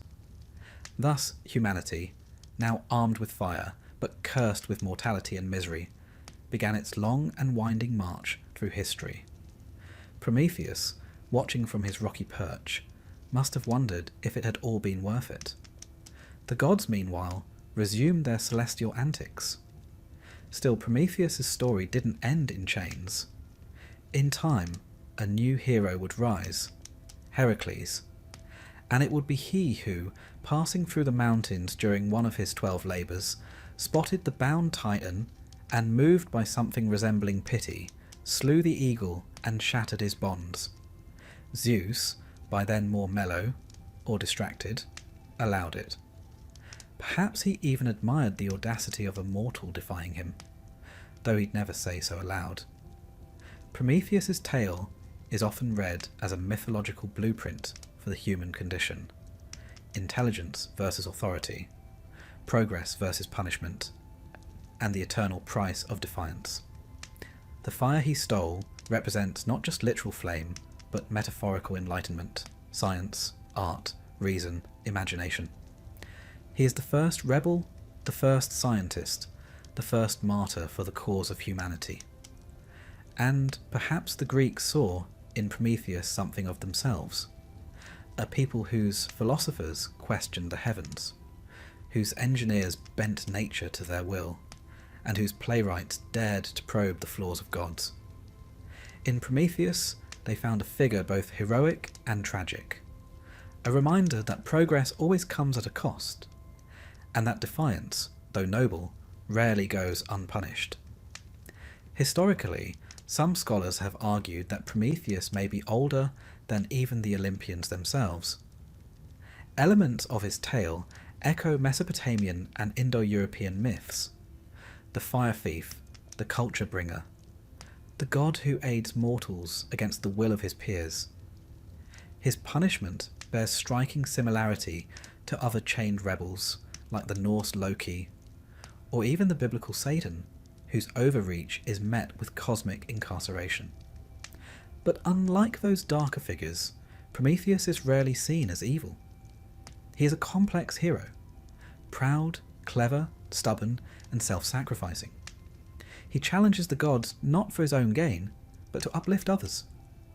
And in that, he becomes a symbol of something profoundly human, the refusal to accept imposed limits, the belief that knowledge should be shared, not hoarded, that even the thunderbolt of Zeus can be defied, if only for a moment. It's little wonder, then, that later thinkers, from the Romantic poets to modern philosophers, embraced Prometheus as a symbol of rebellion and creativity. Percy Shelley cast him as a noble sufferer, while Karl Marx saw in him the prototype of the revolutionary. Even Mary Shelley, when penning her tale of scientific hubris, titled it Frankenstein, or The Modern Prometheus, a nod to the enduring tension between creator, creation and consequence. And so, in this interlude between divine wars and heroic sagas, we glimpse a quieter but no less potent drama, the birth of civilization. Not through divine favour, but through theft. Not by permission, but by rebellion. And the understanding that with every leap forwards comes a lash of the whip behind.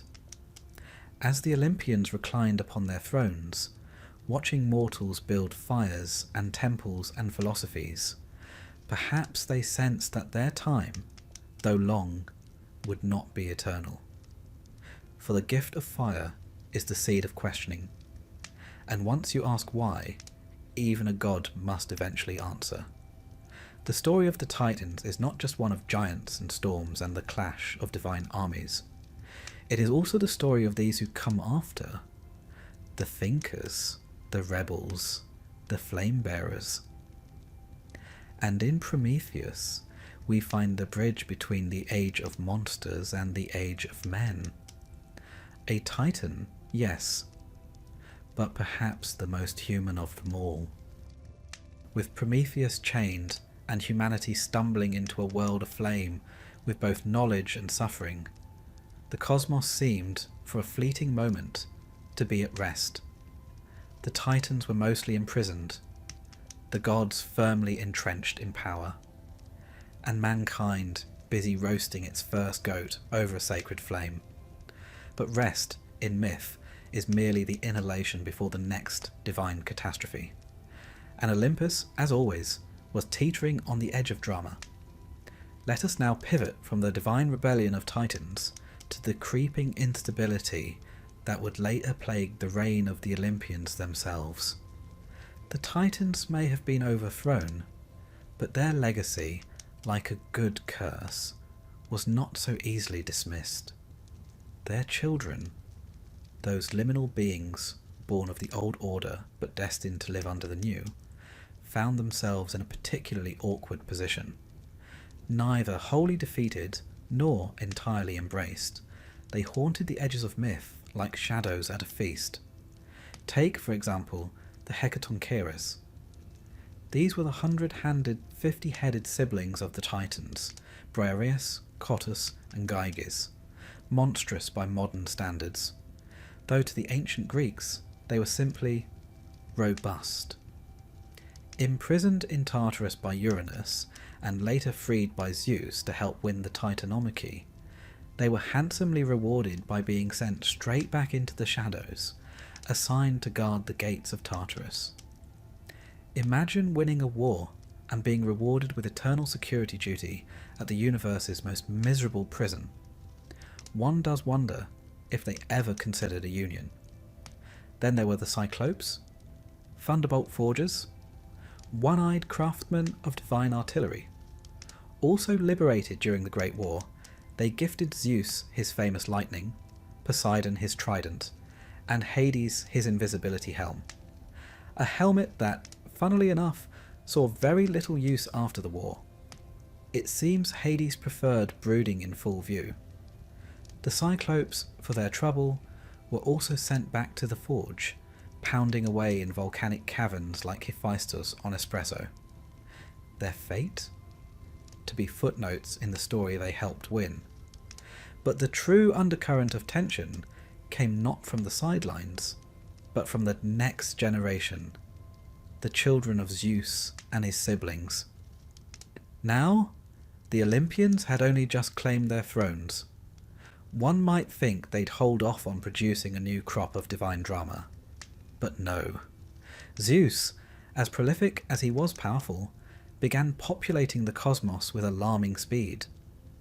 One assumes he kept a celestial diary just to track his conquests, mortal and immortal alike. From his many unions came a constellation of powerful figures. Athena, sprung fully formed from his forehead after he swallowed her pregnant mother, Metis, because nothing says parenting like cranial birth. Apollo and Artemis, twin children of Leto, were born after a harrowing pursuit in which their mother was denied rest by a jealous Hera. And then there was Dionysus, born of a mortal woman, torn from her ashes and sewn into Zeus's thigh, a rather creative alternative to childcare leave. Each of these offspring bore immense power, and with that power came something the Olympians dreaded above all: unpredictability. Athena, wise and warlike, challenged male authority without ever marrying. Apollo, radiant god of music and plague, brought both beauty and terror. Dionysus, with his wine and ecstasy, blurred every line imaginable: gender, sanity, mortality. These were not minor deities, they were forces of nature with bloodlines that tied back to both Olympus and the Titans. And let us not forget Hecate, a fascinating figure, often passed over in popular retellings.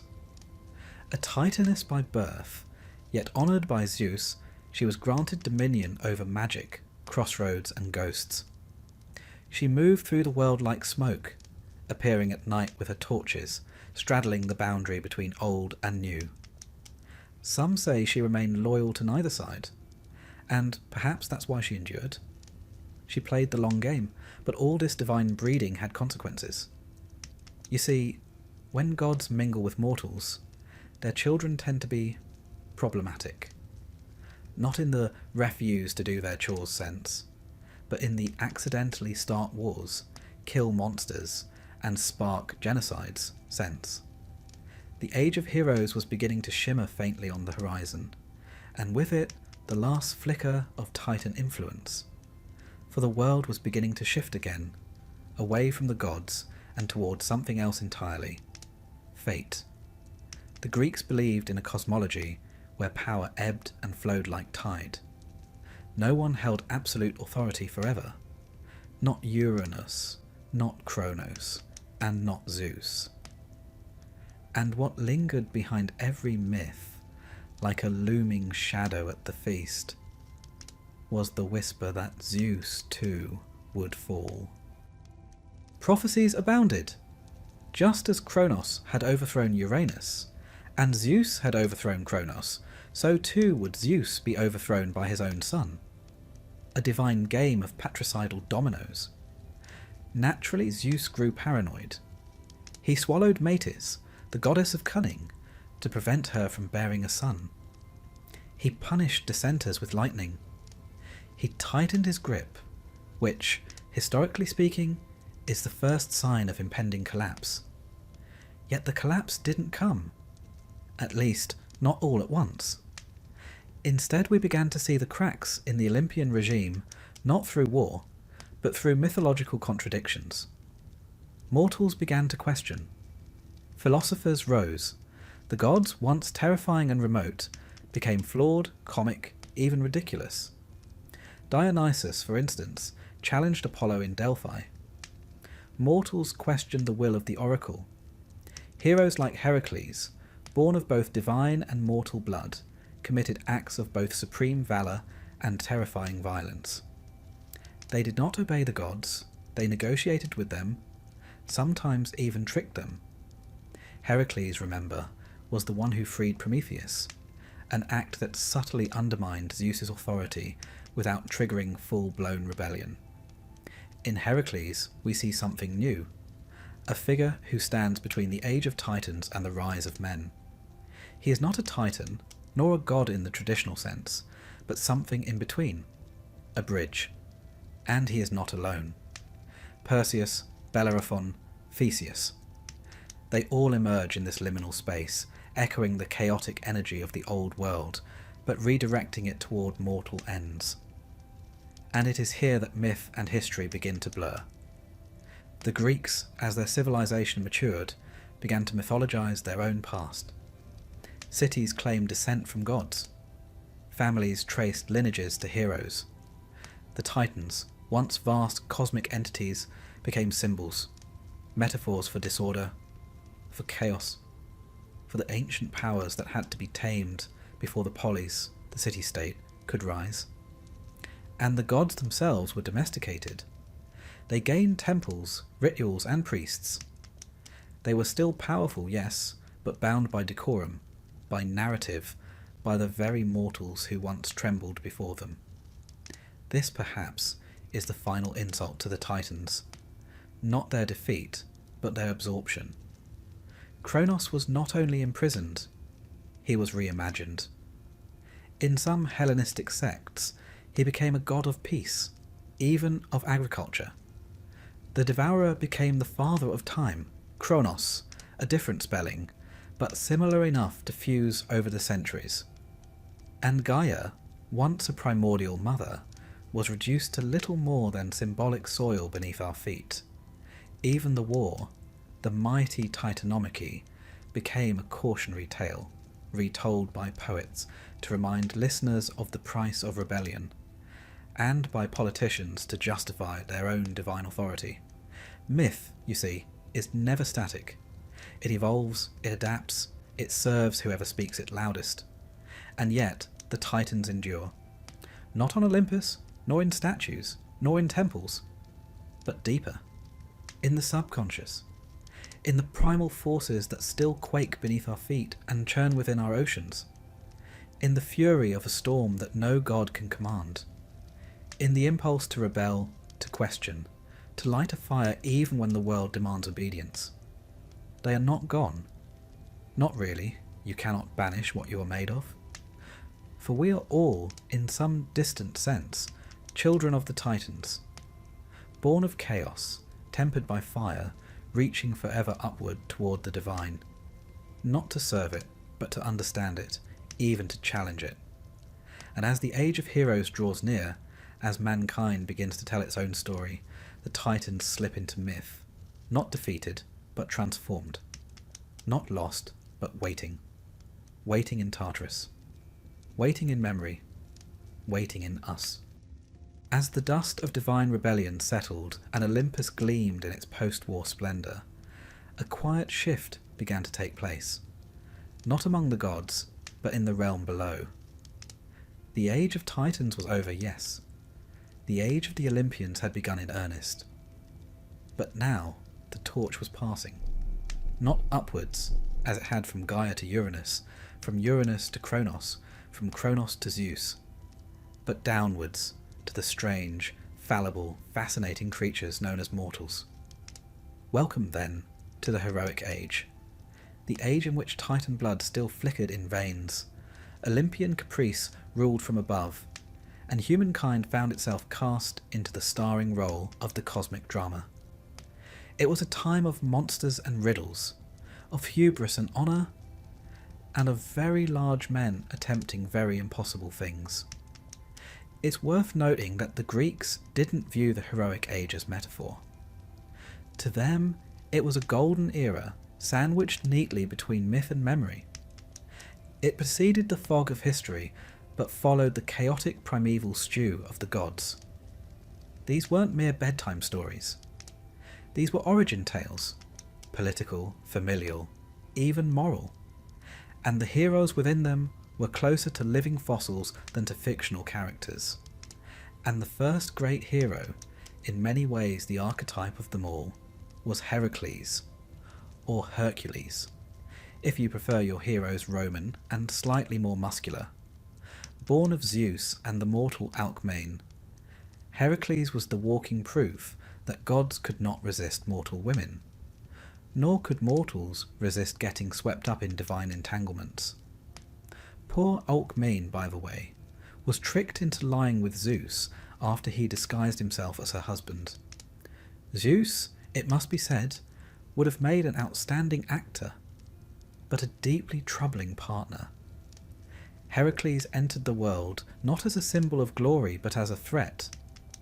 Hera, Zeus's wife, was incandescent with jealousy, and she set about making the boy's life hell.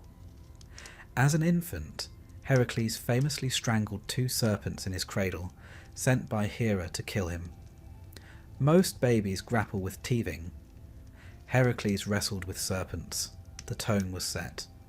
His life would be defined by suffering. Not necessarily because of his own actions, though the man was hardly a beacon of wisdom. No, Heracles suffered because of Hera, and because of the curse that haunted all demigods, the curse of being too much, too strong, too violent, too connected to gods who wanted nothing more than to control them. The 12 labours of Heracles, his punishment for murdering his wife and children in a fit of madness inflicted by Hera, are, in essence, a purification. He is sent to defeat beasts, capture monsters, and even go to the underworld itself.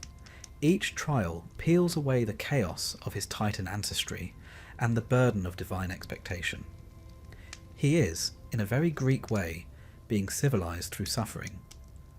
But what's curious is how many of the creatures Heracles confronts are directly tied to the Titans. The Nemean lion, born of Orthrus, who was the offspring of Echidna and Typhon. And Typhon, you'll recall, was the last monstrous son of Gaia, born to challenge Zeus himself. The Hydra, another spawn of Echidna and Typhon. Cerberus, the 3-headed guard dog of Hades, wrestled by Heracles in his 12th labour, was of the same ghastly lineage. In essence, Heracles isn't just performing tasks.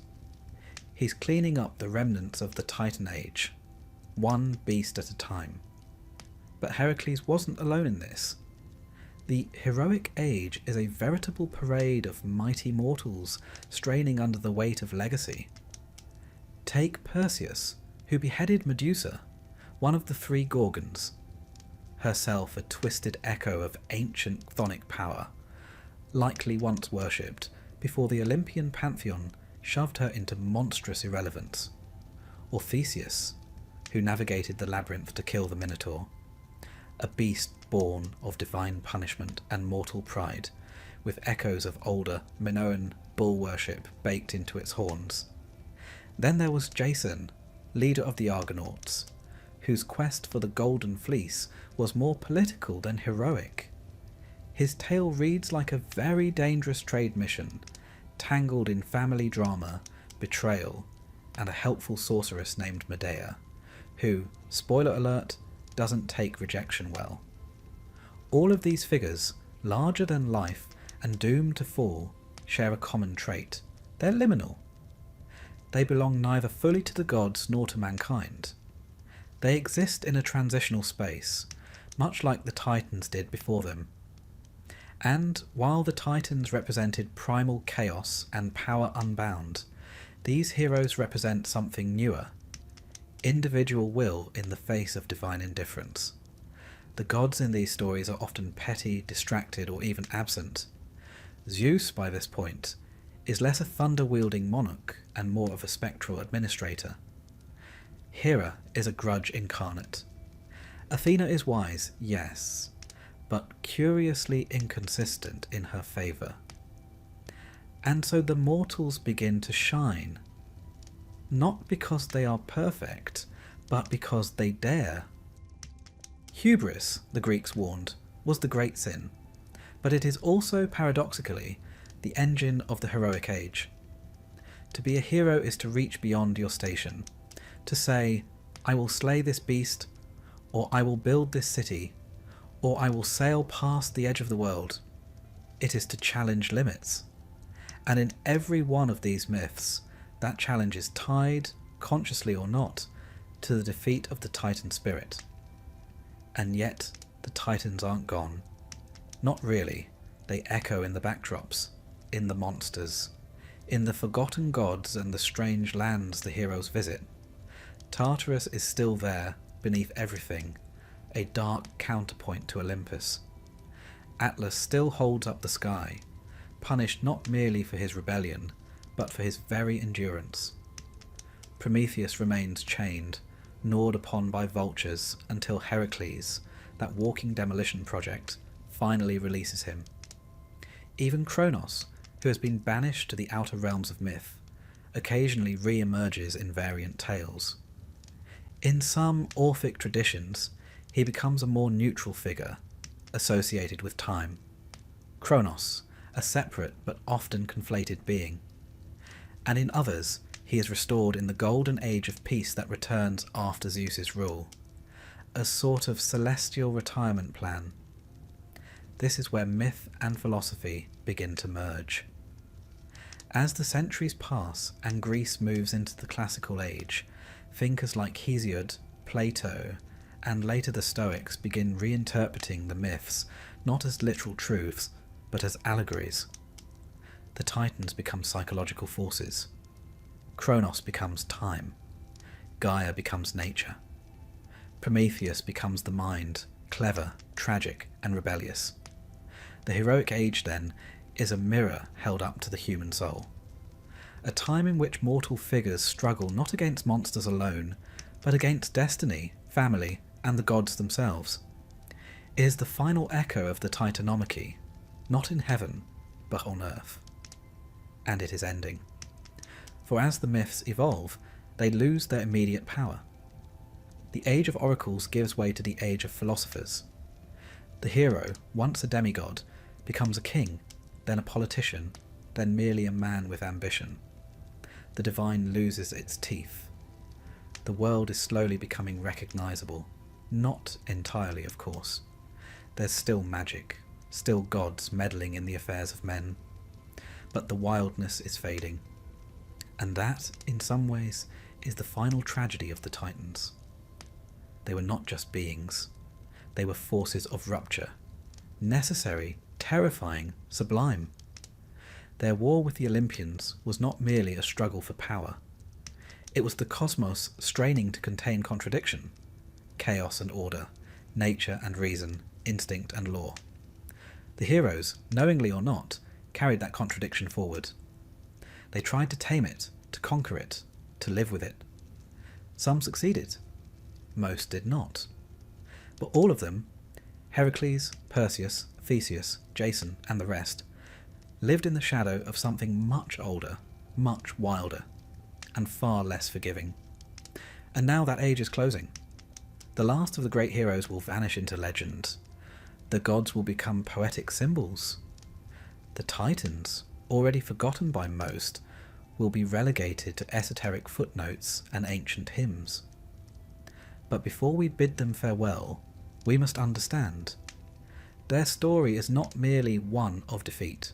It is one of transformation, of how raw power becomes memory, of how myth becomes metaphor, and how, even buried in Tartarus, the Titans still shape the world above. Even now, when we speak of rebellion, of endurance, of reaching beyond what we are told is possible, we are speaking the language of Titans. And so we come to the end, or rather, to the beginning of the end. For when telling the tale of the Titans, it's never quite clear where the final page should fall. They began before time as we know it, roared through the cosmos like fire in dry grass, and ended, as all empires must, buried under the weight of their own grandeur, and Zeus's lightning bolts. But endings, especially in mythology, are rarely full stops. They're ellipses, pauses in the storm, quiet breathings before the next surge. And though the Titans were defeated, exiled, and in some cases outright erased from memory, they have never quite left us. Not entirely, they endure, in symbols, in stories, and sometimes, quite sneakily, in ourselves. The Greeks, of course, were never content to leave even their ancient myths untouched. Over time, the stories of the Titans were retold, repurposed, and reinterpreted. By the Hellenistic period, they had become more than rebellious deities. They were metaphors for vast, impersonal forces. Cronus, once a devouring patriarch, became time itself, unyielding, cyclical, indifferent. Gaia, the nurturing Earth Mother, came to represent the natural world, both bountiful and brutal. Oceanus flowed not merely as a titan, but as the unending current of reality. In this metamorphosis, the Titans shifted from the realm of religion into that of philosophy. Thinkers like Plato and later the Stoics began plumbing the myths for allegory, The Titanomachy was no longer a simple clash of gods, but a psychological or moral struggle. Reason versus chaos. Civilization versus impulse. Logos against eros. Rather sophisticated, really, for a tale that started with a god castrating his father with a sickle made by his mum. And what of Prometheus, that most defiant of titans refused to be forgotten? He became, over the centuries, a patron saint of rebels, thinkers, and fools who dared too much. To the Romantics, he was the ultimate symbol of enlightenment, punished not for evil, but for giving knowledge to mankind. Byron, Shelley, Goethe, all found in Prometheus a kindred spirit. He who stole fire from the gods and suffered for it was, in a sense, the first scientist, the first revolutionary, the first tragic hero. But the Titans are not confined to dusty scrolls and poetic musings. They've wormed their way into the modern world in ways both subtle and profound. Consider the language. When we say something is titanic, we mean vast, powerful, unstoppable. Not merely large with consequences. The name Titan has been affixed to ships, rockets, sports teams, and even Silicon Valley tech platforms, all proclaiming their ambition to reshape the world. Though one suspects Cronus might be slightly amused at a cloud computing service named after him. There's something inherently seductive about the Titans. They represent the raw, untamed potential that exists before order arrives. They are older than law, older than justice, older even than morality as we frame it. They are elemental. Earth, sky, ocean, time, flame. Their quarrels were not political. They were cosmic. And in a world increasingly structured and bureaucratic, the idea of something ancient and wild, unchained and ferocious, still pulls at the corners of the imagination. This is why they keep returning. In literature, in film, in art. The Titans are everywhere, if you know where to look. Consider the many shadow fathers of modern fiction, the domineering figures who give birth to new orders but cannot survive them. Tywin Lannister in Game of Thrones, for instance, or Darth Vader in Star Wars. Titans in all but name, creators of worlds undone by their own children. Or take the rise of the anti-hero, characters like Walter White or Tony Montana, who, like Prometheus, break the rules, steal fire, and burn for it. We don't always root for them, but we watch, spellbound, as they try to bend the world into their image, just as the Titans once did. Even the superhero genre, our modern mythology par excellence, owes a debt to the Titans. The X-Men? Born of genetic mutation, feared by gods and mortals alike. Superman? Raised among mortals, but burdened with divine strength. These characters straddle the same liminal space the Titans once did. Too powerful to be human. Too flawed to be gods. And in the background, still, the Titanomachy echoes. Every story of a younger generation overthrowing the old. Every tale of rebellion against cosmic authority. Every myth where the apprentice surpasses the master. It's all the same ancient rhythm, replayed with modern instruments. The Greeks understood this cyclical nature of power better than most. Their myths are laced with repetition. Uranus is overthrown by Cronus, who is overthrown by Zeus, who, if the Orphics are to be believed, may one day be overthrown in turn. The wheel turns. Each victory sows the seeds of its own destruction. Even the gods, in all their splendour, are not immune to fate. The concept of Moira, fate, stands above them all. Not even Zeus, mighty king of Olympus, can defy the destinies spun by the three Moirai, Clotho, Lachesis, and Atropos. The Titans may have lost, but they played their part in the great script. And the script, dear listener, is still being written.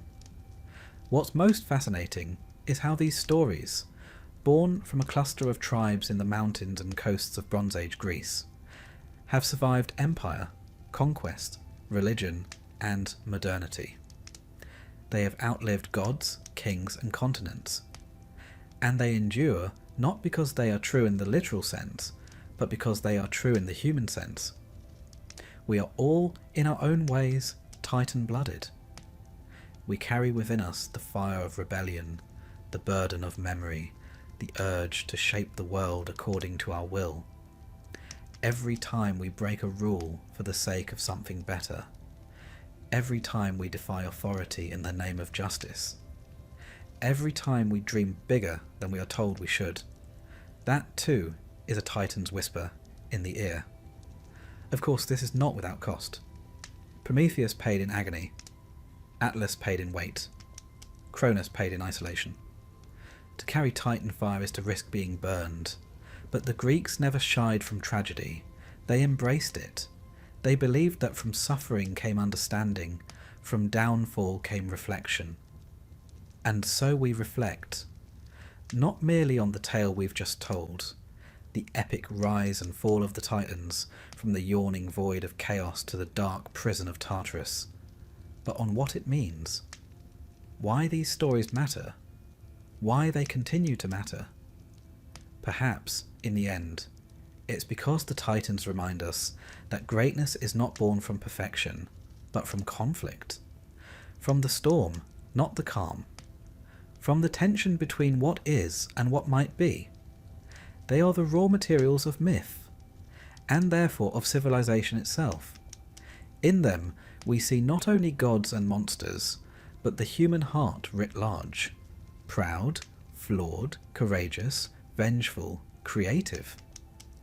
And in their downfall we glimpse something very Greek, the knowledge that power must be tempered, that ambition must bow to balance, that even the mighty must yield. But oh, what a roar they made on their way down. And though Olympus gleams in the sunlight, though the temples to Zeus still stand in crumbling glory, though statues of Athena gaze sternly over modern cities, the Titans lie deeper still, beneath the marble, beneath the stories, beneath the psyche, waiting, not for revenge perhaps. That ship has sailed, but for remembrance. Because in remembering the Titans, we remember ourselves, not as we are, but as we once dared to be. Vast, terrible, brilliant, and yes, Titan. Long before the name Medusa began to send a chill down the spine of listeners, there was a world in which monsters, gods, and mortals all mingled in stories passed from one Greek hearth to the next. To understand Medusa, one must first situate her in the peculiar imaginative landscape of the ancient Greeks, a people who looked at the world around them and saw not simply rivers and mountains, but divine personalities flowing and towering in those very forms. For them, the thunder was not an accident of clouds, but the booming voice of Zeus. The ocean was not merely salt and waves, but the body of Poseidon himself, rolling and surging in eternal mood swings. Now, to modern ears, this might sound rather dramatic, but the Greeks had a talent for dramatics. They invented theatre after all.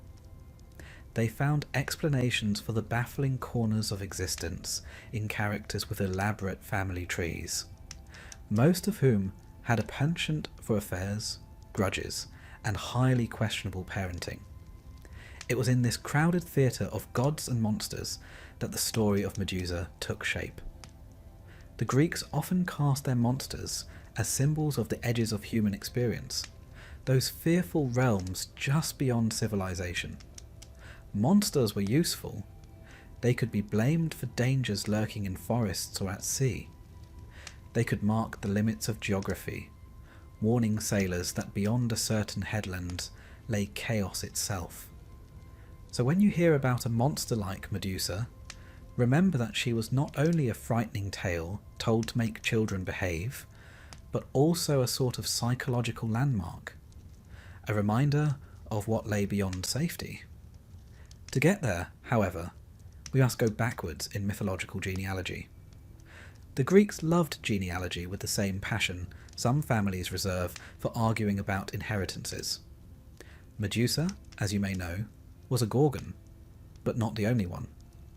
She had two sisters, Stheno and Euryale, who were immortal.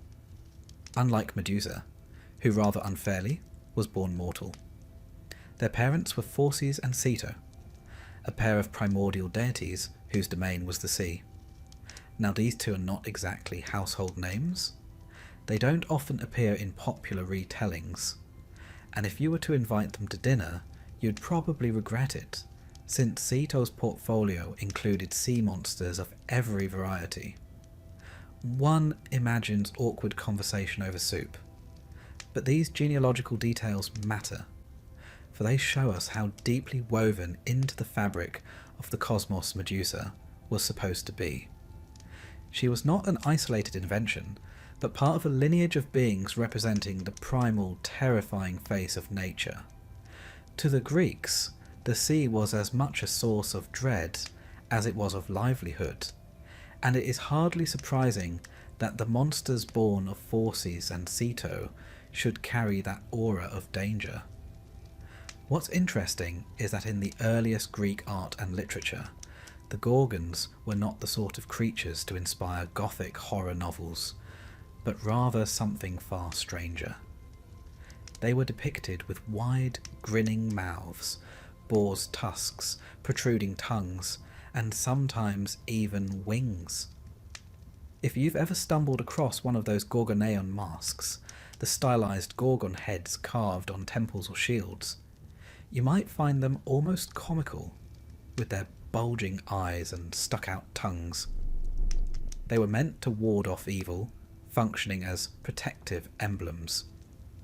Rather like hanging up a beware of dog sign, only in this case the dog happens to petrify trespassers with a glance.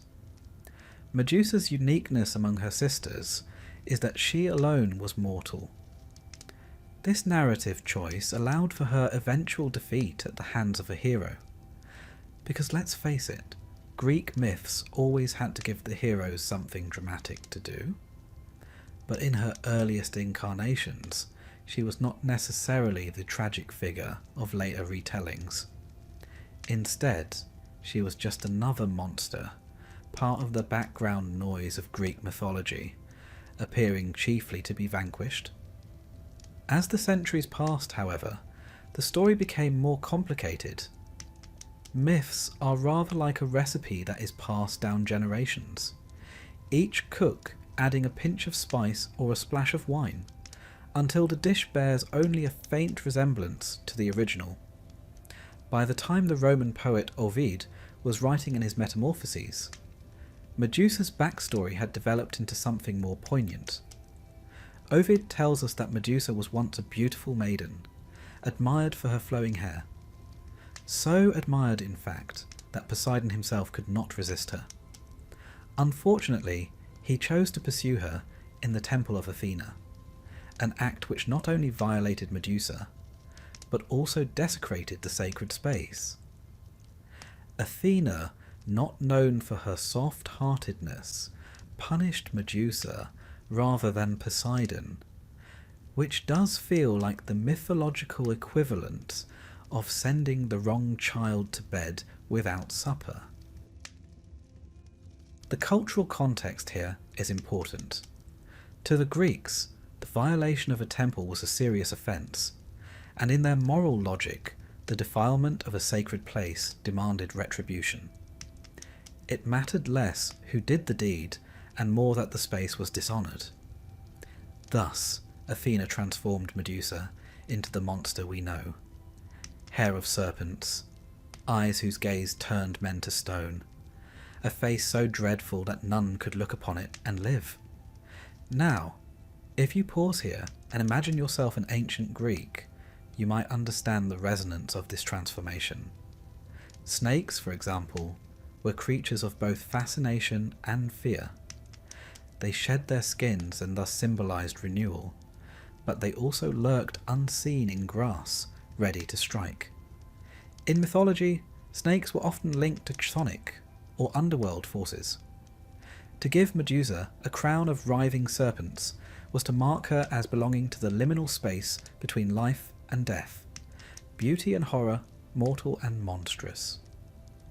One might also note with a faint smile that the Greeks seem to have a rather loose definition of fair punishment. Athena, rather than confronting her uncle Poseidon, the god of earthquakes, horses, and rather questionable decision-making, decided that the mortal woman would bear the brunt of the consequences.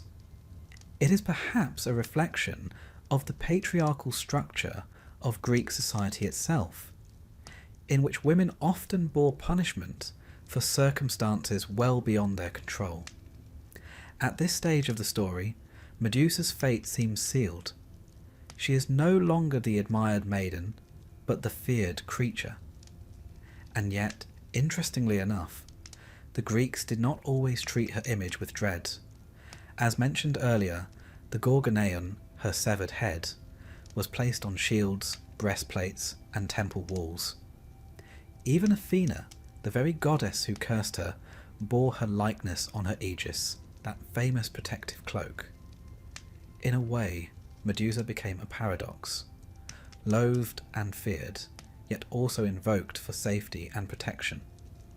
It is as though the very horror she represented could be flipped inside out and transformed into a power against evil. Before we arrive at Perseus, the golden boy destined to lop off Medusa's head, it's worth reflecting on how these myths functioned in everyday Greek life. For us, the story is a work of literature, something to be read in a quiet evening. For them, it was closer to a cultural operating system, guiding their rituals, their fears, their understanding of why the world was the way it was.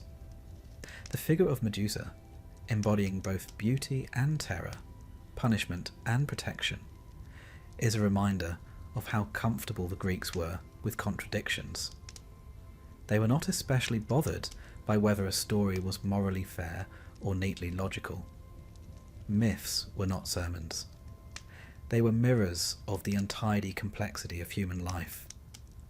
And so, before Medusa becomes the victim of Perseus's heroics, before her head is swung about like an all-purpose divine weapon, we find her here, standing at the threshold between mortal beauty and monstrous terror. She is the creature of the edge, the guardian of the beyond. To some, a cautionary tale. To others, a symbol of resilience. To all, a face that could never quite be forgotten. If you imagine yourself in ancient Greece, perhaps reclining upon a couch with a cup of wine that may or may not have been watered down according to custom, you would likely hear stories told not in neat chapters, but in a kind of living, evolving web of tales. The myths did not exist as single definitive versions, the way we now expect from novels or films. Instead, each storyteller bent and shaped them according to audience, mood, or even political climate.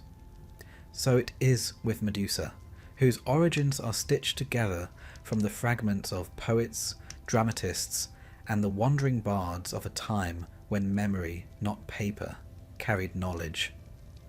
Her beginnings, however, are consistently linked to a family that might politely be described as eccentric. The Greeks were terribly fond of assigning parentage, even to their monsters. Nothing simply sprang into being without a proper genealogy. And so we return to Medusa's parents, Phorcys and Ceto. Phorcys, you see, was a primordial sea god, older than the Olympians, with the sort of unsettling presence one imagines when gazing into a deep trench where the light fails.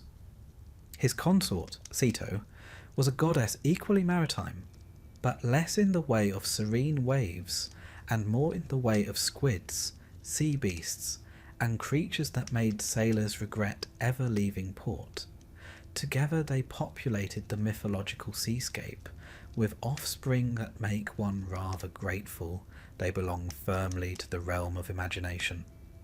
Ladon, the 100-headed serpent, for instance, or Echidna, the so-called mother of monsters, who paired up with Typhon and gave us such memorable creations as Cerberus, the 3-headed hound, the Hydra with its many heads, and the Chimera, a sort of lion-goat-serpent ensemble that suggests the gods were sometimes careless with the cosmic glue.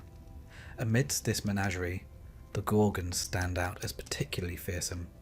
Stheno, Euryale, and Medusa, the trio whose very name meant grim or dreadful. In early Greek art, they were shown with grotesque, wide grins, tusks protruding, and often with wings sprouting from their backs. Archaeologists have uncovered Gorgonean masks dating back to the 6th century BCE, placed on temples and shields as protective emblems. These images were less about telling Medusa's story and more about harnessing the raw fright she represented. Rather like hanging up a rather ugly gargoyle above your door, the idea was that ugliness itself could scare away misfortune. But within this family of horrors, Medusa was different. The myths consistently emphasise that she alone was mortal, which, if nothing else, was dramatically convenient for later poets who needed a monster that could, at last, be slain. The sisters Stheno and Euryale were invincible, but Medusa was vulnerable. To the Greek mind, this made her both tragic and useful. A being who could represent danger, yet not be so permanent that no hero could claim a victory. One should also note how these stories reflect geography as much as imagination. The Gorgons were said to dwell at the edge of the world, in places far removed from ordinary Greek life. Some sources placed them near the ocean at the westernmost edge, others in the far north. This edge-of-the-map motif was common in myth. When one sailed beyond familiar waters, where stars grew unfamiliar and currents grew treacherous, it was helpful, psychologically, if not practically, to imagine that monsters dwelled there. After all, how better to discourage young sailors from wandering too far than to tell them a trio of snake-haired sisters were waiting to petrify them? Still, if we step away from the mythology and look at the archaeological record, one sees how potent Medusa's image became in daily life. The Gorgoneon, as it was called, was carved into temple pediments at places like Corfu, glaring out at worshippers and, one supposes, at any passing malevolent spirits. Coins from Sicily carried her face, suggesting that cities adopted her as a kind of civic guardian. To wear or display Medusa was to announce both defiance and protection. It is rather like the modern use of a skull emblem, simultaneously a warning and a declaration of strength. There is also something deeply symbolic in the fact that Medusa alone was not eternal. The Greeks had a knack for embodying human anxieties in their stories, and mortality was the most universal of all. While her sisters represented the unending, almost cosmic terrors of the universe, Medusa represented the fleeting, vulnerable condition of mankind.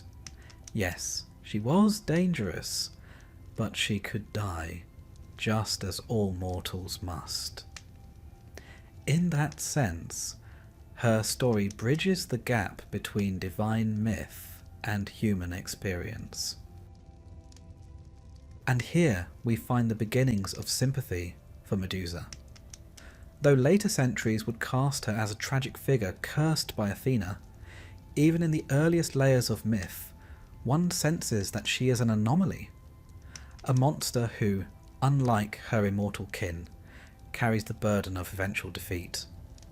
In literature, she appears almost always in the context of someone else's tale, Perseus's tale, Athena's, even Ovid's broader narrative in the Metamorphoses. Rarely does she stand centre stage as her own protagonist. It is a curious fate. She is both unforgettable and yet constantly overshadowed. The Greeks, of course, were fond of such layered contradictions. Consider that the same culture who painted her as a grotesque also carved her likeness lovingly into shields and temples. They feared her, yet they needed her. She was the embodiment of terror, but also the charm against it. And perhaps therein lies the true fascination of her myth. She is the monster who cannot be dismissed, because she is also the protector you quietly rely upon. If you close your eyes and picture the temples of the archaic period, their pediments rising in bright paint against a Mediterranean sky, you might see her face staring out with that toothy grin. To the worshippers, she was not merely a villain from a bedtime story, but an active guardian. In that gaze, carved in stone, there was both menace and safety. The paradox of Medusa was literally built into the architecture of their sacred spaces. Of course, when myths live as long as hers have, they acquire layers upon layers of interpretation. Some later writers, looking back, tried to soften the image of the Gorgons. Others hardened it. Some even suggested alternate parentage or differing numbers of sisters. But the core remained. 3 dreadful beings born of the sea, living at the edges of the world, with one, Medusa, fated to fall.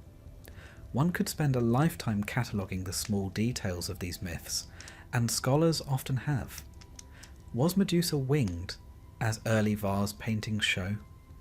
Did her sisters shriek so loudly that it shook the very ground? Did her face petrify instantly, or only after one met her eyes directly? These questions may sound like idle curiosities, and in a sense they are. Yet they reveal how deeply the Greeks obsessed over consistency in storytelling, while simultaneously allowing contradictions to coexist. And so, before Perseus ever sets out, before Athena sharpens her sense of vengeance, Medusa stands with her sisters as a sentinel of fear, a figure sculpted from the Greeks' fascination with the sea, with mortality, and with the idea that even monsters might serve protective ends. She is mortal, yes, but no less formidable for it. She is not yet the tragic figure cursed for her beauty, nor the severed head brandished as a weapon.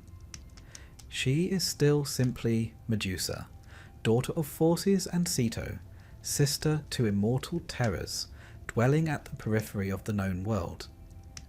And as the firelight flickered on the walls of an ancient Greek home, and a storyteller's voice rose and fell, one suspects that listeners drifted off to sleep with her image hovering at the edge of their dreams.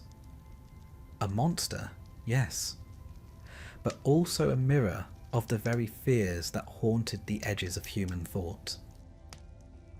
To move further into the story of Medusa, we must now turn to her most curious distinction, that unlike her sisters, she was mortal.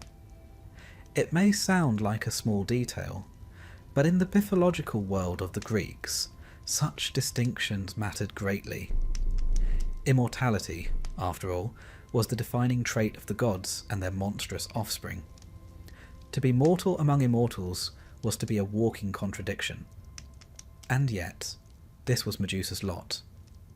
Imagine, if you will, being part of a family where everyone but you was immune to age, injury, or death.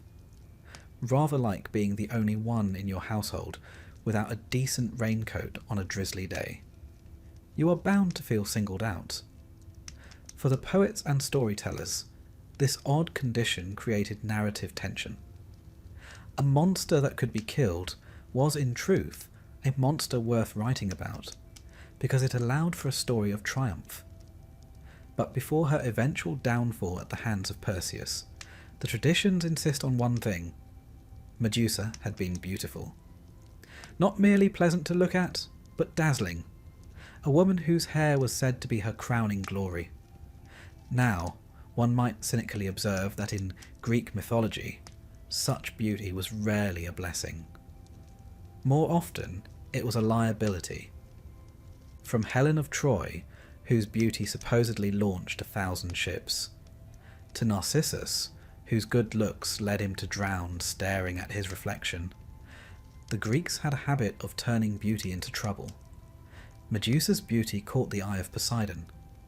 The god of the sea was not exactly a model of restraint. His portfolio included earthquakes, storms, horses, and rather regrettably, a long list of unwanted pursuits of mortals. And so the story goes that he sought out Medusa and, depending on the version you hear, seduced her or forced himself upon her. The setting of this act is crucial: the temple of Athena. Athena, goddess of wisdom, war strategy, and crafts, was famously protective of her temples. To defile one of them was considered an unthinkable crime. Yet, in the way of myths, the blame did not fall upon Poseidon, despite his rather obvious role in the affair. Instead, it fell squarely upon Medusa. The logic is warped, but it reflects the deeply patriarchal society in which these stories were told. Athena, furious at the desecration, punished Medusa by transforming her into the monster we know: serpents for hair, eyes that petrified, a visage so dreadful that one glimpse could end a life. One cannot help but notice the tragic irony. A maiden once praised for her beauty became feared for her ugliness. The very feature that had attracted divine attention, her hair, was twisted into its opposite. Where once it flowed in glossy strands, it now writhed with venomous serpents. Where once her gaze might have captivated admirers, it now turned them to stone. There is, of course, symbolism in all of this. The snake, in Greek thought, was a creature of contradiction. It represented both danger and healing. Consider that Asclepius, god of medicine, carried a staff with a serpent twined around it, a symbol we still use today. Snakes shed their skins, suggesting rebirth, but they also bite, often fatally. To crown Medusa with snakes was to link her permanently with the forces of death and renewal, terror and fascination.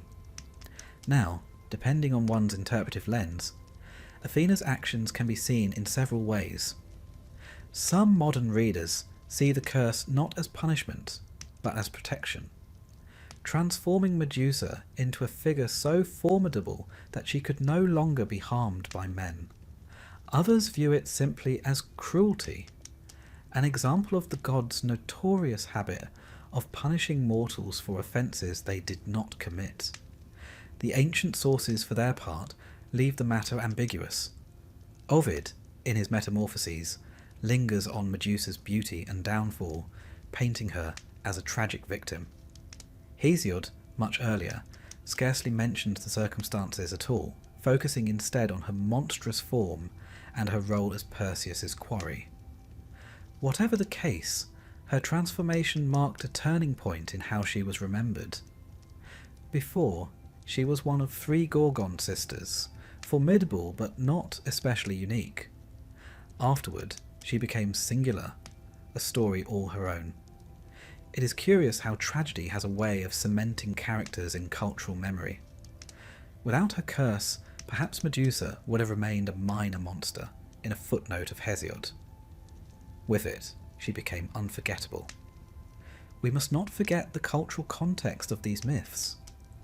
To the Greeks, women who violated boundaries, intentionally or not, often faced dire consequences. The myths of Callisto, transformed into a bear for breaking her vow of chastity, or Daphne, pursued by Apollo until she begged for escape and was turned into a laurel tree, remind us of how often female figures bore the brunt of divine whims. Medusa belongs to this sorrowful pattern. Yet even as a monster, she was not wholly reviled. Her head, once severed, became a symbol of protection. Athena paradoxically placed it upon her aegis. Soldiers carried it into battle, carved upon their shields to frighten enemies. How strange that the goddess who cursed Medusa would later appropriate her image as a source of power. But this too was Greek logic. That which is most fearsome can also serve as a talisman. It is worth pausing here to consider the psychology of the petrifying gaze. To be turned to stone is, quite literally, to be paralysed with fear. The metaphor is baked into our language even today. We speak of being frozen in terror. Medusa's power was not simply that she killed, but that she immobilised. She robbed her victims of agency, locking them in place forever. For a society deeply concerned with honour, motion and action, such a fate was worse than death. It was death with humiliation, a permanent reminder of weakness.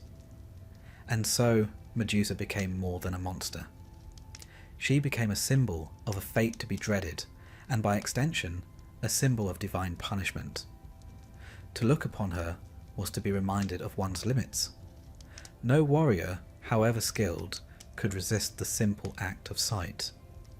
No shield or spear could save you from the treachery of your own eyes. There is also something of a cosmic balance in her story. The Greeks believed in hubris, the sin of overstepping mortal boundaries, and in Nemesis, the retribution that followed. Medusa, once admired for her beauty, became a warning of how swiftly fortune could turn. To go from celebrated maiden to monstrous exile was to embody the precariousness of human life, a lesson the Greeks never tired of telling. Yet despite her terrifying form, she retains a trace of humanity. Unlike her immortal sisters, she can die. Unlike the other monsters, she has a past, a before and after.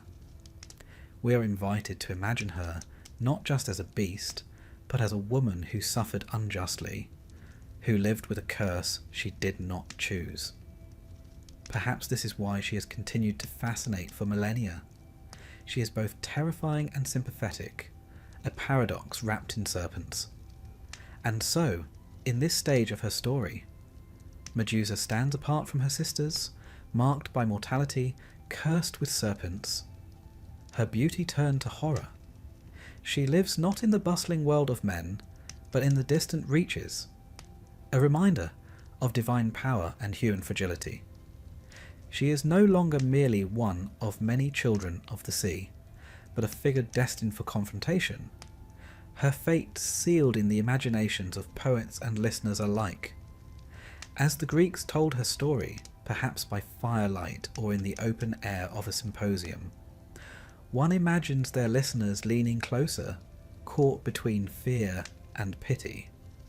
For here was a tale not only of a monster, but of a maiden undone by forces far beyond her control.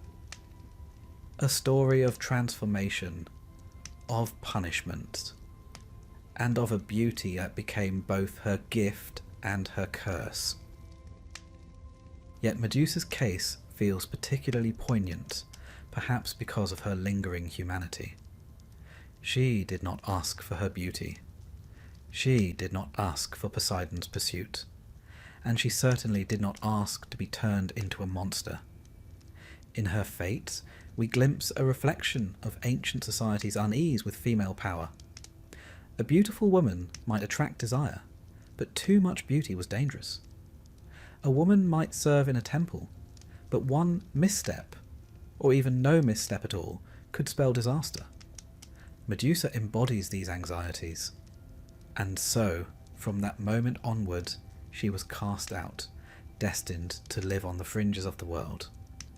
Different authors place her in different locations, some in Libya, others at the edge of Oceanus, the great river encircling the world. Always, though, she is beyond reach, on the margins of human habitation.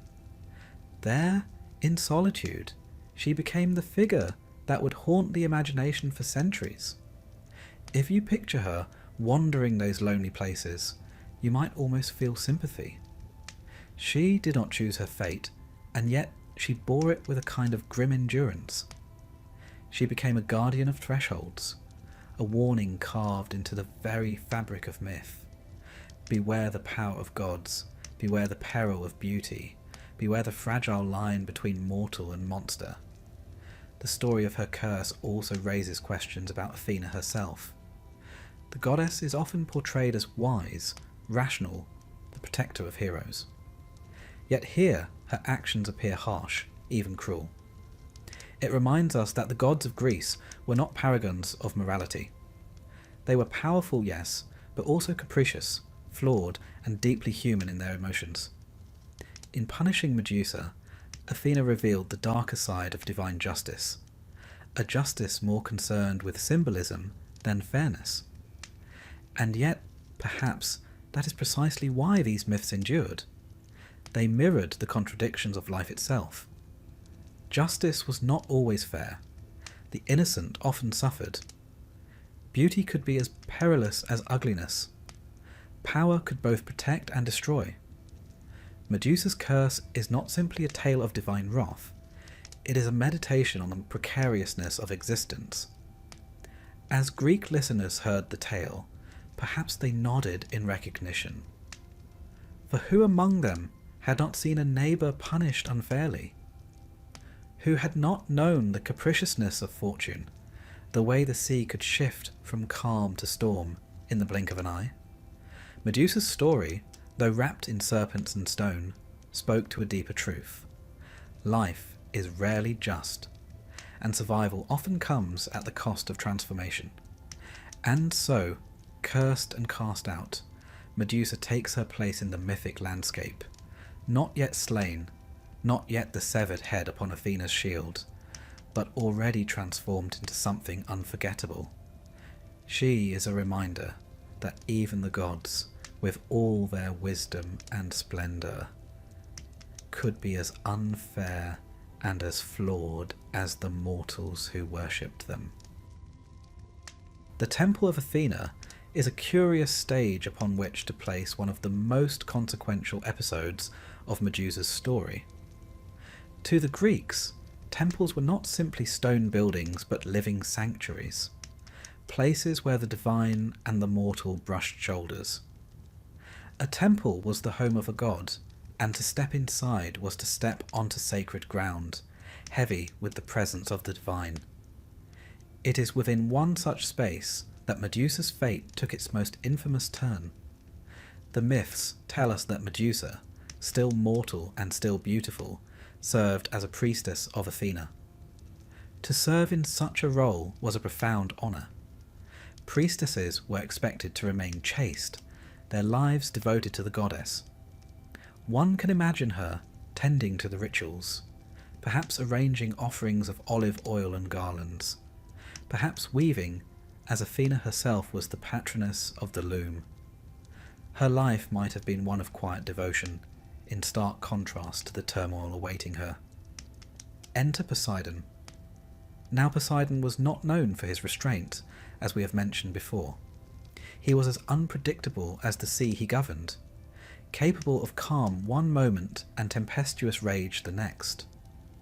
To this day, sailors are wary of the sea's sudden shifts, and in the mythic imagination, Poseidon personified that volatility. He desired Medusa, and desire in mythology seldom ended well for mortals. Whether we interpret his actions as seduction or as assault, the outcome is the same. The sacred temple was defiled. For Athena, this was an outrage. Imagine, if you will, someone barging into your living room and turning it into the scene of a scandal. Multiply that feeling 1,000-fold, and you have some sense of the goddess's fury. Yet, in a twist that strikes modern ears as profoundly unjust, Athena did not turn her wrath upon Poseidon. He, after all, was her uncle, an Olympian of equal rank. To strike against him would risk divine conflict of a scale that might tear the heavens apart. Instead, she directed her anger toward Medusa. It is here that Medusa's story tilts fully into tragedy. The priestess, punished not for her own crime, but for being caught in the wrong place at the wrong time, became the vessel of Athena's vengeance. The goddess transformed her hair into serpents, her face into something dreadful, her very gaze into a weapon that froze men in stone. One imagines the horror of that first moment, her hair writhing, her reflection unbearable, her isolation instantaneous. Now, from one angle, this reads like cruelty of the highest order. Yet myths are often layered, and some later interpreters have seen in Athena's curse a kind of dark protection. No longer would Medusa be vulnerable to the predations of men. No longer could she be touched against her will. Her monstrous form made her untouchable, her gaze a shield as much as a weapon. Was Athena saving her priestess in the only way she knew how?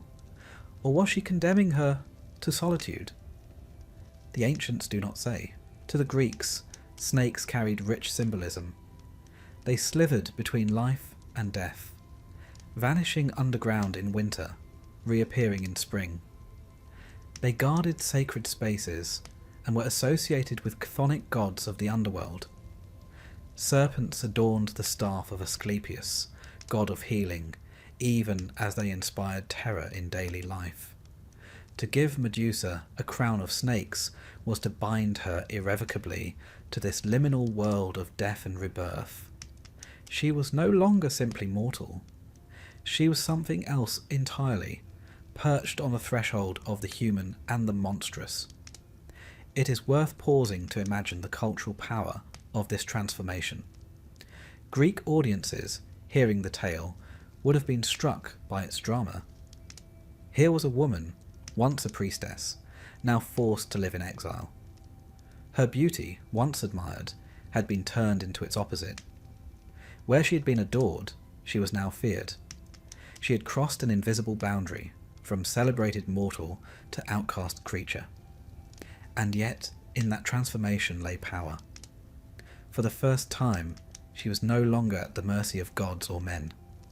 Athena herself, paradoxical though it seems, later came to wield Medusa's image. The goddess affixed the Gorgoneon, the severed head of Medusa, to her aegis, her shield or cloak, to terrify her enemies. This is the strange irony of Medusa's curse. She became both punished and useful, both victim and weapon. The Greeks had a habit of recycling their myths, and Medusa's fate illustrates how the line between curse and blessing was often blurred. Now, one might chuckle a little at the divine double standards. Poseidon causes the scandal, and Medusa receives the punishment. It is a familiar theme in Greek mythology. Gods behaving badly, mortals paying the price. Poor Actaeon glimpses Artemis bathing, and is promptly torn apart by his own hounds. Niobe boasts of her children, and Apollo and Artemis slaughter them to teach her humility. The pattern is clear. When the divine is offended, mortals suffer, whether guilty or not. Exile is a cruel companion. Once transformed into her serpent-crowned state, Medusa was driven from the world of men, condemned to the lonely wilderness at the edges of Greek imagination. The poets tell us she dwelled far away, in lands scarcely charted, beyond Libya, perhaps even near Oceanus, the vast river said to encircle the earth, in a time when geography was as much myth as map. To say someone lived at the edge meant not just physical distance, but spiritual otherness. Medusa became a creature of thresholds, stationed at the very boundary between the human world and the unknown. It is a bleak picture to conjure. Imagine her wandering barren coasts, the wind hissing through rocks, while her serpentine hair provided its own sinister chorus. Each hiss might have been a reminder of Athena's curse, a constant soundtrack of her misfortune. No bustling marketplace, no temple rituals, no companions. only solitude and the terrible knowledge that her very gaze meant death for any who stumbled across her path. Even the bravest traveller, should they chance upon her lair, would have had mere moments before turning to stone. And so, with every new statue, her loneliness grew, for her companions were frozen reminders of encounters that ended too quickly. Here lies a fascinating paradox. She was cursed for being violated in a sacred space, punished for beauty, and then rendered so terrifying that she could never again be approached. Yet in that solitude there was a strange, reluctant power. No man could harm her. No god dared to try again. For the first time, perhaps, Medusa was safe, but safety purchased at the cost of complete isolation. The Greeks were fascinated with monsters who lived at the margins of the world. The Gorgons, of whom Medusa was the youngest, were described in Hesiod's Theogony as dwelling near the night world, close to the Hesperides, the nymphs who tended the golden apples. Steno and Euryale, Medusa's sisters, were immortal, while she alone was mortal. This detail is crucial. Her mortality meant her story had a definite conclusion, unlike her sisters who would persist eternally. It also suggests that the Greeks used her figure as a moral lesson. Monsters who cannot die are the stuff of eternal fear, but Medusa's mortality meant she could eventually be conquered, her power contained. One might imagine her sisters as her only company in those barren lands. Later poets made much of their grief when she was slain, their wails echoing through the night. For now, though, it is uncertain whether they dwelled together or apart. Some accounts suggest a tight-knit trio, bound in sisterhood against the world. Others portray Medusa as solitary, her curse too heavy even for her kin to share.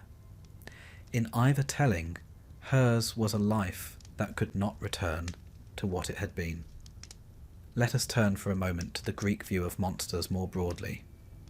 To them, monstrosity often marked boundaries between life and death, between the civilized and the wild, between Greece and the barbarian lands beyond. Medusa embodied all three. She was alive, yes, but with the death gaze that instantly ended others. She dwelled outside the Greek world, in places uncharted, and she was both human and not human, familiar yet profoundly alien. In this sense, she symbolized everything uncertain, everything uncontrollable. Her serpentine crown only deepens the symbolism. Snakes were feared, but also revered. They crept into tombs and houses alike, appearing in stories as omens. The household gods of Athens, the Agathos daemon, sometimes took the form of serpents. In Egypt too, snakes symbolized protection and divine power. Thus, Medusa's snake hair was not simply grotesque decoration. It tied her to a web of associations that made her even more potent. She was dreadful, but also sacred. Dangerous, but also protective. This may explain why her image appeared so widely in art. From the 6th century BCE onwards, the Gorgoneon, the stylized head of Medusa, was carved into temples, shields, breastplates, and even drinking cups. It was apotropaic, meaning it was used to ward off evil. Rather amusing, really. While the myth says Medusa herself was shunned and feared, her likeness was everywhere, pressed into service as a sort of supernatural burglar alarm. Imagine being so terrifying that people put your face on their door knockers for safety. An honour of sorts, though I suspect Medusa herself would have been less than flattered. Still, life in exile would have been slow, each day marked by the monotony of survival. The Greeks rarely described what Medusa did in her solitude, but one can imagine her haunting rocky caves, watching the horizon, waiting for the occasional unfortunate sailor, or wandering hero to stumble her way. Each encounter must have ended the same. Another figure, frozen mid-motion. A grim statue to add to her growing collection. Did she grow used to it, or did it torment her? Did she speak to them, as though to companions who never replied? We cannot know, though the thought is haunting. Her mortality also gave her life urgency. She may have known, even then, that a hero would one day come for her.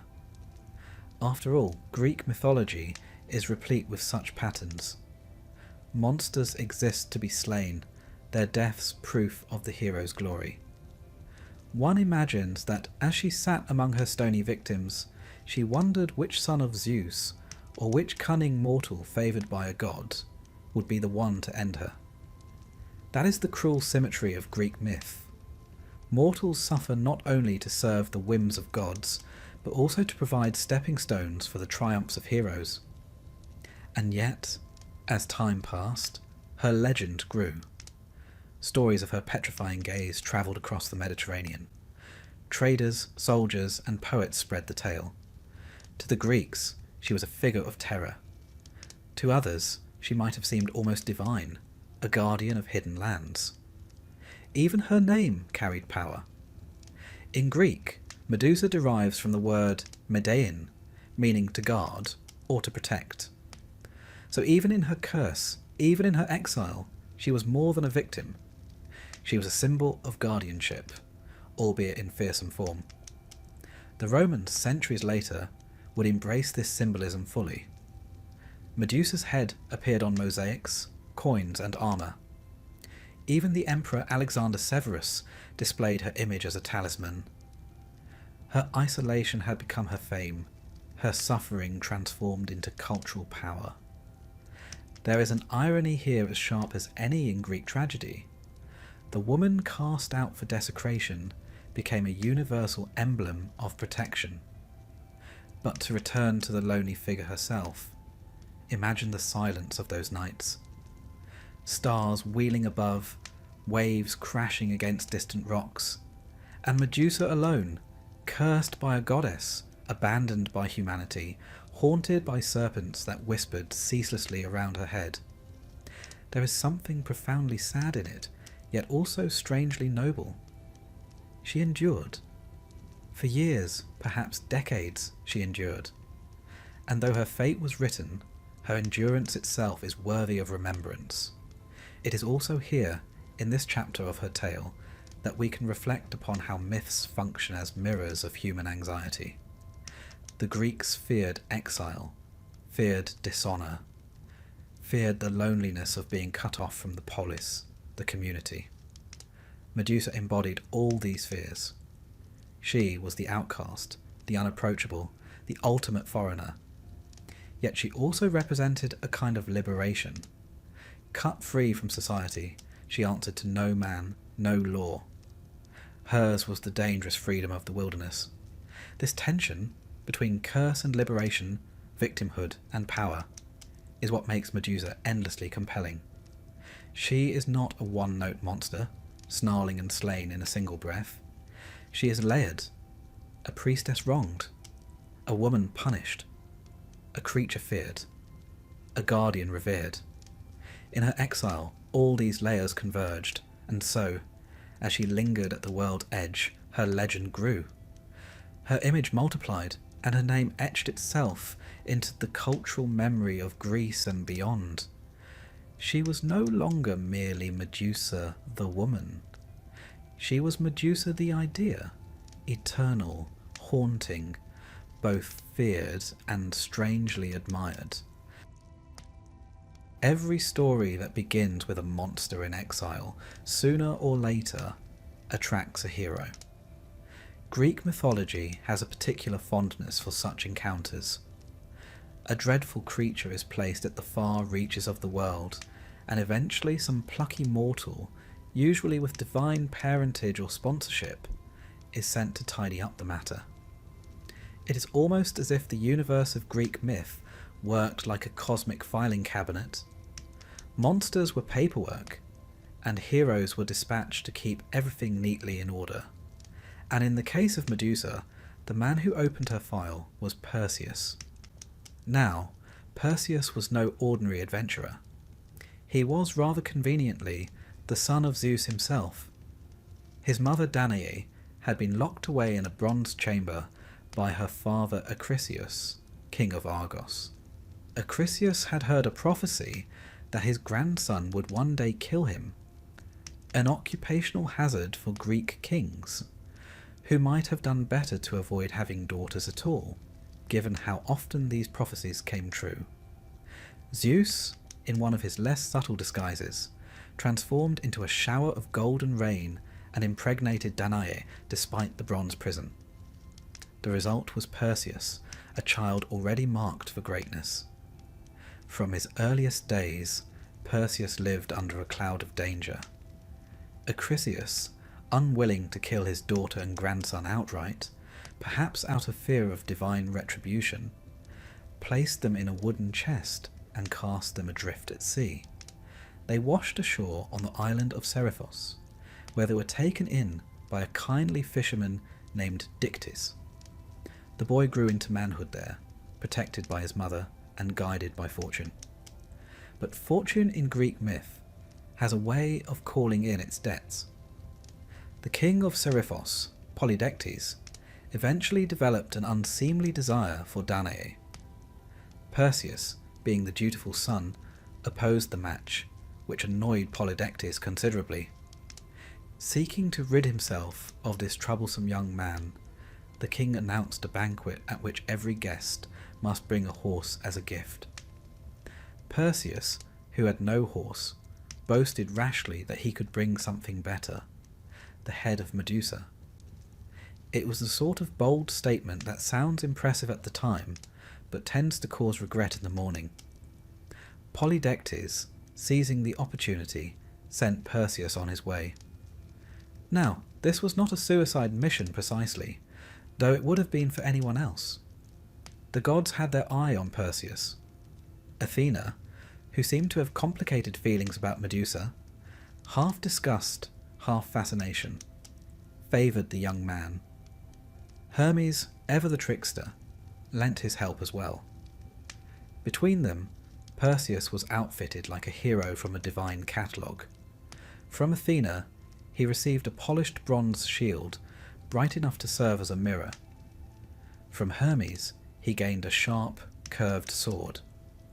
The nymphs of the north, meanwhile, offered him a magic bag, the kibisis, to safely contain Medusa's head. And finally, the god Hades provided the Helm of Darkness, a cap that rendered the wearer invisible. One might say Perseus was not so much heroic as generously accessorized. Even with such equipment, Perseus still faced the daunting task of finding Medusa, who lived at the edge of the world. To accomplish this, he first sought out the Grey, 3 ancient sisters who shared between them a single eye and a single tooth.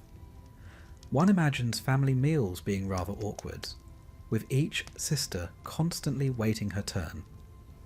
Perseus, showing the kind of practical ruthlessness heroes often displayed, stole their eye and refused to return it until they told him where to find the Gorgons. With their reluctant guidance, he set off, armed, equipped, and now properly informed. As Perseus approached Medusa's dwelling, one imagines the silence of the place broken only by the hissing of serpents and the unsettling stillness of stone statues. These petrified figures were once men, hunters, adventurers, perhaps the occasional hapless wanderer, frozen mid-motion, arms raised, mouths open, forever caught in that instant of terror. To walk among them must have been eerie indeed, like entering a gallery where every sculpture screamed of its final moments. It was a fitting guard for Medusa, who lingered inside, perhaps weary, perhaps resigned, perhaps simply unaware that her fate was about to change. The shield was Perseus's salvation. He dared not look directly at her, for to do so was to risk instant transformation into stone. Instead, he used the reflection in Athena's polished bronze to guide his movements. One might picture him creeping slowly, carefully, a warrior advancing not by sight but by shimmer. And there, at last, he saw her. Not in beauty as she once was, but in terror as she had become. Her hair writhed with serpents, her face was both human and inhuman, her presence dreadful enough to chill even a demigod's heart. As she slept, Perseus struck. With a single stroke of Hermes' sword, he severed her head. The myths are strangely quiet about whether she cried out, whether she stirred at the last moment, whether her serpents hissed in alarm. What they do tell us is that from her blood sprang Pegasus, the winged horse, and Chrysaor, a warrior born fully armed. These children, fathered by Poseidon, emerged at the moment of her death.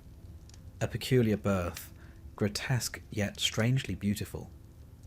To kill Medusa was not simply to end her life, it was to unleash new beings into the world. Perseus quickly tucked the head into the kibbasis, knowing that even in death, her gaze retained its petrifying power. This detail is worth dwelling upon. Most monsters, once slain, lose their potency. But Medusa's head was so powerful that it remained dangerous even after separation from her body. It was a grim testament to the magnitude of Athena's curse. At this point, Perseus had accomplished his task, but the story does not end so neatly. Heroes rarely complete their quests without complications. Medusa's immortal sisters, Stheno and Euryale, awoke and howled in grief. They pursued Perseus furiously, but with the helm of darkness, he vanished from their sight. One imagines their anguish echoing across the barren landscape, their cries both rage and mourning. For though they were monsters, they were also sisters, and the loss of Medusa struck them deeply. In their lament, we hear perhaps the only voices in myth that truly grieve for her. And so Perseus departed, carrying in his bag the head of a woman, once priestess, once victim, now reduced to a trophy. It is easy, from the modern perspective, to feel uneasy about this. Was Perseus a hero, or merely the instrument of further injustice? The ancients, of course, celebrated him as both cunning and brave. To slay a monster without even looking at her was no small feat. Yet if we pause and consider Medusa's story, hers was a life twisted by others, by Poseidon, by Athena, and now by Perseus. She was, in a sense, a pawn in the great game of gods and heroes, but the Greeks did not see her so simply. They saw in her death the release of Pegasus, a symbol of inspiration who would later serve heroes and even inspire poets. They saw in her head a weapon of divine justice, a tool Athena herself would adopt. To them, Medusa was not merely tragic, she was transformative. Her end gave rise to new beginnings. Her curse became a source of power for others. One might smile if grimly at the irony. Medusa, exiled and despised, was suddenly more useful in death than she had ever been in life. Athena, who once cursed her, would now proudly display her image. Heroes, kings, and emperors would wield her likeness for centuries. The woman punished for desecration became, in the end, a universal emblem of protection. It is, as ever, the cruel poetry of myth. And so, with her head in a bag and her body left behind, the chapter of Medusa's exile closes. But her influence was far from finished. For Perseus would return with his prize, and the world, gods and men alike, would learn just how potent the severed head of a Gorgon could be. Perseus did not simply take Medusa's head, present it to Polydectes, and call it a day. Oh no, that would have been far too simple, and the Greeks, as ever, preferred their heroes' journeys long and circuitous. The slaying of Medusa, dramatic though it was, marked only the midpoint of Perseus's adventures. With the head secured in the kibbasis, Perseus now carried a weapon both dreadful and marvellous, a gaze that could petrify even after death. One can imagine the mixed feelings he must have had. Pride, yes, but also a certain nervousness. Carrying a severed head in a bag is disquieting enough. Carrying one that might turn you and your friends into stone if you peek at the wrong moment, even more so. His flight from the lair of the Gorgons was aided, as we have said, by the Helm of Darkness. With it, Perseus vanished from sight, slipping past Spheno and Euryale as they raged. Their cries echoing across the barren landscape must have pursued him in his dreams long after. It is tempting to feel for them, immortals, condemned to watch their sister fall while unable to follow her into death. The Greeks loved a tragic symmetry, and the grief of Medusa's sisters was one such echo. From here, Perseus's journey became a catalogue of episodes, each showcasing the power of Medusa's head. One of the most famous occurred when he flew, yes, flew, over distant lands. Accounts differ whether he rode Pegasus, newly born from Medusa's blood, or whether Hermes' winged sandals bore him instead. Either way, the image of a young hero soaring across the world, carrying a deadly head in his satchel, is among the most enduring in mythology. The Greeks did enjoy their aerial heroes. It gave them a sense that their myths could quite literally rise above the ordinary. It was during this homeward journey that Perseus encountered Andromeda. Her story, like so many in Greek myth, begins with hubris. Her mother, Queen Cassiopeia, had boasted that her daughter's beauty surpassed even that of the Nereids, sea nymphs beloved of Poseidon. The god of the sea, never one to overlook a slight, sent a sea monster to ravage the coast. To appease him, Andromeda was chained to a rock as a sacrifice. Perseus, swooping in like a demigod from the heavens, found her there. It is difficult not to imagine the scene as painted later by Renaissance artists. The maiden bound, the waves crashing, the hero descending with sword and bag. Perseus slew the monster, some say with Medusa's head, others with his blade, and freed Andromeda, later taking her as his wife. A convenient romance, one might note, but then myths rarely concern themselves with courtship details. In this moment, though, Medusa's presence lingered. Her head, though silent, was the secret ally. Whether directly employed against the beast, or simply looming as a possibility, it gave Perseus a power no other man could wield. Medusa, even in death, continued to shape events. Her tragedy turned into a hero's triumph. After Andromeda's rescue, Perseus faced further trials. He attended a feast held by Andromeda's family, during which rivals contested his right to marry her. Outnumbered, Perseus resorted to his grisly weapon. Drawing forth the head, he turned his enemies into stone on the spot. One can picture the hall mid-revelry, cups lifted, arguments shouted, and then suddenly silence, every face frozen in horror, immortalised in marble-like stillness. It was the sort of efficient conflict resolution rarely recommended in polite society. In these stories, the head becomes less a trophy and more a tool, an all-purpose device for removing obstacles. Monster-threatening maiden, head. Overcrowded banquet with quarrelsome in-laws, head. Later, when Perseus finally returned to Seriphos, he confronted King Polydectes, the man who had tricked him into this deadly quest. Polydectes, unsurprisingly, was less than pleased to see the young hero back alive, let alone carrying the most dangerous object in the world. Perseus, wasting little time, revealed Medusa's face.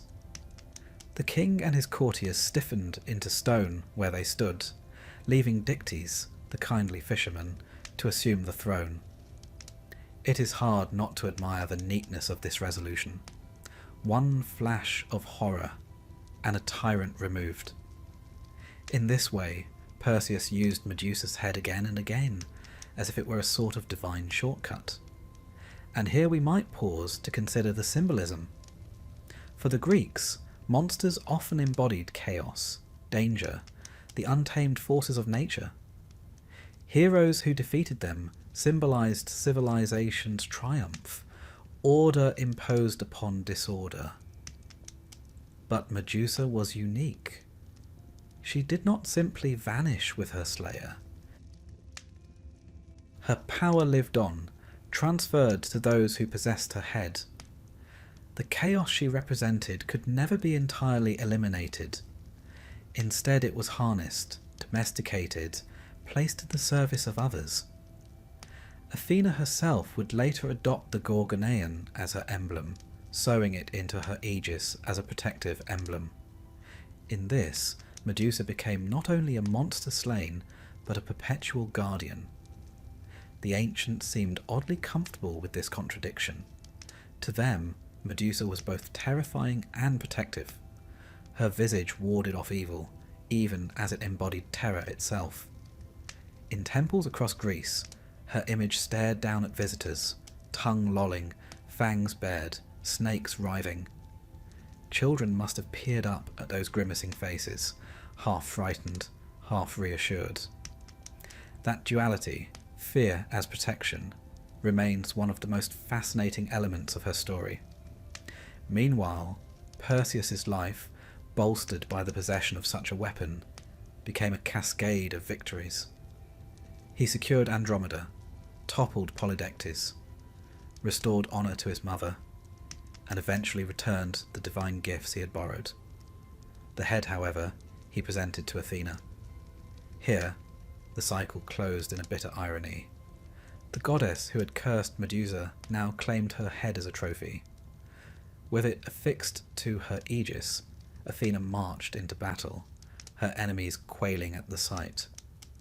One might almost hear Medusa sigh, if heads could sigh, at the final indignity of serving forever as a symbol for the deity who had punished her so cruelly. And yet, there is another way to read it. Athena, in keeping the head, immortalized Medusa. Far from being forgotten, she became a permanent emblem of divine power. Her likeness spread across the Mediterranean, etched into coins, carved into stone, painted on pottery. The outcast priestess, condemned to solitude, became the most recognizable face of apotropaic magic. What greater irony could myth provide? One might chuckle, though softly, at the practicality of it all. The gods were not sentimental. They did not wring their hands over fairness or justice. Instead, they repurposed what was useful. Medusa had once been a problem, now she was an asset. Athena did not waste assets. She transformed her victim into her emblem, her disgrace into her shield. In a sense, Athena completed what she began. She turned Medusa into something untouchable, something that would forever guard, even if unwillingly. And thus Perseus, though remembered for his heroism, became little more than the courier of Medusa's power. His role was important, yes, but temporary. Medusa, for all her tragedy, endured in the cultural imagination far longer than her slayer. When we speak of Perseus, we recall his killing of Medusa. When we speak of Medusa, we do not primarily recall her death, but her power, her image, her gaze. Even in defeat, she eclipsed her conqueror. And so chapter 7 closes with this uneasy truth, that Medusa's story did not end with the swing of a sword. It continued in every shield, every temple, every coin that bore her face. Her head, severed though it was, lived on longer than any mortal life, and her story, tragic though it remained, became one of the most enduring in all of Greek mythology. The tale now drifts to one of the most famous and oft retold episodes in all of Greek mythology. The moment when Perseus confronted the dread Medusa. One must picture it not as a hurried, frantic duel, as later painters like to imagine, with dramatic brushstrokes and tumbling drapery, but as a careful, divinely orchestrated encounter, every step guided by the whims of the gods. Ancient storytelling rarely left such matters to chance. If a mortal was to face down a monster capable of turning him into an attractive garden ornament with a single glance, then divine equipment was really the least the gods could provide. Perseus, we recall, had already been plucked from obscurity by Zeus and Danae's unusual family situation, and had grown into a young man who seemed destined for something greater than a fisherman's life on Seriphos. Polydectes, the island's king with more ambition than common sense, challenged Perseus to fetch the head of Medusa. This was not so much a polite request as a death sentence dressed in mythic form. Yet, as in all Greek tales, the impossible errand was precisely the one that heroes were sent upon. Now, before Perseus could even think about approaching Medusa, he required tools, and here the gods demonstrated a certain generosity. Hermes, the fleet-footed messenger, lent him winged sandals, though one wonders whether they came with any sort of warranty.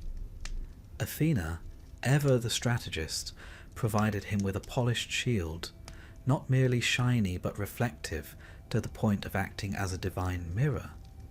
Hades' helm of darkness, a kind of invisibility cap that would have made any modern spy envious, was also added to the ensemble.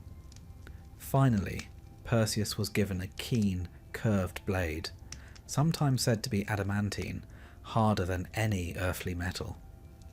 The equipment list, one must admit, reads like the inventory of a particularly well-stocked video game character. Equipped thus, Perseus set out. But locating Medusa was no simple task, for she did not live conveniently near any well-marked road. No, her lair was said to be at the very edges of the known world, in a landscape of perpetual twilight.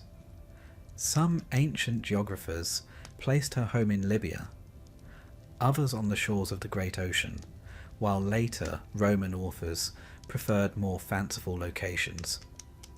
The vagueness itself was rather useful, for monsters, as we have seen, are always tucked away where ordinary folk cannot stumble upon them while out gathering firewood. To find the Gorgons, Perseus first had to visit the Graea, those strange sisters who shared one eye and one tooth among the three of them. One imagines family dinners being somewhat complicated affairs. With characteristic trickery, Perseus seized their eye and refused to return it until they revealed the way to Medusa's dwelling. It is perhaps one of the earliest recorded examples of effective hostage negotiation, albeit with ophthalmological overtones. Once he had the directions, he politely gave back the eye, which, one presumes, was not terribly hygienic after being passed around like a pebble. Thus guided, Perseus made his way to the lair where the Gorgons dwelt. Here it is worth pausing to consider what the Greeks thought about such monstrous abodes. They were not neat caverns or tidy grottos, but eerie landscapes where petrified men and beasts stood frozen, silent reminders of Medusa's gaze. To walk among them would have been like strolling through a macabre sculpture garden, every figure a warning. Later, poets emphasized this uncanny stillness, the hush of a place where life had literally been stopped mid-motion. At last, Perseus approached, but remember, to look directly upon Medusa was instant doom. This is where Athena's polished shield became the true hero of the tale. Perseus, keeping his eyes fixed on the reflection rather than the actual figure, crept forward. The strategy may seem obvious in hindsight, yet in the context of myth it carried deeper meaning. Wisdom, and caution triumphing over rash bravery. One cannot help but think that many a young Greek listening to the tale was being taught, quite gently, that cunning and prudence were just as valuable as muscle. As Perseus drew near, Medusa herself was asleep. Here the myth becomes strangely tender. The monstrous figure, who had once been a beautiful maiden, lay in slumber. One wonders whether the storytellers inserted this detail to soften the horror, or to underline the tragic vulnerability of even the most feared creature. There is little evidence she had done anything recently to warrant execution. Her mere existence was enough to justify the heroic deed. Greek myths, it seems, were not always fair in their distribution of justice. With steady hand, guided by Athena herself, Perseus struck. His curved blade sliced cleanly, and in that instant, the legend tells us, Medusa's head was severed from her body. Yet her story didn't end there, for from the blood of her neck sprang two remarkable offspring, the winged horse Pegasus and the giant Chrysa, often depicted with a golden sword. This curious birth puzzled ancient commentators. How could such noble beings emerge from a monster's death? Some saw it as symbolic, a reminder that even from violence and tragedy, beauty and power might arise. Others simply accepted it as one of those mythic quirks. Greeks, after all, were accustomed to gods springing from the severed remains of other gods. The scene of Medusa's beheading became one of the most frequently illustrated episodes in Greek art. Vase painters delighted in showing Perseus with his shield angled, sword poised, while the Gorgon's serpentine locks writhed.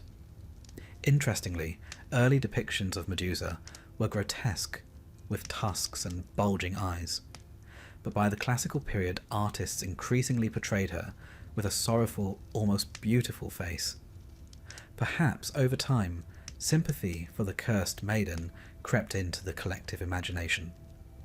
Having secured the grisly trophy, Perseus wasted no time in making his escape, for Medusa's sisters, Stheno and Euryale, were very much awake and furious. Donning the cap of invisibility, Perseus vanished from their sight, while his winged sandals whisked him away. It is a neat conclusion, though one cannot help but feel for the immortal sisters doomed to grieve eternally, unable to avenge their siblings' death. The Greeks were often comfortable with leaving loose threads dangling in their myths, preferring poetic injustice to tidy resolution. Now, what of Medusa's head itself?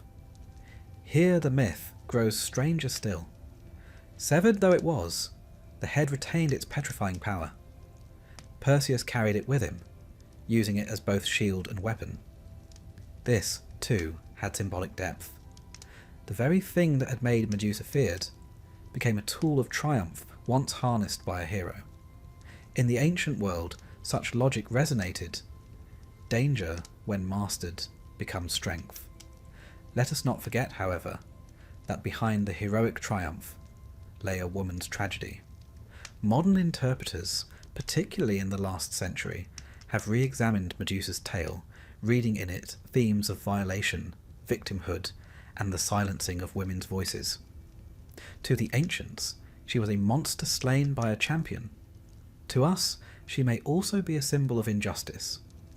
The duality makes the myth all the more enduring, for it speaks differently to each generation. Even in antiquity, the tale of Perseus and Medusa held powerful resonance. Temples bore images of the Gorgoneon, the Gorgon's head, as a protective emblem warding off evil. Soldiers carried shields emblazoned with her face, not unlike how Perseus had borne the real thing. In this way, the monster slain at the edge of the world lived on, not as a forgotten corpse, but as an enduring presence across Greek society. One imagines the ancient listener, perhaps reclining on a couch at a symposium, hearing this tale with a mixture of awe and reassurance. Monsters might lurk in the shadows of the world, but with divine aid and a steady heart, they could be defeated. It was a comforting thought, especially in a culture where storms could sink ships, plagues could devastate cities, and war was never far away. The myth promised that even the most terrible adversary could be overcome, and so the beheading of Medusa stands as a turning point. It is not merely the end of her life, but the beginning of her afterlife as a symbol, an artifact, and a source of power. Perseus would go on to many further adventures, but none would resonate so deeply as this moment of poised blade and mirrored shield. The monster's death was the hero's making, and yet the monster herself, paradoxically, would never die in memory. As we drift gently onward through the story, we can almost see the flicker of torchlight on the cavern walls, hear the faint hiss of serpents silenced, and feel the hush of that twilight land where statues stood unmoving. It is a quiet moment in myth, paradoxical in its violence, yet curiously still, like a breath held before the world exhaled again. And perhaps, just perhaps, in the long arc of history, Medusa's gaze still lingers, not to terrify, but to remind us of the uneasy boundary between beauty and terror, justice and cruelty, mortality and myth. The tale of Medusa might have ended with the swish of Perseus's blade and the sudden silence of her serpents, but myths, like rivers, seldom stop so abruptly. They twist and meander, finding new channels, and Medusa's story continues not in her life, but in the strange afterlife of her severed head. Few objects in the ancient imagination carried such paradoxical significance. Here was a trophy both terrifying and protective, a grotesque relic that offered salvation while radiating dread. Perseus may have escaped from the Gorgons' lair, but he did not leave the power of Medusa behind. He carried it with him, dangling, one imagines, in a sack that must have been rather awkward at social gatherings. The earliest use Perseus found for the head was not decorative, nor was it practical in the sense of hanging it over the fireplace. Instead, it became a weapon more potent than any sword. The very gaze that had brought terror to wandering adventurers was now under his control. There is a curious irony in this. Medusa had never asked to possess such power, and it had made her an exile. Yet once placed in the hands of a hero, it became celebrated. One might call this a double standard, though the ancient Greeks, in their wisdom or their blindness, seldom noticed. One of the first victims of this grisly weapon was none other than the Titan Atlas. As Perseus journeyed westward, he encountered the giant who held the heavens upon his shoulders, a tiring occupation by any measure. Atlas, however, was not in the mood for visitors. When Perseus asked for hospitality, Atlas refused, perhaps fearing some prophecy that a son of Zeus would bring about his downfall. Rather than arguing the matter or writing a polite complaint to Mount Olympus, Perseus simply unveiled the Gorgon's head.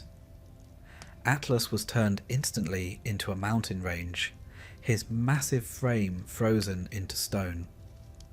Ancient storytellers delighted in explaining geological features in this manner, and the Atlas Mountains of North Africa became a lasting reminder of the Titan's inhospitable manners. One suspects the local shepherds were not consulted about having a giant plonked onto their landscape. Next, the head found use in an altogether different setting, an encounter with a sea monster. On his travels, Perseus came upon the Princess Andromeda, chained to a rock as a sacrifice to a creature sent by Poseidon.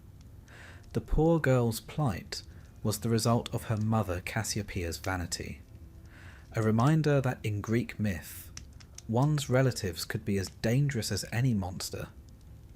Perseus, ever the gallant hero, intervened. Accounts differ. Some say he used the sword, others claim it was the Gorgon's head that did the trick.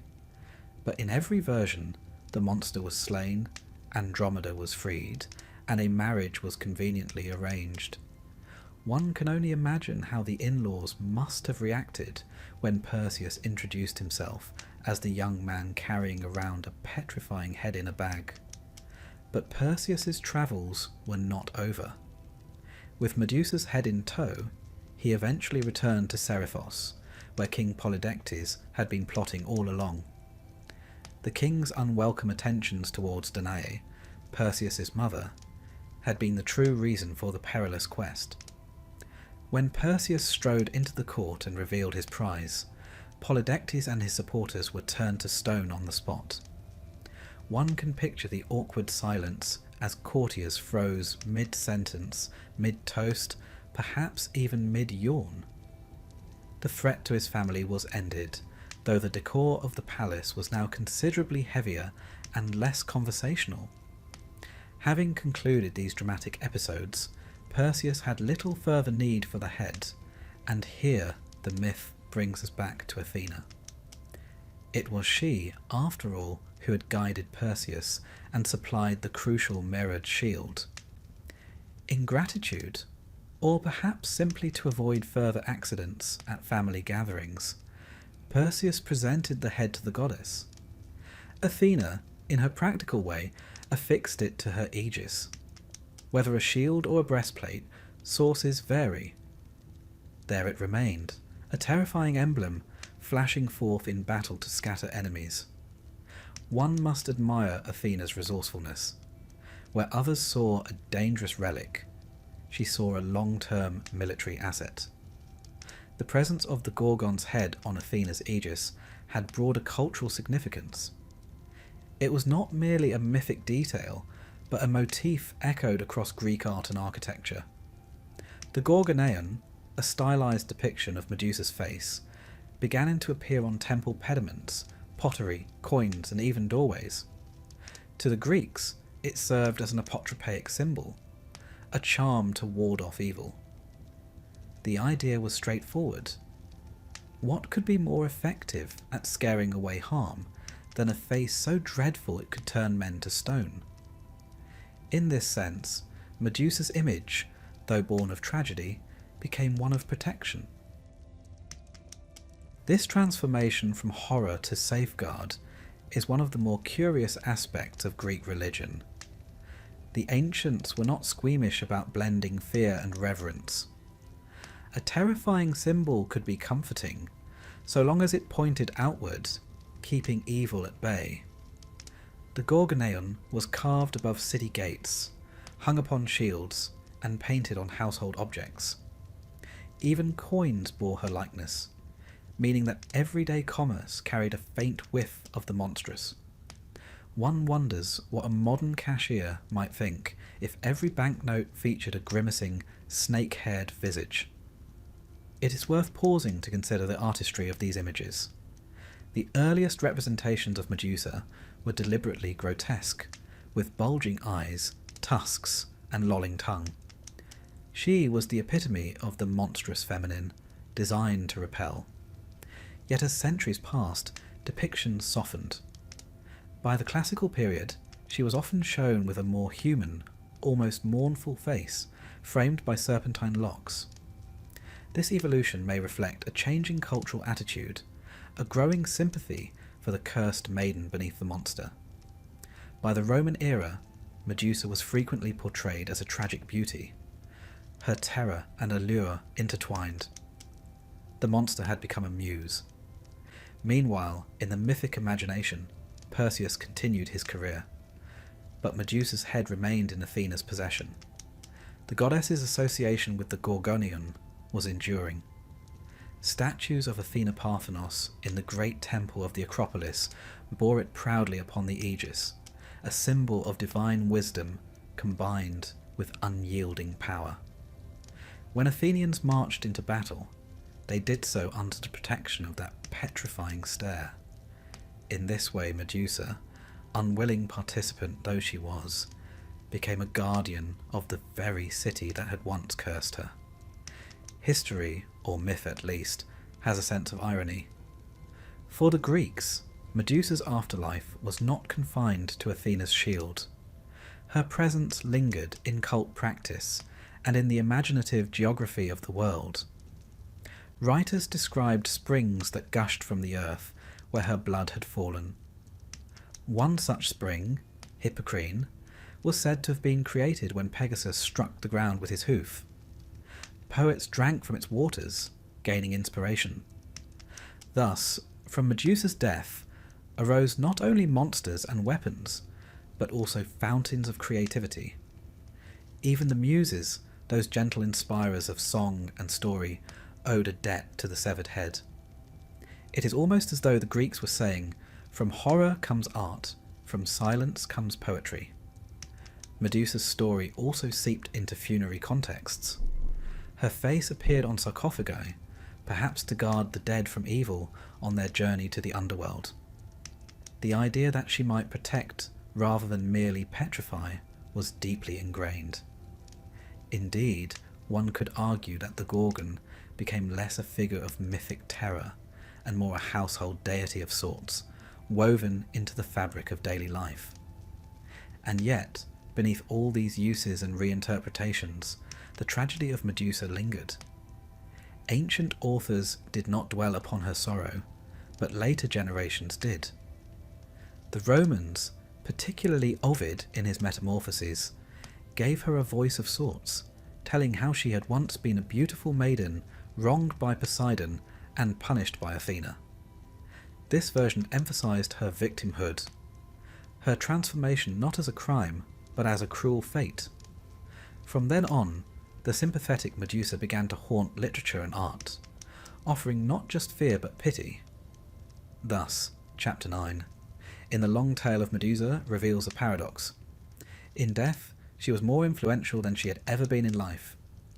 Her head toppled kings, tamed monsters, adorned gods, protected cities, inspired poets, and guarded the dead. She became at once a weapon, a charm, a muse, and a symbol. For a figure once cursed into isolation, it was an astonishing afterlife. And it speaks to the peculiar genius of Greek mythology that even in the cruelest stories, transformation is never final. Death itself becomes a doorway to new meanings. As the ancient listener dozed by the fire, lulled by these tales, they might have felt a curious comfort. If even a monster like Medusa could be turned into a source of protection and art, then perhaps the terrors of the world, storms, wars, plagues, might also yield something of value. Myth was not merely entertainment, it was philosophy in disguise. And in that philosophy, Medusa endured, her stony gaze softening across the centuries, her serpents hissing not in anger, but in eternal vigilance, watching over those who dared to remember her.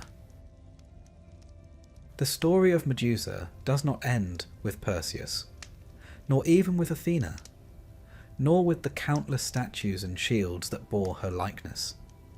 In truth, the story of Medusa never really ends at all. Like the serpents that writhed in her hair, her tail coils and uncoils across the centuries, twisting itself into new shapes for each generation that gazes upon it. What began as a grim, cautionary myth in the oral traditions of the Greeks became over time an enduring symbol, sometimes of terror, sometimes of beauty, and sometimes, curiously enough, of protection and even empowerment. When we look to the Romans, we find Medusa already transformed from a monster lurking in some obscure cavern to an established motif of imperial power. Roman villas, with their mosaics of heroic deeds and sea nymphs, often included a stern-faced Medusa, glaring from a central panel. One can only imagine the effect on a dinner guest when they glance down at the tiled floor and found themselves gazing into her petrifying eyes whilst balancing a plate of olives. Coins of emperors like Caligula and Claudius bore her image as well, proof that the Gorgonion had crossed from a potropaic charm into official state iconography. If a monster once punished by the gods could end up decorating the pocket change of Rome, then one sees just how flexible myths could be. The Romans, of course, had a talent for adopting Greek myths wholesale, seasoning them lightly with their own sensibilities. For them, Medusa was not only a story of heroism and horror, but also a handy visual shorthand for warding off the evil eye, that ancient Mediterranean fear of destructive envy. Amulets with her face were worn, placed in tombs, or built into household shrines. Thus, long after her death at Perseus's hands, Medusa continued to haunt daily life, not as a source of dread, but as a kind of celestial security guard. A monster turned mascot. Yet, myths are rarely static. As centuries rolled by and the old temples fell to ruin, Medusa's tale was taken up by new voices. In the Renaissance, artists rediscovered her with a fervour bordering on obsession. Leonardo da Vinci sketched grotesque Medusan heads with writhing snakes more lively than eels at a fish market. Caravaggio, in his characteristically dramatic style, painted her head upon a round shield, blood fresh and spurting, eyes wide in frozen horror. The shield, now in the Uffizi Gallery in Florence, still startles viewers who wander too close. There is something uncomfortably intimate about the work, as though Caravaggio invites us to share Perseus's very moment of triumph, or perhaps his shock. During this period, the duality of Medusa's image deepened. She was at once terrifying and alluring, monstrous and strangely beautiful. Painters often softened her features, turning her into a tragic heroine rather than a grotesque fiend. It was as though the Renaissance, so enamoured of classical ideals of beauty, could not quite bear to let even its monsters remain ugly. A paradox emerged. The more one tried to paint Medusa as monstrous, the more she slipped back into her former role as a woman wronged, her beauty twisted into terror by divine punishment. By the Enlightenment and Romantic periods, Medusa had become a figure of fascination for poets and philosophers.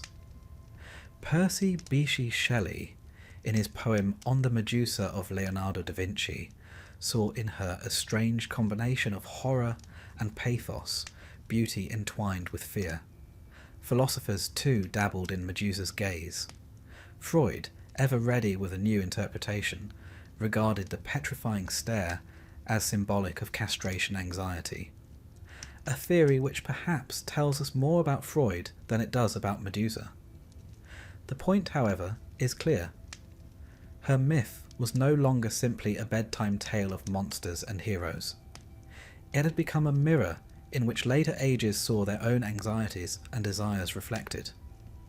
In the modern era, Medusa's transformation has been even more dramatic. She has become, in many circles, a symbol of feminine rage and resilience. 20th century feminist writers re-examined her story, noting how she was punished not for her sins, but for being victimized. Poseidon's assault and Athena's curse painted her less as a villain than as a scapegoat. Her petrifying gaze, rather than a monstrous weapon, could be seen as a metaphor for power reclaimed. A woman's ability to strike back against those who wronged her. The monster became an icon. Indeed, in 2018, a bronze statue was unveiled in New York, depicting Medusa holding Perseus's severed head, a reversal of the classical tale that left little doubt about whose side the artist was on. Medusa has also slithered into popular culture with surprising enthusiasm. From high fantasy novels to Hollywood blockbusters, she remains a staple monster, sometimes villain, sometimes anti-hero. In video games, she lurks as a boss battle, often hurling snakes or firing stone-inducing gazes at the hapless player. Fashion houses, too, have adopted her image. Versace's famous logo is none other than the head of Medusa, here reimagined as a glamorous emblem of allure and danger. One doubts that the ancient Greeks could have foreseen their snake-haired maiden gracing luxury handbags and perfume bottles. But myths, like snakes, shed their skins and emerge anew. And yet, for all these reinterpretations, certain elements endure. The serpents, the stare, the tragic backstory.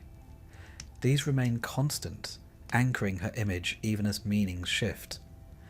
She is still recognisable across millennia, whether glaring from a shield in an ancient battle, or from the glossy label of a modern boutique. In this lies her true immortality. Medusa was the only mortal of the Gorgons, destined to die, and yet, paradoxically, she has lived longer in human imagination than many gods and heroes combined. The endurance of her myth says something important about storytelling itself. The Greeks, with their talent for weaving the human and the divine into timeless narratives, created figures who outgrew their own contexts. Medusa was once a frightening tale to keep children from wandering too far into the night. Later she became a cautionary example of hubris and divine wrath. Later still she was reclaimed as a victim, a protector, an emblem of beauty and terror entwined. Each age has looked upon her face and seen something of its own soul staring back. In the end, perhaps that is the true power of Medusa's gaze. It does not merely petrify, it reflects. When the Greeks looked, they saw a monster to be slain. The Romans saw a charm against envy. Renaissance painters saw tragic beauty. Modern feminists see a symbol of empowerment. We, today, might see all of these things at once, our own thoughts mirrored in the timeless glass of myth. As the story drifts to a close, one can imagine Medusa herself, no longer writhing in isolation, no longer frozen in the instant of death, but reclining quietly at the edges of history, her snake settled at last. She has been many things: maiden, monster, mother of Pegasus, emblem of Athena, muse of poets, logo of fashion houses. She has terrified, she has inspired, she has protected. Her gaze has endured when so many other myths have faded. Perhaps that is the greatest irony of all. The monster slain in one moment of heroic glory has proved more immortal than the hero who killed her. And so, with the gentlest of ironies and the softest of smiles, we take leave of Medusa. The Greeks called her a monster. Later ages called her tragic. Some now call her a symbol of strength. Whatever name we choose, she remains unforgettable. Her story, winding across the centuries, whispers to us still, beware beauty, beware power, beware injustice, but also perhaps embrace transformation. For even in the darkest of myths, there is a strange, enduring light.